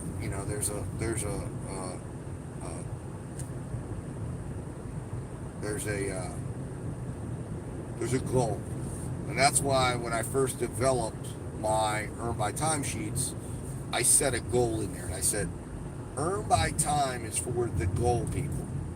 It's for the people that have come to the app with a short-term goal to solve. So set up your goal and start driving. And base your time, if you want to be able to understand what you need, the way you're going to get the most out of it is set your goals around your guarantee, and then be excited when you earn faster than your guarantee. And then you will feel like you're accomplishing something. If you go and say, my guarantee is $13.25 and I want to earn $30 an hour, so I want to go make $100, in 3.2 hours, and at 3.2 hours, you're sitting at, $57, and you're like, damn, man, this sucked, and you just drove 55 miles, you're going to feel pretty unaccomplished. But if you set it up and you go, well, my Earn by Time is $13.25, and my goal was, and I said I'm going to drive 3 hours today, and my expectation was, $39.75, and I made $57, you're going to feel pretty accomplished. What's the 57? That's your tips for the day. And you're like, man, that's actually pretty damn good. I made $57 when I thought my goal was 39. But there's not a full timer out there that's going to be able to approach it that way. Because you're going to really get your feelings hurt. I mean, maybe there is. I don't know. I know there's individuals that $13.25 an hour would be considered to be fantastic money. And making $17 after time and $14 something dollars out there that will say, hey, I got no problem with that, man. I'm driving my car around, listening to music, I'm drinking soda pop, I got no balls to be on my ass, I can take a smoke break whenever I want, I can, hell, that's great. I'm not having to get in and out of my car, I'm just picking up some McDoubles, slinging them in a, and again, if I'm over prepared, I think, for the size of orders that I do on Earn by Time, because most of them would very easily fit in the DoorDash entry-level bag, which is why I say day in, day out that I'm doing this. Earn by Time is DoorDash Lite, or DoorDash on train wheels, or whatever you want to call it. It's simple. It's DoorDashing made simple. It truly, truly is. And I think it's got a place. And I guess what the way they can think of it is like the DoorDash, made simple guys are being paid for by the Earn by Offer people. Hopefully this isn't a person who wants to turn in here. Had that happen in one day. All right, let me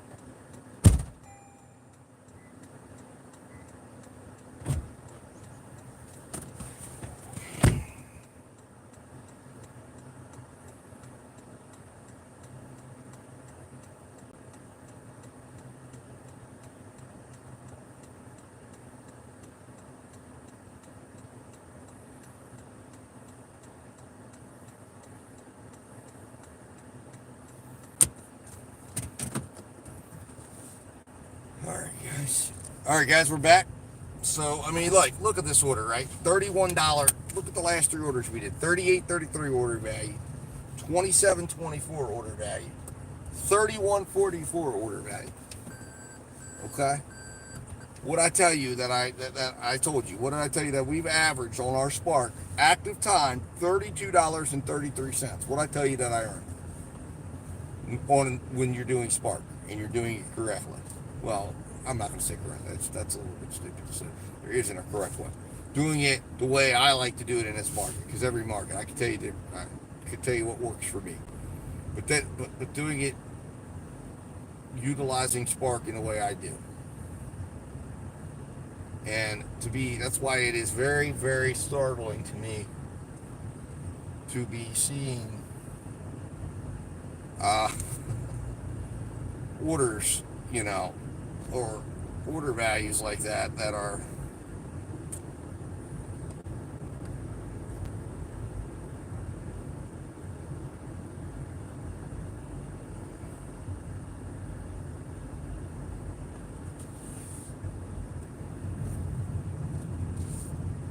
Alright, so it's sending us back the other way we came, which actually makes more sense because it's only 5.9 miles to get back there. So I'm glad it's sending us back the correct way.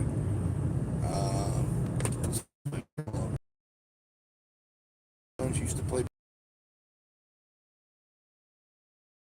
area, but let's see here. Nope. I heard it sounded like there was people practicing, but I think whatever was going on is over with now. Of course, everybody around here is probably going home and getting ready for the big evening, the big debates. Surprised, I'm sure there'd be a lot of money going on, right? Or not a lot of money, but a lot of orders going in right now. People getting wings. It's like big fight night feel,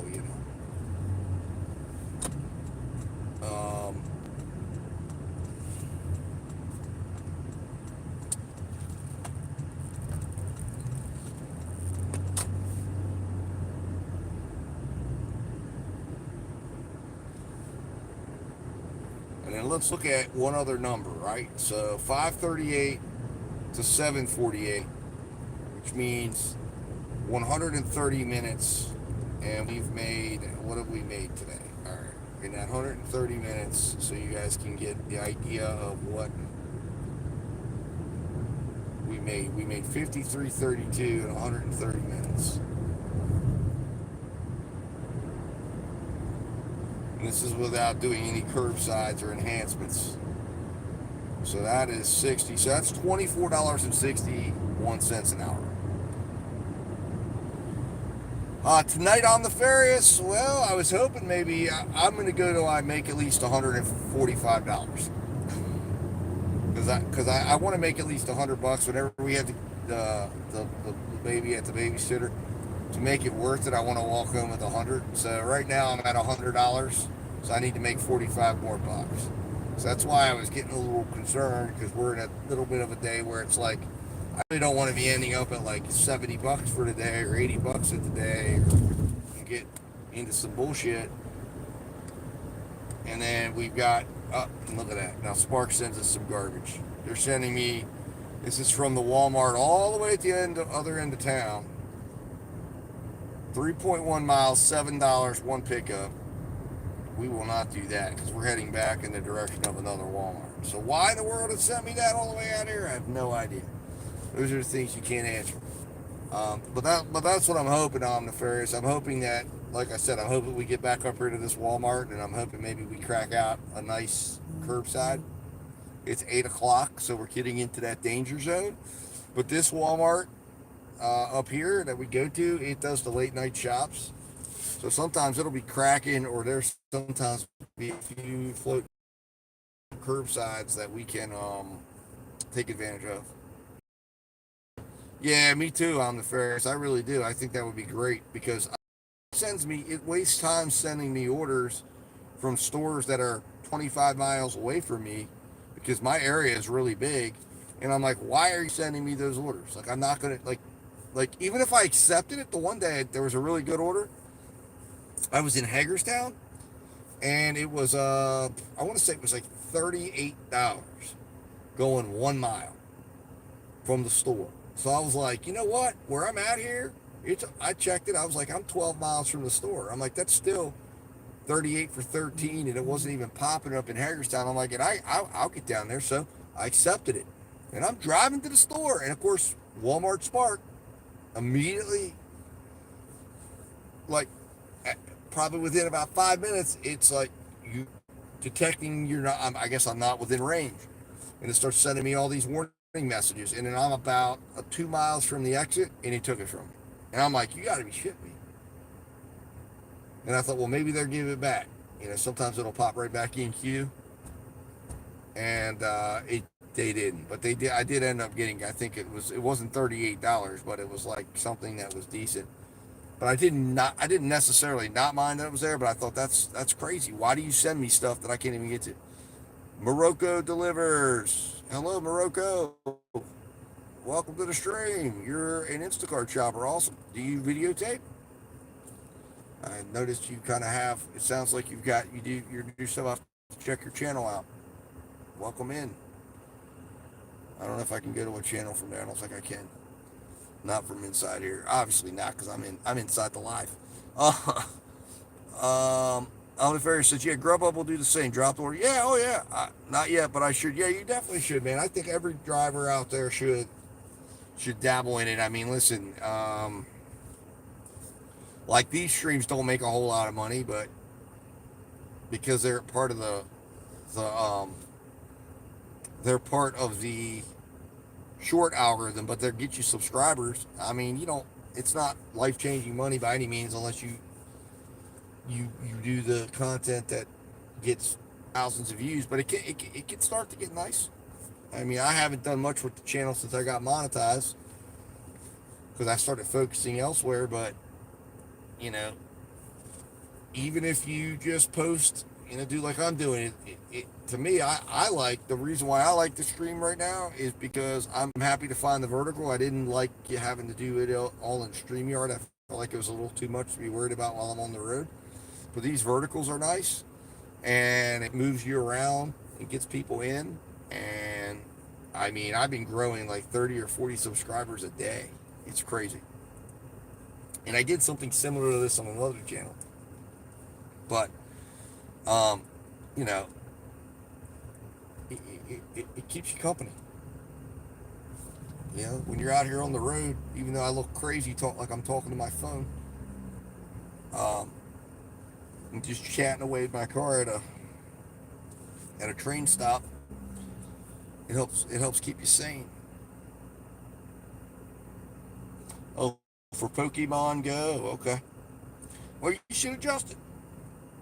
And you can still do a little of the other stuff. I mean, people, like when you're doing gig work, people will be interested in what you're doing. I mean, as you see, a lot of these channels adjust, and they do gig work, and then they go home, and then they kind of show their at-home stuff. And I mean, some people, I mean, look, if you're doing gig work, a lot of them are gamers because it's a game out here. So a lot of gamers are going to be good at gig work. So it would make sense you could then go and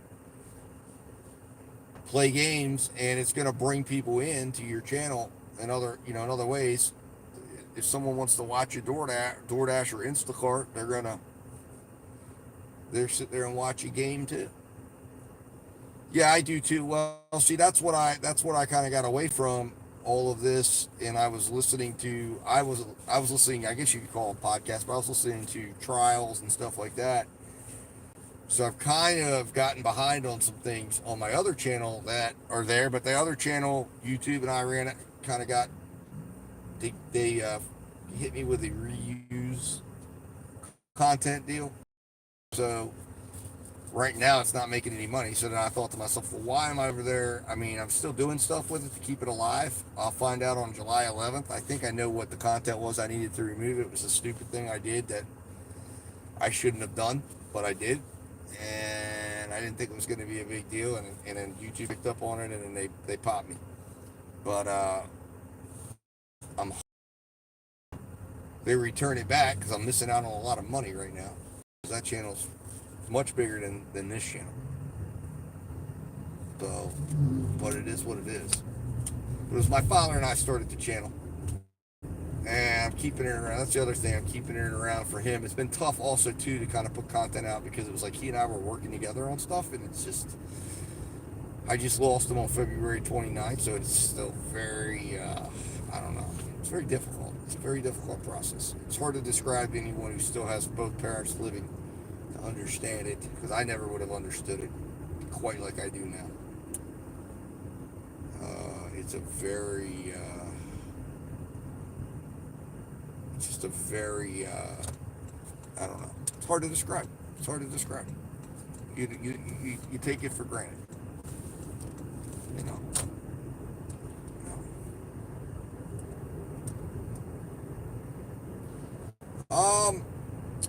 Well, a lot of my week's poor earnings are self-inflicted due to my DoorDash challenge. I was hoping for much better results than what this week has brought. Last week wasn't bad. It was livable.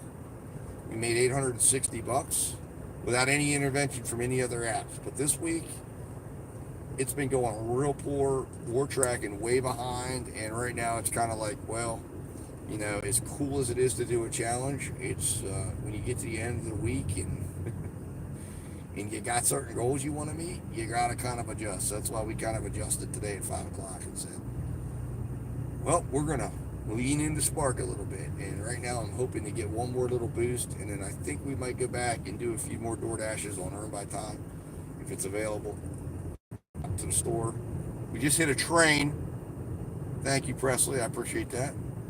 Thank you, I'm Nefarious. I appreciate that. You know, had friends, everybody, and you know, oh, until it happens, man, you just can't even. I always had my dad, you know, both my parents there, so it was always just like, you know, that's sad.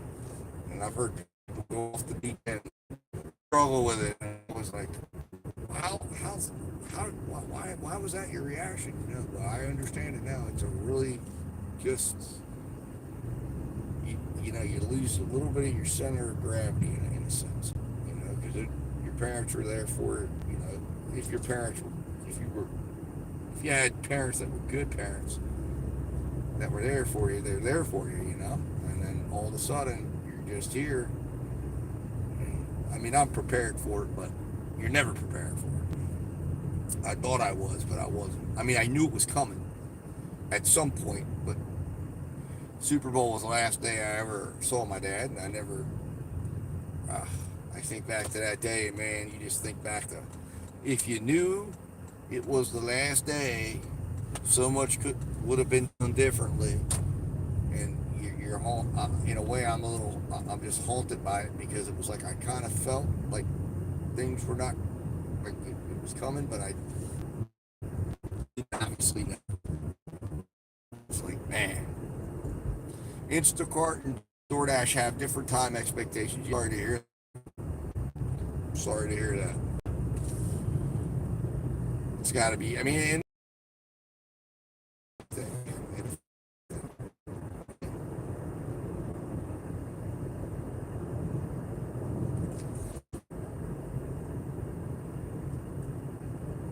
oh, your dad's mom. Okay, so your grandmother passed away. I got you. Yeah, it was, I mean, it's just tough, man. It really does affect you. It's a tough situation. But yeah, Morocco, what is your daily goal? What is your daily earnings goal, and how long do you normally work on a normal day when you're working Instacart? Are you able to consistently make $100 a day, $150 a day, $200 a day, or bigger than that? You working 4 hours, 8 hours, 12 hours? Less than 4 hours. But that's why I kind of fell out when that all, you know, like I said, things were coming to a head, and then when that happened, I just kind of was caught up in, you know, in a lot of stuff.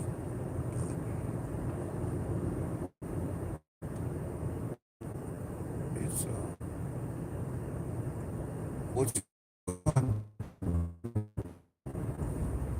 what's wrong, Dashy? With John ready for what? What's happening? You're talking about Saturday, or I hope it's nothing bad. So you hit 160 Monday, Tuesday. You hit 250 plus in 12 hours. That's good. I guess well, like everything, it varies in days. Dasher with John, it's going. I was out. I didn't get the green. I switched over to Spark for today because it was so bad. I did earn by time for three hours and made $46. So that was unacceptable. That was terrible. So I had to go home and let my dog out, and then I said, you know what, we're gonna do some Spark, and we quickly made over $60 in 2 hours. So, or sorry, over $50 in 2 hours. So, we got it. We've turned it around.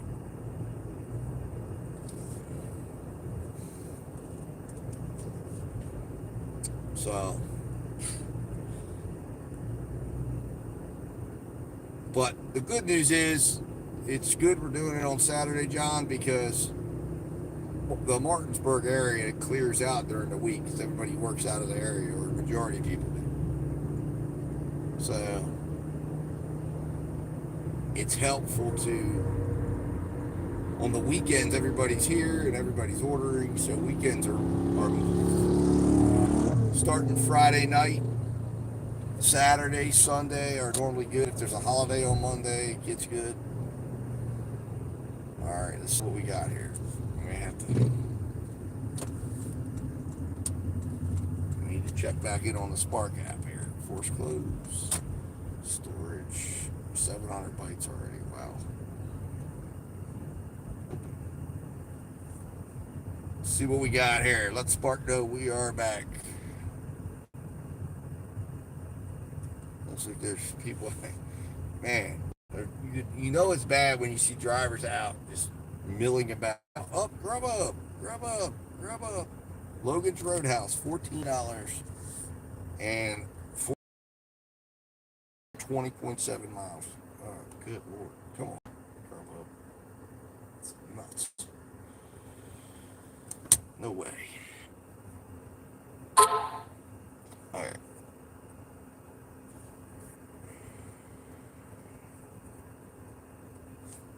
Let's look at the map here. Did we come to the right Walmart? I don't think so. Looks like no, but that Walmart down the other end of town is not doing well either. So whatever. We had to pick one. I'd rather do it here. All right. We may have to see now what's going on with DoorDash.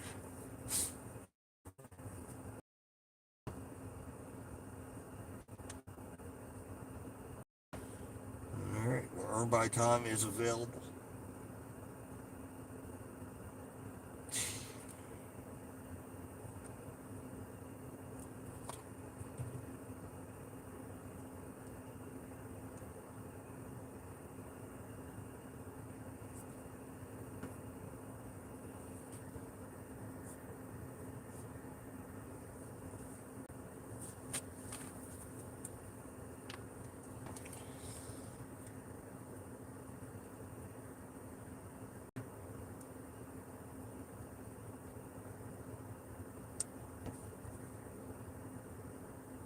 So yesterday 169, 214 today. Good, good, good.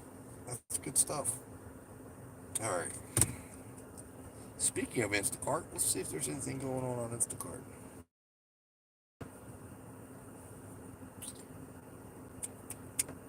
All right, let's see what we got. Anything? No. It's forcing my hand. I know what's going to happen. I'm going to turn DoorDash on. DoorDash is going to send me an offer. It'll be a mid-offer. And then that's exactly when Spark will fire me something that will look better than DoorDash offer. And then it puts me in a position to have to do another worry-free cancel. And I'm just a little worried about doing so many of those. I don't like to do a lot of them. Completion rate is back to 100%. Look at that. Wow. Huh. How the hell did that happen? Does a worry-free cancel count as a completion rate? That's weird. Something ain't right with that. So now we're back up to 100% completion rate. So this would have been when we would have hit 100 right now. We're at 96% acceptance rate. Well, I guess now is as good a time as any to turn on the DoorDash app if Spark isn't going to play.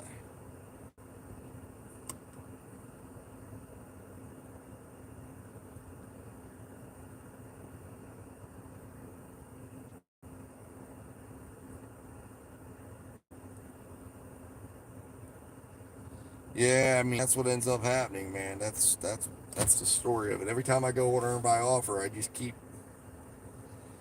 canceling out. I don't.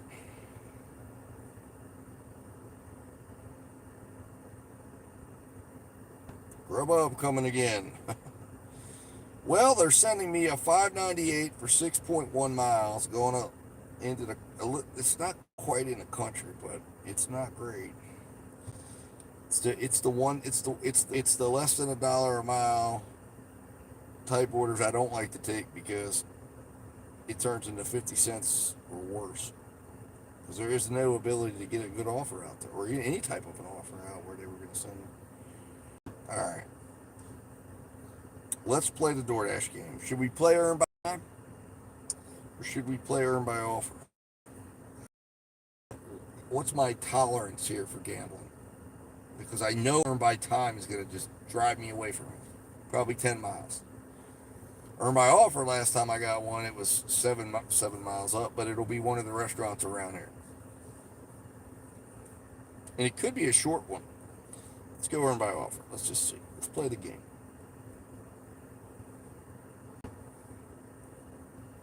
Let's see what happens.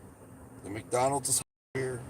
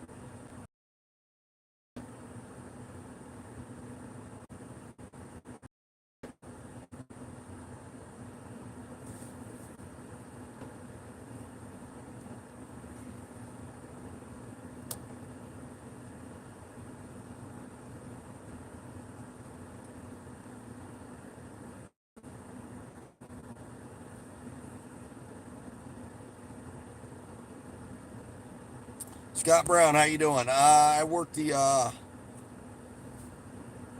Martinsburg, well, right now I'm working the Martinsburg, West Virginia area. But I work Hagerstown, Maryland, Martinsburg, West Virginia, Frederick, Maryland, Charlestown. Sometimes I go into Winchester occasionally, Chambersburg, PA, I guess Waynesboro / Greencastle, PA. So, assortment of areas.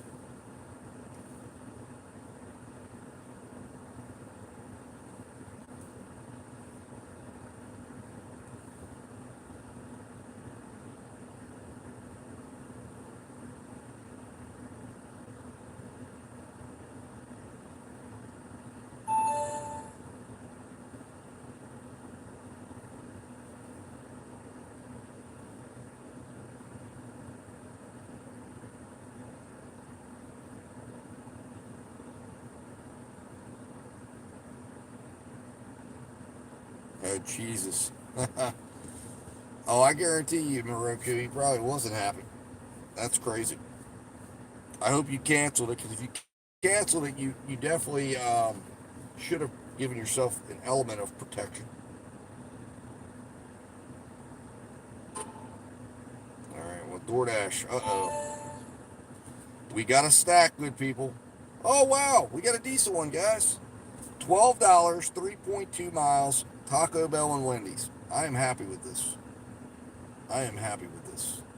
That's the best offer I've gotten in a long time. And I'm right over here at the Taco Bell.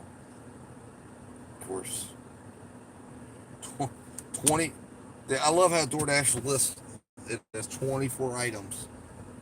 And it's, a majority of that is sauce packets. It's like, what the hell?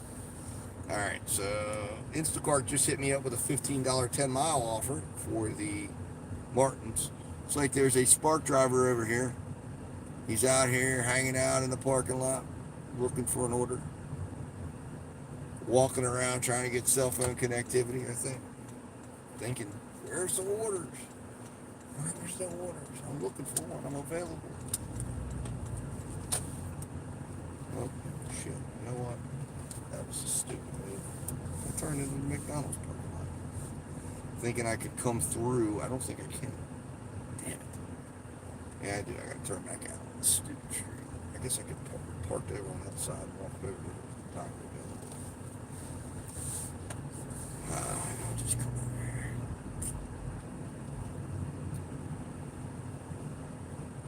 So, hey man, I'll tell you what, I'll take this order.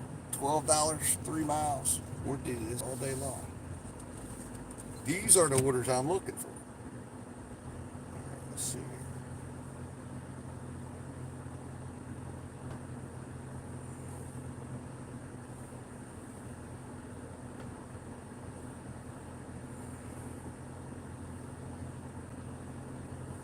In fact, I believe they're back in my neighborhood, actually.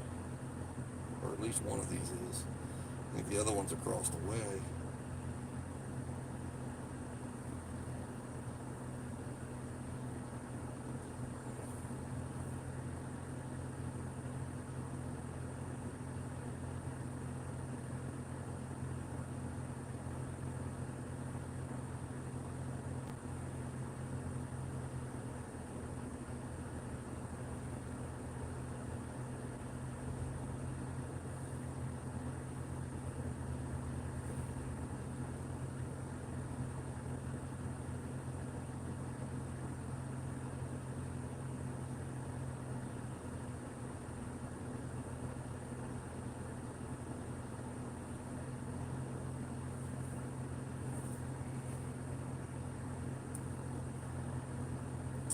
All right, so let's get down here and make sure we get the correct number of drinks, because it is always difficult to tell how many drinks are in a Taco Bell order. So we got drink 1, drink 2.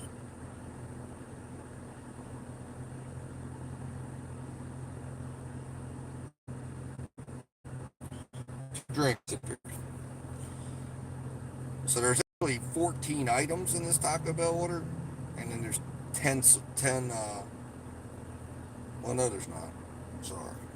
There's 9 items. I apologize. All right. I don't know. I think that might be the way it works. I know a lot of the DoorDash restaurants are like that. There's a certain time before the store closes, they're cut off new deliveries.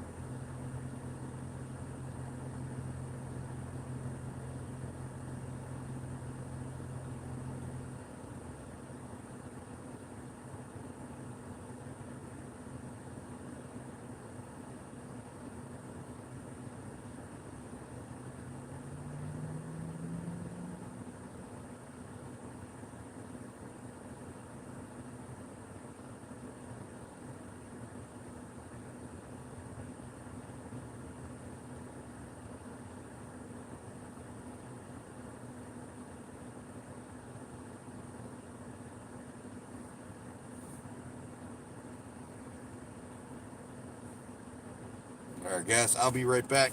I'm going to go get this order. And hopefully it's ready. Mindy Askin, or one other.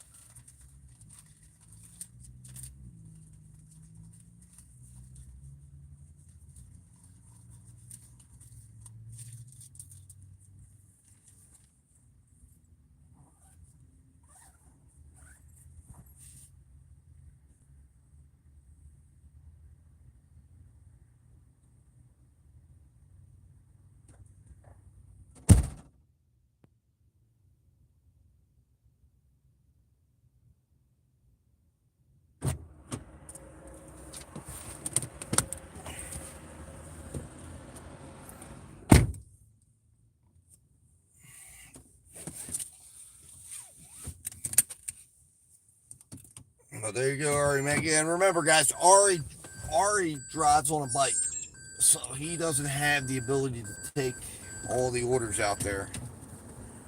$24, good day for you. Good job, Ari. Now, Ari, you do this part time, correct? Like this isn't your main job, correct? You're doing it like after hours for your regular job. Is that right?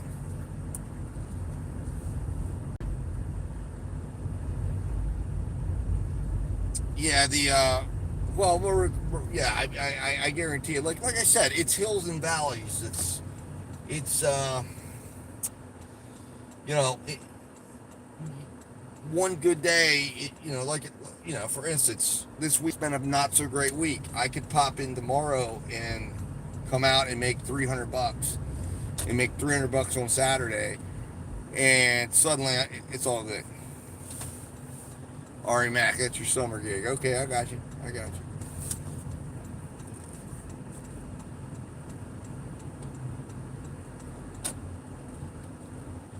And boom. Turn you guys to the road. There's a sunset, West Virginia sunset, guys. One of the most beautiful you'll ever see. Uh-oh, here we go. Uber Eats.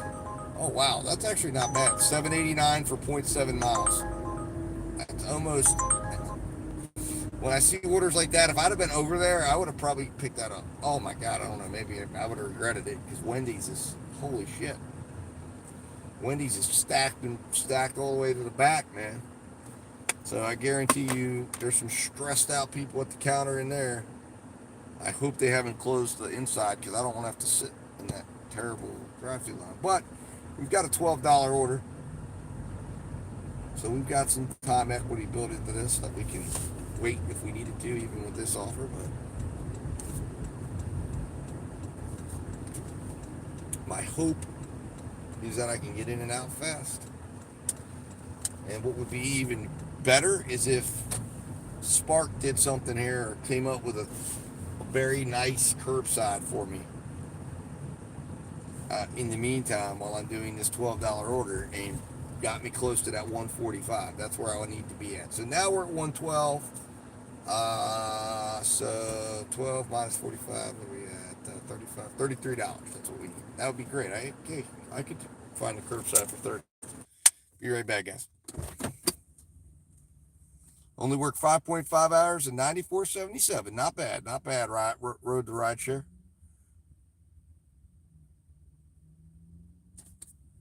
Good.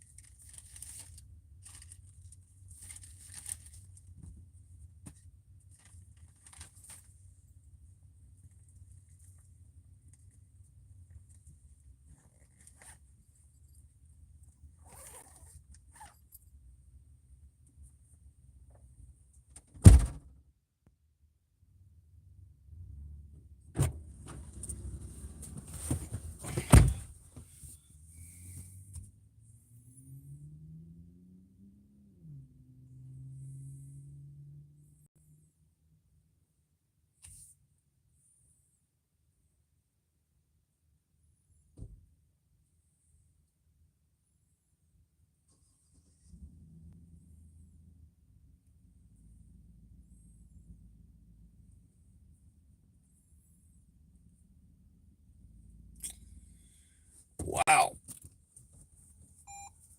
So this first drop off I delivered to, and they delivered it. Last time we got a $13 tip.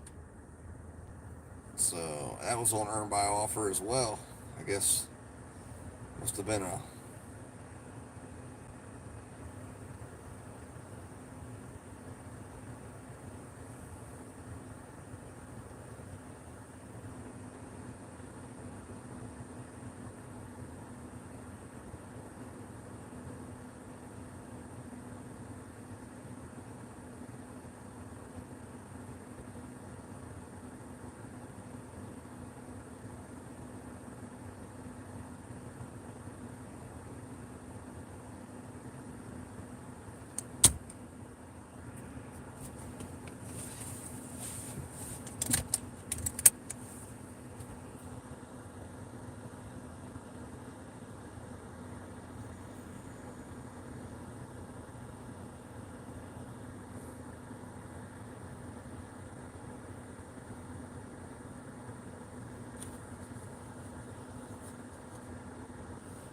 well, there you go. And Moroku, that's what you got to do. You got to set a goal and make sure it's reasonable, of course, and then go after it. And I guarantee you, 160 a day is not unreasonable. And if you've got DoorDash and Instacart running for you, Moroku, you should consider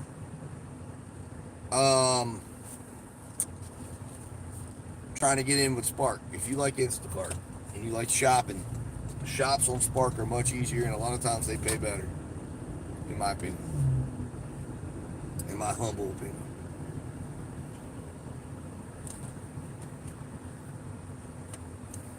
A lot of times, not every time. Alright. You know what? I'm understanding the issue here right now. No, okay, I'm connected. I was gonna say. Trying to figure out where Spark went. It was like boom, boom, boom, 3 offers in a row, and then they just froze me.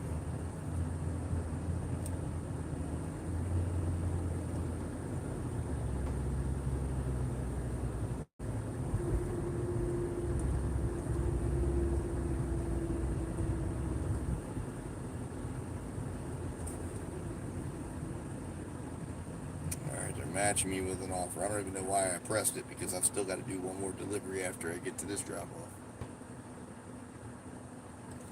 Oh, I got you. Are they set up on point pickup?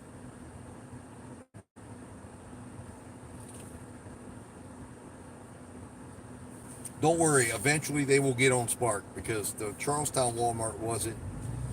It's a small store, and eventually it was on point pickup for the longest time, and then it got on. I think point pickup may have went under, but there was a lot of Walmarts that were on point pickup, and Uber, I guess, will do some of them. Oh, okay. Well, eventually it's going to get on. I think Walmart's going to get them all on Spark at some point. But I'll tell you, the one down in Charlestown, I hate doing shops in that store. It's so small. The aisles are so small. You can't fit 2 sides. Like, when you're going down, your cart is almost the size of the aisle. It's that bad. There's a state police officer. Will we see him pull this person over? It looks like he's tailing them. Every action that he's doing right now looks like he's about to pull this person over, because he comes zooming up, slipping in behind them. He's riding their tail. He's pacing them. You might see those red blue lights come on real quick. It's either that or the person realized there's a cop behind me and got scared, which is possible.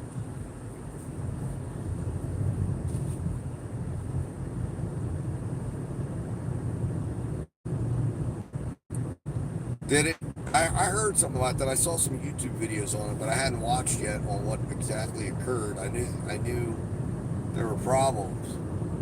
I mean, at one point they were going strong, and then it was like, honestly, I think what happened is Walmart like pulled a bunch of their Walmarts off their platform, because point pickup in my area was solely a Walmart app, and they had the Walmarts up here, but not much. Charlestown, and then it was like one day they pulled them, and Then next thing you know, a couple of months later, I'm seeing that my pickup is gone. So, I mean, maybe they pulled them because they were going under. I missed the turn, by the way.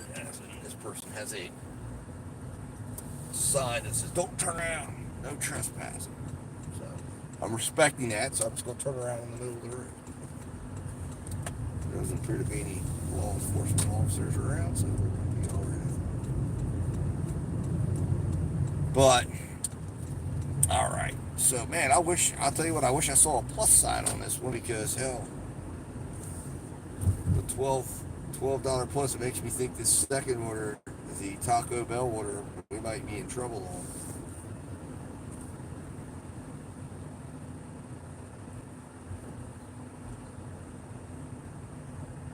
Jersey Mike's on the first. I need to figure out what delivery that was. I think whatever.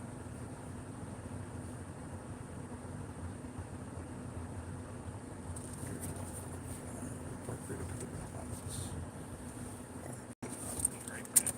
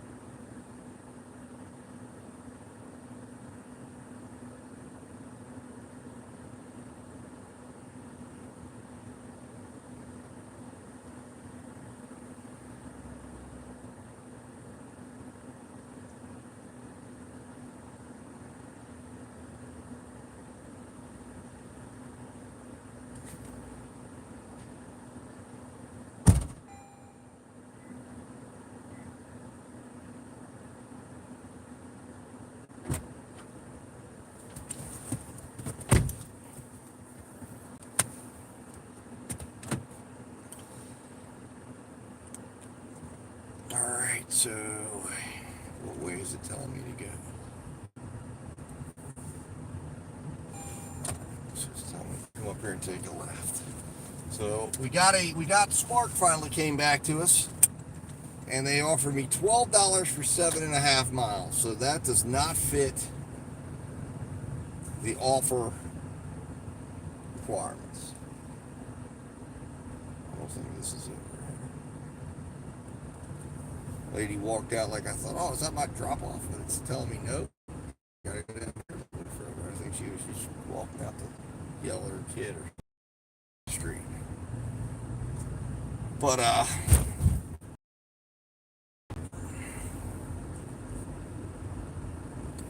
all 24 likes. I appreciate everybody liking the stream today. Thank you very much. In this neighborhood are absolutely the worst. Like, really.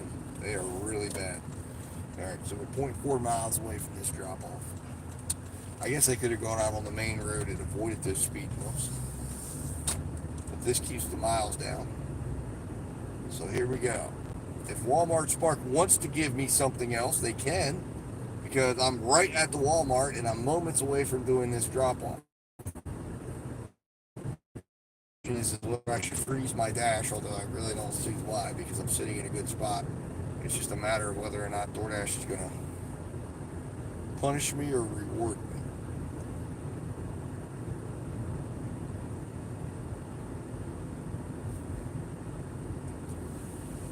You just never know.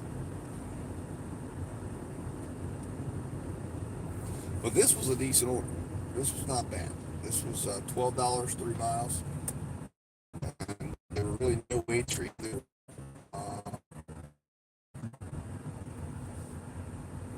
Sorry, I got to turn it around. I won't tell you which house I'm at. Okay.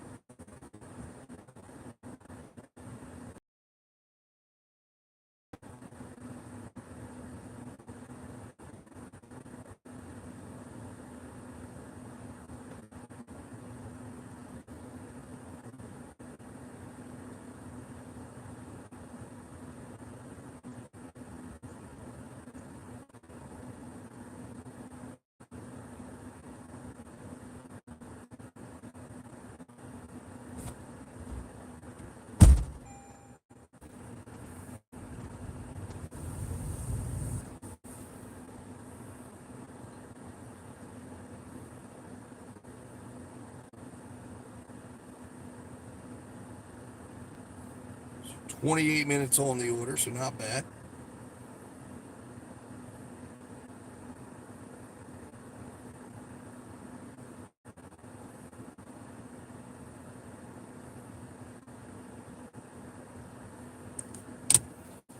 DoorDash is struggling right now. We gotta get closer. Got bad service up in here.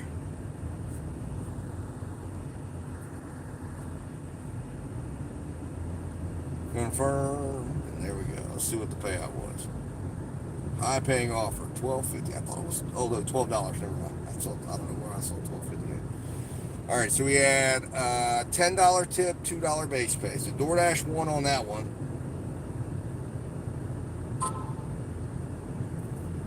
And now DoorDash wants to send us back to Taco Bell for $11. We will do that all day long. We will do that all day long. $11, 5.8 miles, almost $2 a mile. And it says the order's ready. So let's go get it, man. What the heck? Hey, DoorDash says, welcome back. All right, we'll do this. We'll play this game. This is the DoorDash game I like to play right here. Of course, you just never know when they're going to flip the script on you. But, I mean, they took enough out of me today that I think that I deserve to have a little bit of happiness up here. The only thing I don't know is what they will do to me when I get up here, because they're either going to send me to Dollar General, they might send me to the sushi restaurant. What I love them to do is start the ping pong effect. They do that some nights. And that is where, oops. That's where they just send me back and forth between the texts. A lot of times it's $2 a mile orders. At least it used to be.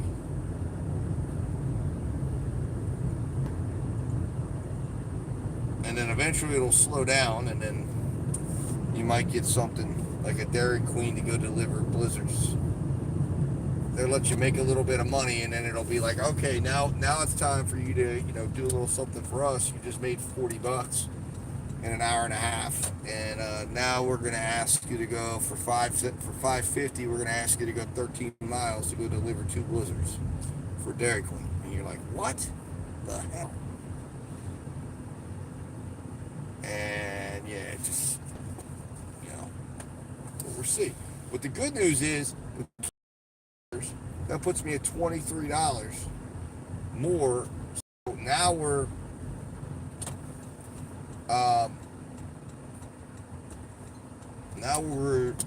like at $123, and now one good Spark order, one large order program, or just 2 more orders like this, and it gets me to my 145 I want for today. All right, let's see here. Let's get over here. We'll get our numbers finalized, and we'll get in here Pick this up and run it up. Run it up the road.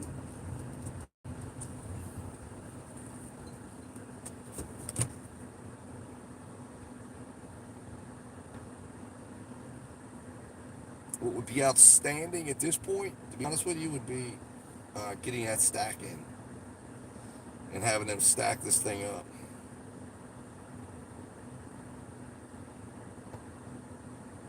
That would be an outstanding move.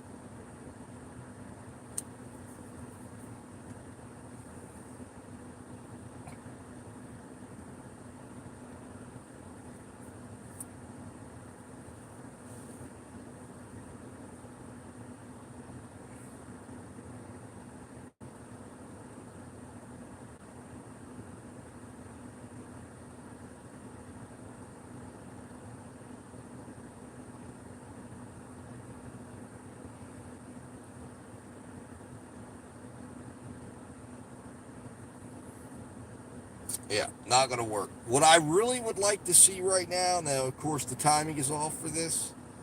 In this order, they just sent me with 1494, 6.8 miles, but for the Walmart all the way across town, so I'm not, it's just not acceptable.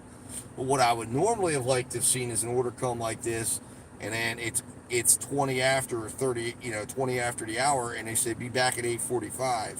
Although it's already 8:45. Oh, see if we can stack something up here. Popeyes 973, 2.5 miles. Look at these bastards. I can't do it. I'd love to stack that, but it's heading me. It's 2 miles, but it's 2 miles opposite of where I'm at. Damn, man.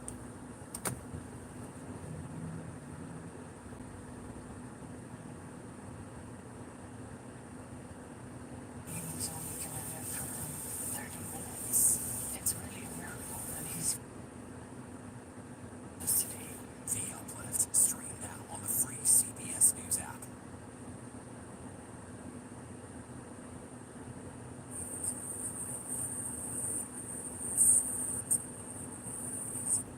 Oh, looks like my chat.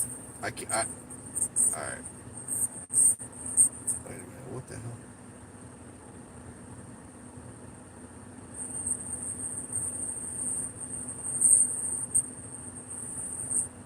Oh, looks like my chat. Holy crap, man! I am way behind. Ha! All right, I gotta kill the screen for a second. Chat's back. Yep, there it is. I would take it. Stack DoorDash.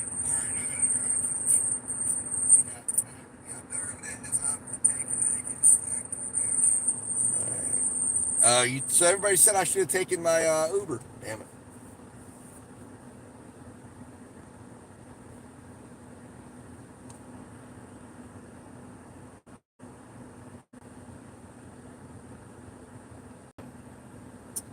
All right, hold on here now.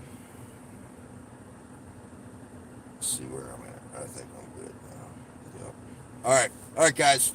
I'm glad I got it back. Yeah. Yep. I am a registered independent. Thank you very much. Anyways, I'll be back.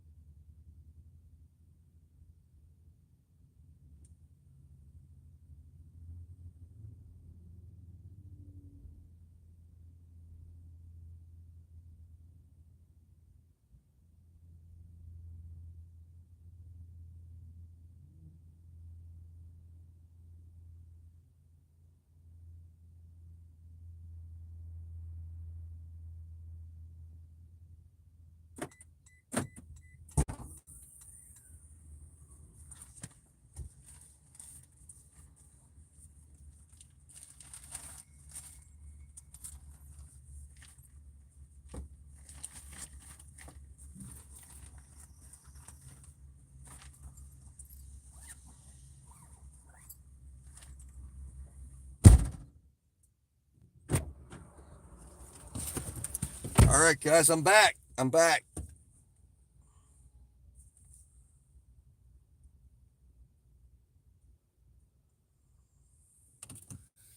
All right, let's see what's up. We're going to see what is up. Let's see what is up. Let's see what's yup. What is yup? So I'm glad to see Yup, you're in there. I see I went up 25 likes. Yup has come in to do his customary like. As I tell everybody every stream, Yup, you've been liking my live streams now for years, and it gets you at least a 20 to 30% increase of earnings every time you like my live stream. It's the most rational thing you can do in the irrational world we live in. Let's see here. Is anything going on? Oh, it's at 9 p.m., so 6 minutes. Okay. James Carville seems to think that Trump is going to run off the stage scared when Biden arrives with all his performance-enhancing drugs in him and just ready to go. He's all Schwarzeneggered up. Man drugs. And absolutely. Like I said, it's the easiest way to increase your earnings in the gig economy. Even if I'm not having a good earnings day, you will. So, Yup, you go back to work tomorrow, right? Yeah, well, Yup, I did. I had a breakdown the other day. Basically, DoorDash mysteriously took a point from me. I got really upset. Then it coincided with them basically sending me some shitty orders, and then I just basically was like, I'm taking a stand, and I'm declining their shit. I'm not taking this. This is crazy. So I declined 2 orders in a row, because it was like at the end of the day, and I was like, I just don't have time to deal with this. So I was like, decline. I've already lost a point. I'd gone from 96 to 95, and I still have no idea how it happened or why it happened. And I basically was like, you know what? F it. I got to restart anyway. So then I did a whole survey. I don't know if you were in there, and I was trying to figure out if I was going to keep going. And since then, I've declined nothing. And since then, I'm now up to 97% acceptance rate. So we're back on the climb again. It's been it was a very rough day earlier today. Let's just put it this way. In about 50 minutes, I've made half of what I made in 3 hours. Oh no, it's going off a cliff. I mean, I made $14 an hour. I was so upset. That's why I switched over to Spark. I said, I gotta, it's got up to $100. Then I jumped back. Then I was home. But within 4 days, it was just terrible. It was terrible. I should have been posting up at Walmart or something. I don't know. And Spark wasn't really firing anything at me that was great. But I also wasn't near the Walmarts because I was off on a wild adventure with DoorDash, driving me all through the country to stream up now. All right, so now Spark is firing. Makes no sense, man. And now we're back on a back road here. The is riding me down. So I'm hoping now we've just done $23 just under an hour. I'm hoping when we get to this drop off now that DoorDash will not come out with some horrifying shit, and that they will maybe give me something good, because it's just a nice thing to do. I declined 1, laugh out loud. I kind of regret it, but since I know the people who run my local Hannaford to go, I get a little inside information about upcoming deliveries. I passed up a $26 13-mile double for an $8 1 mile pickup and delivery. Jack up, Joe. That's right. Jack up. Joe's getting all jacked up, man. He's going to come out there. He's going to be ready to roll. He'll be ready to rumble. And James Carville has predicted that we'll run from the stage within 20 minutes because Joe is just going to come out hitting, swinging. He is. I think personally, it's very odd that we're having a debate this early, and I just think that it has to do with something totally different than Joe Biden dominating. But that's my take. I think it has to do with demonstrating Joe Biden isn't fit, and I think a man from California is going to be swooping in to take over for Joe Biden, because I think he's going to go out there and it's going to become apparent that he is not fit, and it's going to be concerning because it makes no sense. Why are they debating in June? It's unheard of. Neither of them, the conventions haven't happened. All right, see you later, man. Yup. Thank you for coming in. I'm glad you came and got your increased earnings for tomorrow. So. Welcome back. Yup. I'll see you tomorrow. Maybe tonight, who knows? You gonna be in the lounge? I know you love hanging out. I'll see you in the lounge, yo.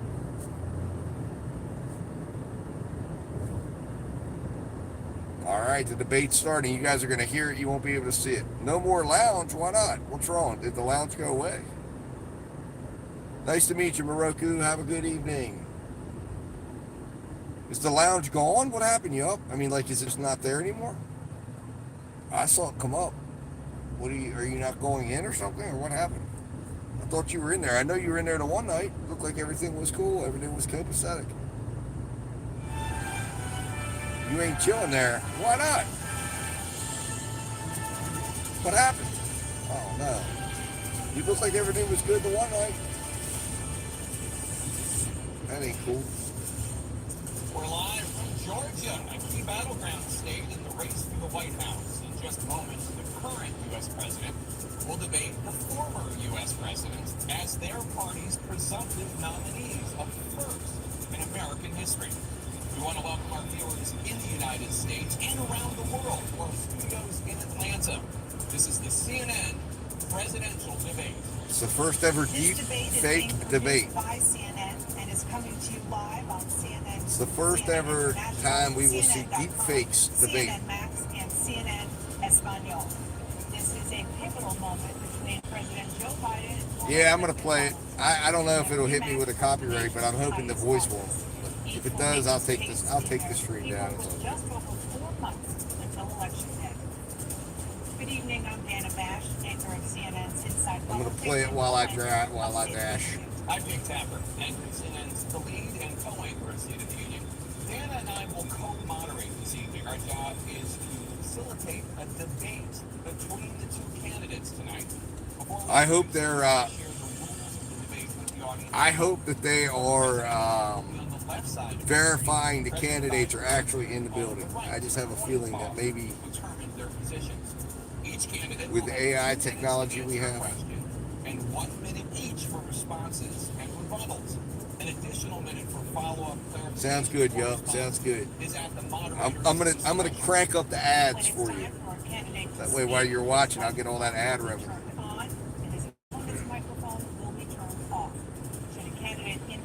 When his microphone is muted, he will be difficult to understand for viewers at home. Wow. At the end of the debate, each That candidate is will get rough. 2 minutes for closing statements. There is no studio audience tonight. Pre-written notes, props, or contact from campaign staff are not permitted during the debate. By accepting our invitation to debate, both candidates and their campaigns agreed to accept these rules. Now, please welcome the 46th President of the United States, Joe Biden. Is it real? Is he real? I don't know. Get that robotic walk.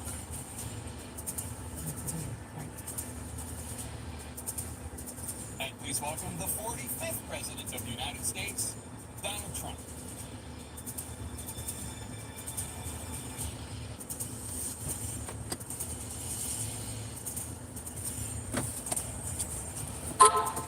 Gentlemen, thanks so much for being here. Let's begin the debate, and let's start with the issue that voters consistently say is their top concern, the economy. President Biden, inflation has slowed, but prices remain high. Since he took office, the price of essentials has increased. For example, a basket of groceries that cost $100 then now costs more than $120. And typical home prices have jumped more than 30%. What do you say to voters who feel they are worse off under your presidency than they were under President Trump? We got to take a look at what I was left when I became president. What Mr. Trump left me. We had an economy that was in free fall. The pandemic was so badly handled. Many people were dying. All he said was, it's not that serious. Just inject a little bleach and you'll be all right. The economy collapsed. There were no jobs. Unemployment rate rose to 15%. It was terrible. And so what we had to do is try to put things back together again. That's exactly what we began to do. We created 15,000 new jobs, and we brought out a position where we have 800,000 new manufacturing jobs, but there's more to be done. There's more to be done. Working class people are still in trouble. I come from Scranton, Pennsylvania. I come from a household where the kitchen tables and things are in it, and we met during the month was a problem. The price of eggs, the price of gas, the price of housing, the price of a whole range of things. That's why I'm working so hard to make sure we deal with those problems. That we're going to make sure that we reduce the price of housing. We're going to make sure we build 2 million new units.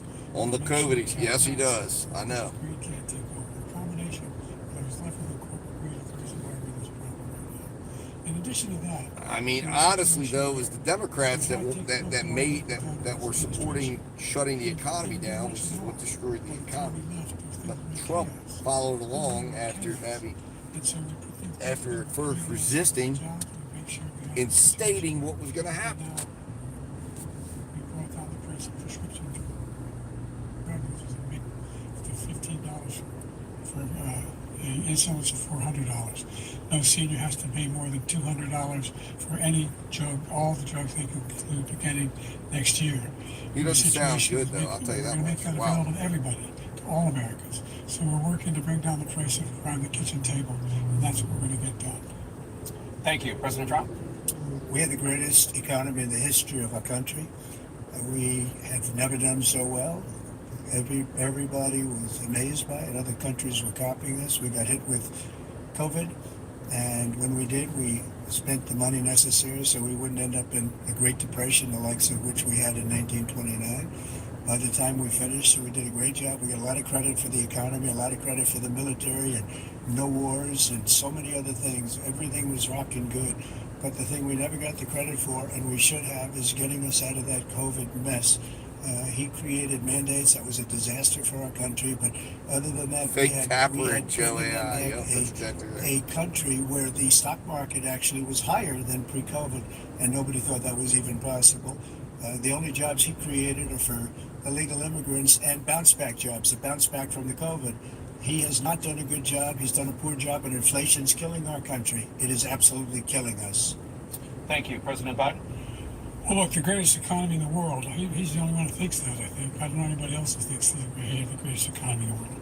And, you know, the fact of the matter is that we found ourselves in a situation where his economy, he rewarded the wealthy. He had the largest tax cut in American history, $2 trillion. He raised the deficit larger than any president has been in long term.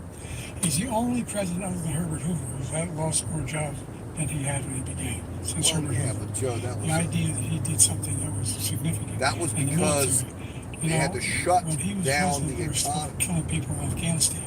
He didn't do anything about that. When he was president, we were still finding ourselves in a position where you Antonio Valadez. Who are we going after? Nobody. Truth is, I'm the only president this century. We're independent. Doesn't have any this decade. I don't think what Joe Biden's saying right now is a fair representation of things. President Trump, I want to follow up if I can. You want to respond to him? Well, I'm going to ask you a follow-up. You can do whatever you want. I want to follow up. You want to impose a 10% tariff on all goods coming into the U.S. How will you ensure that that doesn't drive prices even higher? Not going to drive them higher. It's just going to cause countries that have been ripping us off for years, like China and many others. In all what we used to do before there was an income tax. Just force them to pay us a lot of money, reduce our deficit tremendously, and give us a lot of power for other things. But he made a statement. The only thing he was right about is I gave you the largest tax cut in history. I also gave you the largest rate in history. That's why we had all the jobs. And the jobs went down, and then they bounced back. And he's taking credit for bounce back jobs. You can't do that. He also said he inherited 9% inflation. Now, he inherited almost no inflation, and it stayed that way for 14 months. And then it blew up under his leadership because they spent money like a bunch of people that didn't know what they were doing, and they don't know what they were doing. It was the worst, probably the worst administration in history. There's never been. And as far as Afghanistan is concerned, I was getting out of Afghanistan. We were getting out with dignity, with strength, with power. He got out. It was the most embarrassing day in the history of our country's life. President Trump, AI has frozen.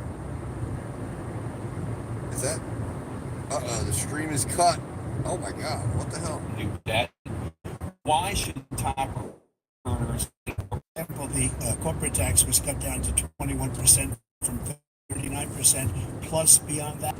We took in more revenue with much less tax, and companies were bringing back trillions of dollars back into our country. The country was going like never before, and we were ready to start paying down debt. We were ready to start using the liquid gold right under our feet, the oil and gas right under our feet. We were going to have something that nobody else has had. We got hit with COVID. We did a lot to fix it. I gave him an unbelievable situation with all of the therapeutics and all of the things that we came up with. We gave him something great. Remember, more people died under, even though we had largely fixed it, more people died under his administration than our administration, and we were right in the middle of it. Something which a lot of people don't like to talk about. But he had far more people dying in his administration. He did the mandate, which is a disaster, mandating it. The vaccine went out. He did a mandate on the vaccine, which is the thing that people most objected to about the vaccine. And he did a very poor job, just a very poor job. And I will tell you, not only poor there, but throughout the entire world, we're no longer respected as a country. They don't respect our leadership. They don't respect the United States anymore. We're like a third world nation between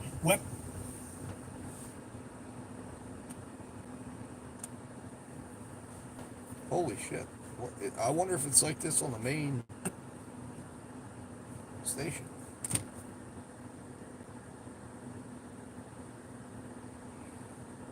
Just got a spark off. He's done. We've become like a third world nation, and it's a shame.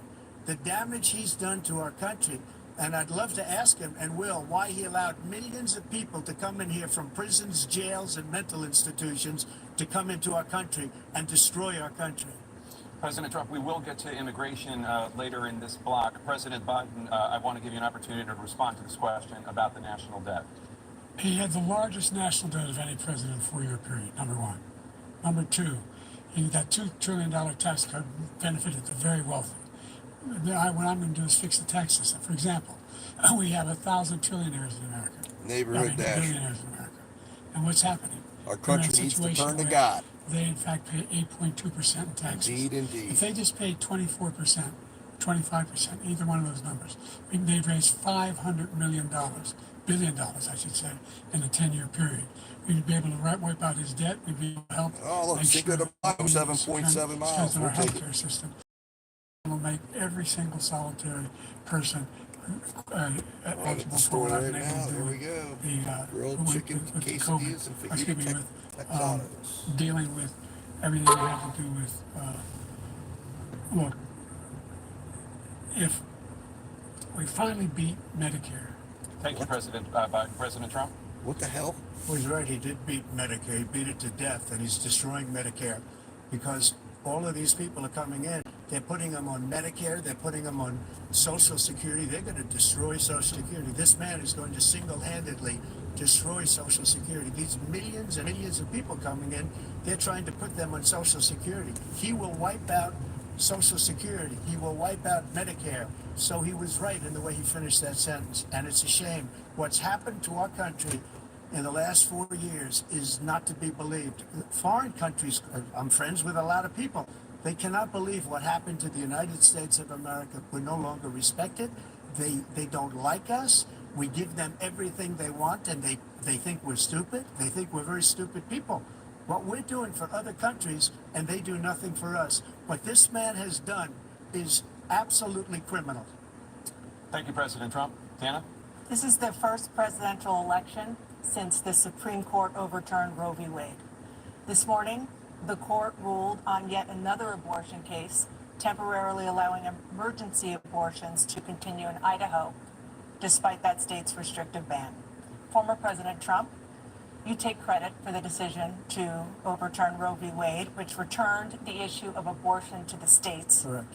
However, the federal government still plays a role in whether or not women have access to abortion pills.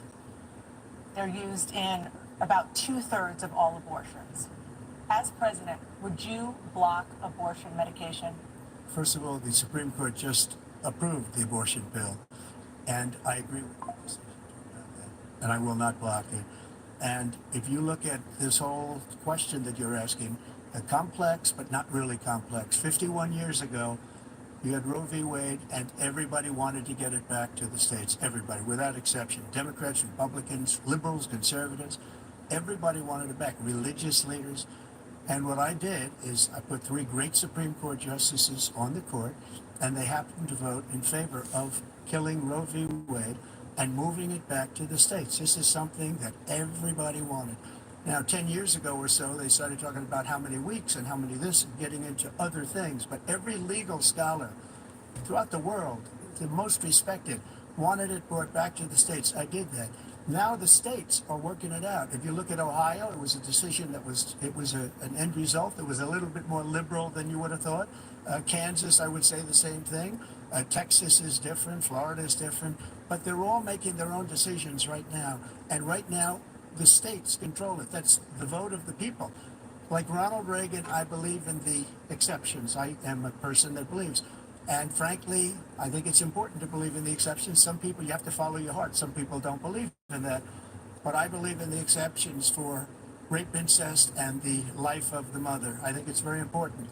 Some people don't. Follow your heart. But you have to get elected also. And because that has to do with other things. You got to get elected.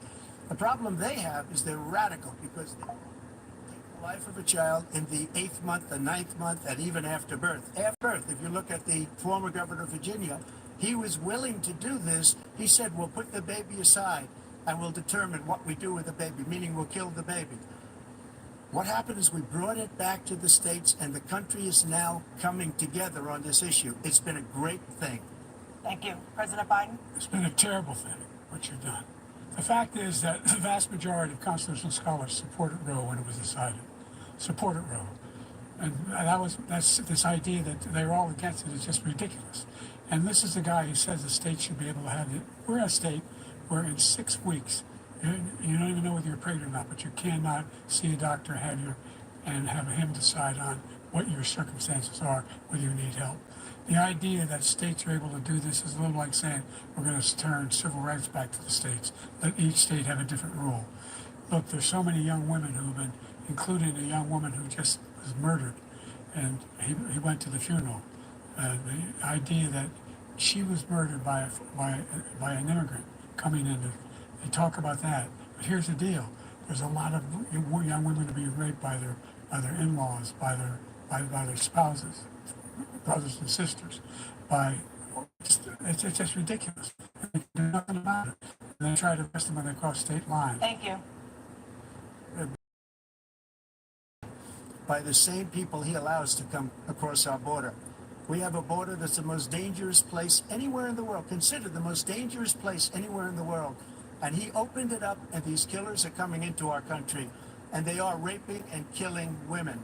And it's a terrible thing. As far as the abortion is concerned, it is now back with the states. The states are voting. In many cases, it's frankly a very liberal decision. In many cases, it's the opposite.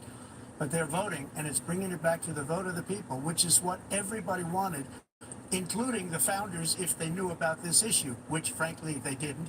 But they would have, everybody wanted it brought back. Ronald Reagan wanted it brought back. He wasn't able to get it.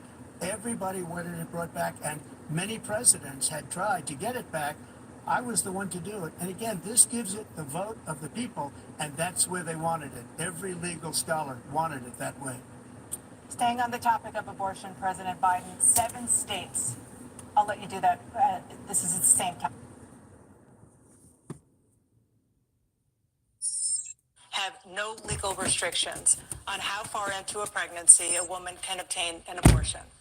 Do you support any legal limits on how late a woman should be able to terminate a pregnancy? I supported Roe v. Wade, which had 3 trimesters. The first time is between the woman and the doctor. Second time is between the doctor and an extreme situation. The third time is between the doctor, between the woman and the state. The idea that the politicians, that the founders wanted the politicians ones making decisions about women's health is ridiculous. That's the last. No politician should be making that decision. A doctor should be making those decisions. That's how it should be run. That's what you're going to do. And if I'm elected, I'm going to restore Roe v. Wade. So that means he can take the life of the baby in the 9th month and even after birth, because some states, Democrat run, take it after birth. Again, the former governor of Virginia, put the baby down, then we decide what to do with it. So he's willing to, as we say, rip the baby out of the womb in the 9th month and kill the baby. Nobody wants that to happen, Democrat or Republican. Nobody wants it to happen. You're lying. That is simply not true. The Roe v. Wade does not provide for that. That's not the circumstance. Only if a woman's life is in danger, she's going to die. That's the only circumstance in which that can happen. But we are not for late-term abortion, period. Period, period. Under Roe v. Wade, you have late-term abortion. You can do whatever you want, depending on the state. You can do whatever you want. We don't think that's a good thing. We think it's a radical thing. We think the Democrats are the radicals, not the Republicans. For 51 years, that was the law. 51 years, constitutional scholarship said it was the right way to go.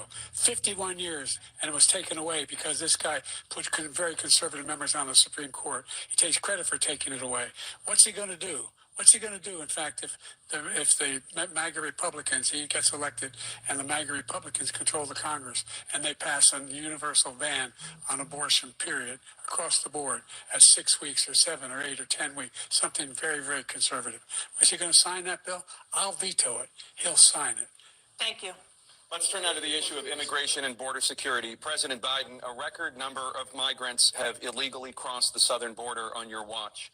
Overwhelming border states and overburdening cities such as New York and Chicago, and in some cases causing real safety and security concerns. Given that, why should voters trust you to solve this crisis? Because we worked very hard to get a bipartisan agreement that not only changed all of that, it made sure that we are in a situation where you had no circumstance where they could come across the border with the number of border police there are now.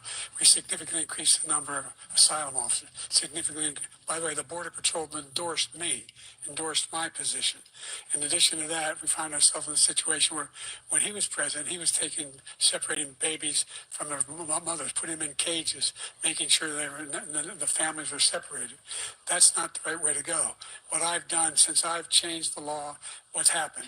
I've changed it in a way that now you're in a situation where there are 40% fewer people coming across the border illegally. That's better than when he left office. And I'm going to continue to move until we get the total ban on the total initiative relative to what we're going to do with more Border Patrol and more asylum officers. President Trump? I really don't know what he said at the end of that sentence. I don't think he knows what he said either. Look, we had the safest border in the history of our country. The border, all he had to do was leave it. All he had to do was leave it.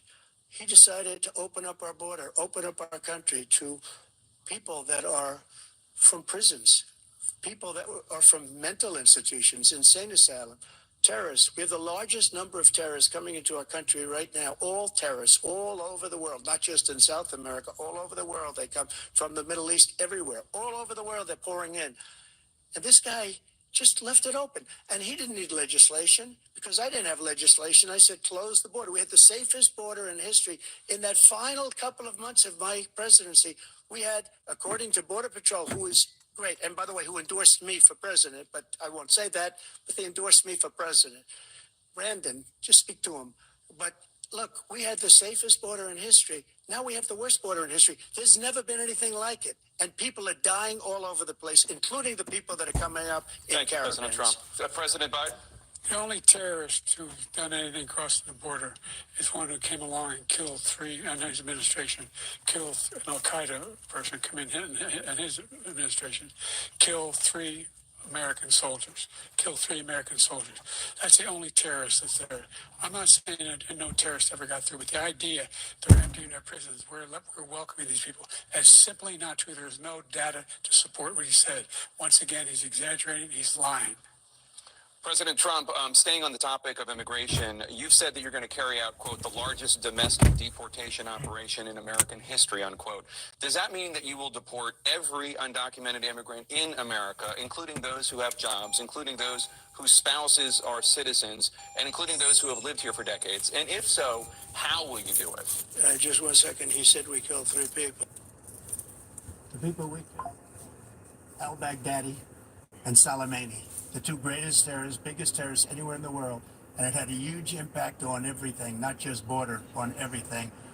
He's the one that killed people with the bad water, including hundreds of thousands of people dying, and also killing our citizens when they come in. We are living right now in a rat's nest. They're killing our people in New York, in California, in every state in the union, because we don't have borders anymore. Every state is now a border. And because of his ridiculous, insane, and very stupid policies, people are coming in and they're killing our citizens at a level that we've never seen. We call it migrant crime. I call it Biden migrant crime. They're killing our citizens at a level that we've never seen before. And you're reading it like these 3 incredible young girls over the last few days. One of them, I just spoke to the mother, and he just had the funeral for this girl, 12 years old.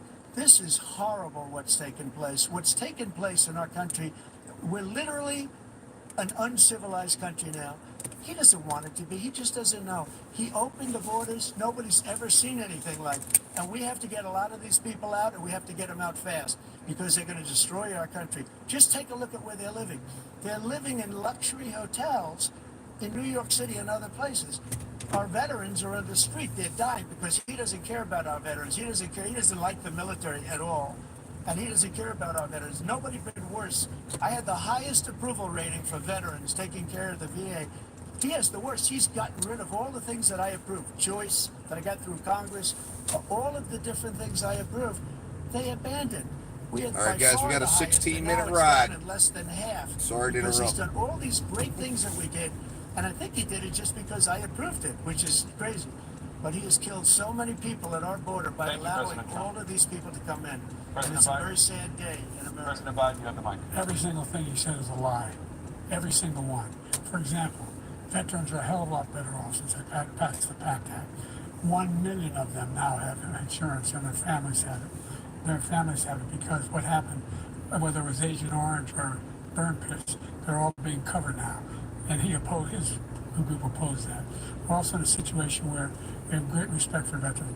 My son spent a year in Iraq, living right next to one of those burn pits, came back with stage 4 glioblastoma. I was recently in France for D-Day, and I spoke to all about those heroes that died. I went to the World War II cemetery, World War I cemetery he refused to go to. He was standing with his 4-star general, and he told me, he said, I don't want to go in there because they're a bunch of losers and suckers. My son was not a loser, was not a sucker. You're the sucker. You're the loser. President Trump?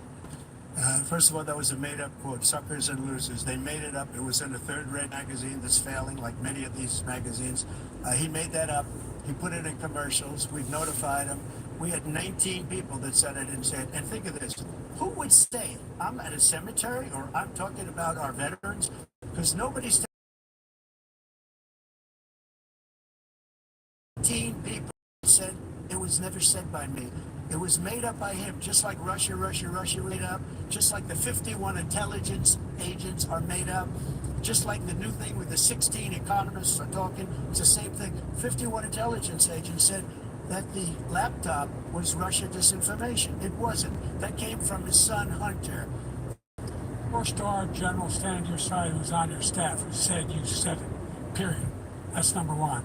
And number two, the idea that I have to apologize to you for anything along the line. We've done more for veterans than any president has in American history. And they now, their family, the only sacred obligation we have as a country is to care for our veterans when they come home and their families and equip them when they go to war. That's what we're doing. That's what they're doing now. They're doing more for veterans than ever before in our history. All right, thank you so much. The topic of foreign policy, I want to begin with Russia's war against Ukraine, which is now in its third year. Former President Trump, Russian President Vladimir Putin says he'll only end this war if Russia keeps the Ukrainian territory it has already claimed and Ukraine abandons its bid to join NATO. Are Putin's terms acceptable to you? First of all, our veterans and our soldiers can't stand this guy. Like just about any of them. And that's based on every single bit of it. Russia, if we had a real president, the president that knew, that was respected by Putin, he would never. He did nothing to save our country. That when Putin watched that and he saw the incompetence, that he should have fired those generals.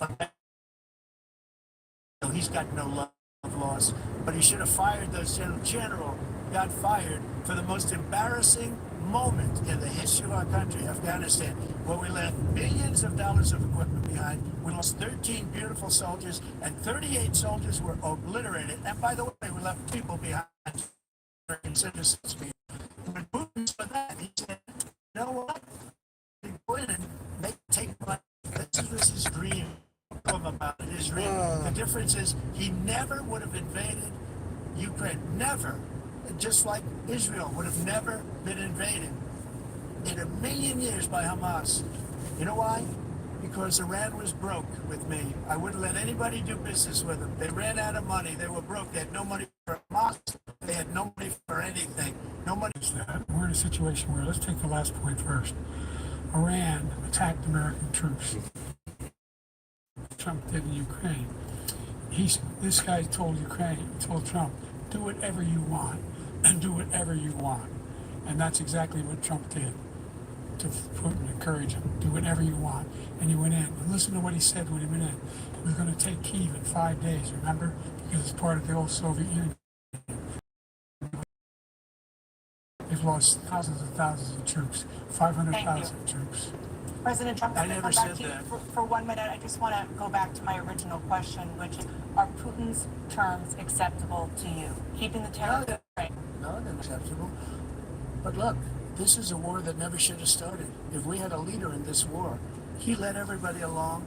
He's given $200 billion now or more to Ukraine. He's given $200 billion. That's a lot of money. I don't think there's ever been anything like it. Every time that Zelensky comes to this country, he walks away with $60 billion. He's the greatest salesman ever. And I'm not knocking him. I'm not knocking anything. I'm only saying the money that we're spending on this war, and we shouldn't be spending, it should have never happened. I will have that war settled between Putin and Zelensky as president-elect before I take office on January 20th. I'll have that war settled. People being killed so needlessly, so stupidly, and I will get it settled, and I'll get it settled before I take office. You know, you have a minute. The fact is that Putin is a war criminal. He's killed thousands and thousands of people. And he has made one thing clear. He wants to reestablish what was part of the Soviet Empire, not just a piece. He wants all of Ukraine. That's what he wants. And then you think he'll stop there? Do you think he'll stop when if he takes Ukraine? What do you think happens to Poland? By the way, all that money we give Ukraine are from weapons we make here in the United States. We give them the weapons, not the money at this point. And our NATO allies have produced as much funding for Ukraine as we have. That's why we're strong. Thank you. Moving on to the Middle East. In October, Hamas attacked Israel, killing more than 1,000 people and taking hundreds of hostages. Among those held and thought to still be alive are 5 Americans. Israel's response has killed thousands of Palestinians and created a humanitarian crisis in Gaza. President Biden, you've put forward a proposal to resolve the conflict, has released the remaining hostages, and Israel is continuing its military offensive in Gaza to get Hamas and Israel to end the war. You have 2 minutes. Number one, everyone from the United Nations Security Council straight through to the G7 to the Israelis and Netanyahu himself had endorsed the plan I put forward. Endorsed the plan I put forward, which has 3 stages to it. Number one, for Israel, we finally said the only thing I've denied Israel is, by the way, I'm the guy that organized the world against Iran when they had a full-blown intercontinental ballistic missile attack on Israel. No one Israeli was accidentally Billions of dollars. The Secretary General of NATO said Trump did the most incredible job I've ever seen. They wouldn't have us. We were spending almost 100% of the money was paid by us. He didn't do that. He's getting all. You got to ask these people to put up the money. We're over $100 billion more spent, and it has a bigger impact on them because of location. Because we have an ocean in between. You got to ask them. As far as Israel and Hamas, Israel's the one that wants to go. He said the only one who wants to keep going is Hamas. Actually, Israel is the one. You should let him go and let him finish the job. He doesn't want to do it. He's become like a Palestinian, but they don't like him because he's a very bad Palestinian. He's a weak one. President Biden, you have a minute. I never heard so much foolishness. This is the guy who wants to get out of NATO. Are you going to stay in NATO? He's going to pull out of NATO. The idea that we have, our strength lies in our alliances as well. If you're in Europe, Russia with distraction. an Article 5 agreement, attack on walls, attack on all. You want to start the nuclear war he keeps talking about, go ahead. Let Putin go in and control Ukraine and then move on to Poland and other places. See what happens then. He has no idea what the hell he's talking about. And by the way, I got 50 other nations around the world to support Ukraine, including Japan and South Korea, because they understand that this kind of dislocation has been able to be contained just to Europe. President Trump, just to follow up, would you support the creation of an independent Palestinian state in order to achieve peace in the region? I'd have to see, but before we do that, the problem we have is that we spend all the money. So they kill us on trade. I made great trade deals with the European nations because if you add them up, they're about the same size economically. Their economy is about the same size as the United States. And they were no cars, they don't want anything that we have, but we're supposed to take their car, their agriculture. I changed that. But the big thing I changed is they don't want to pay.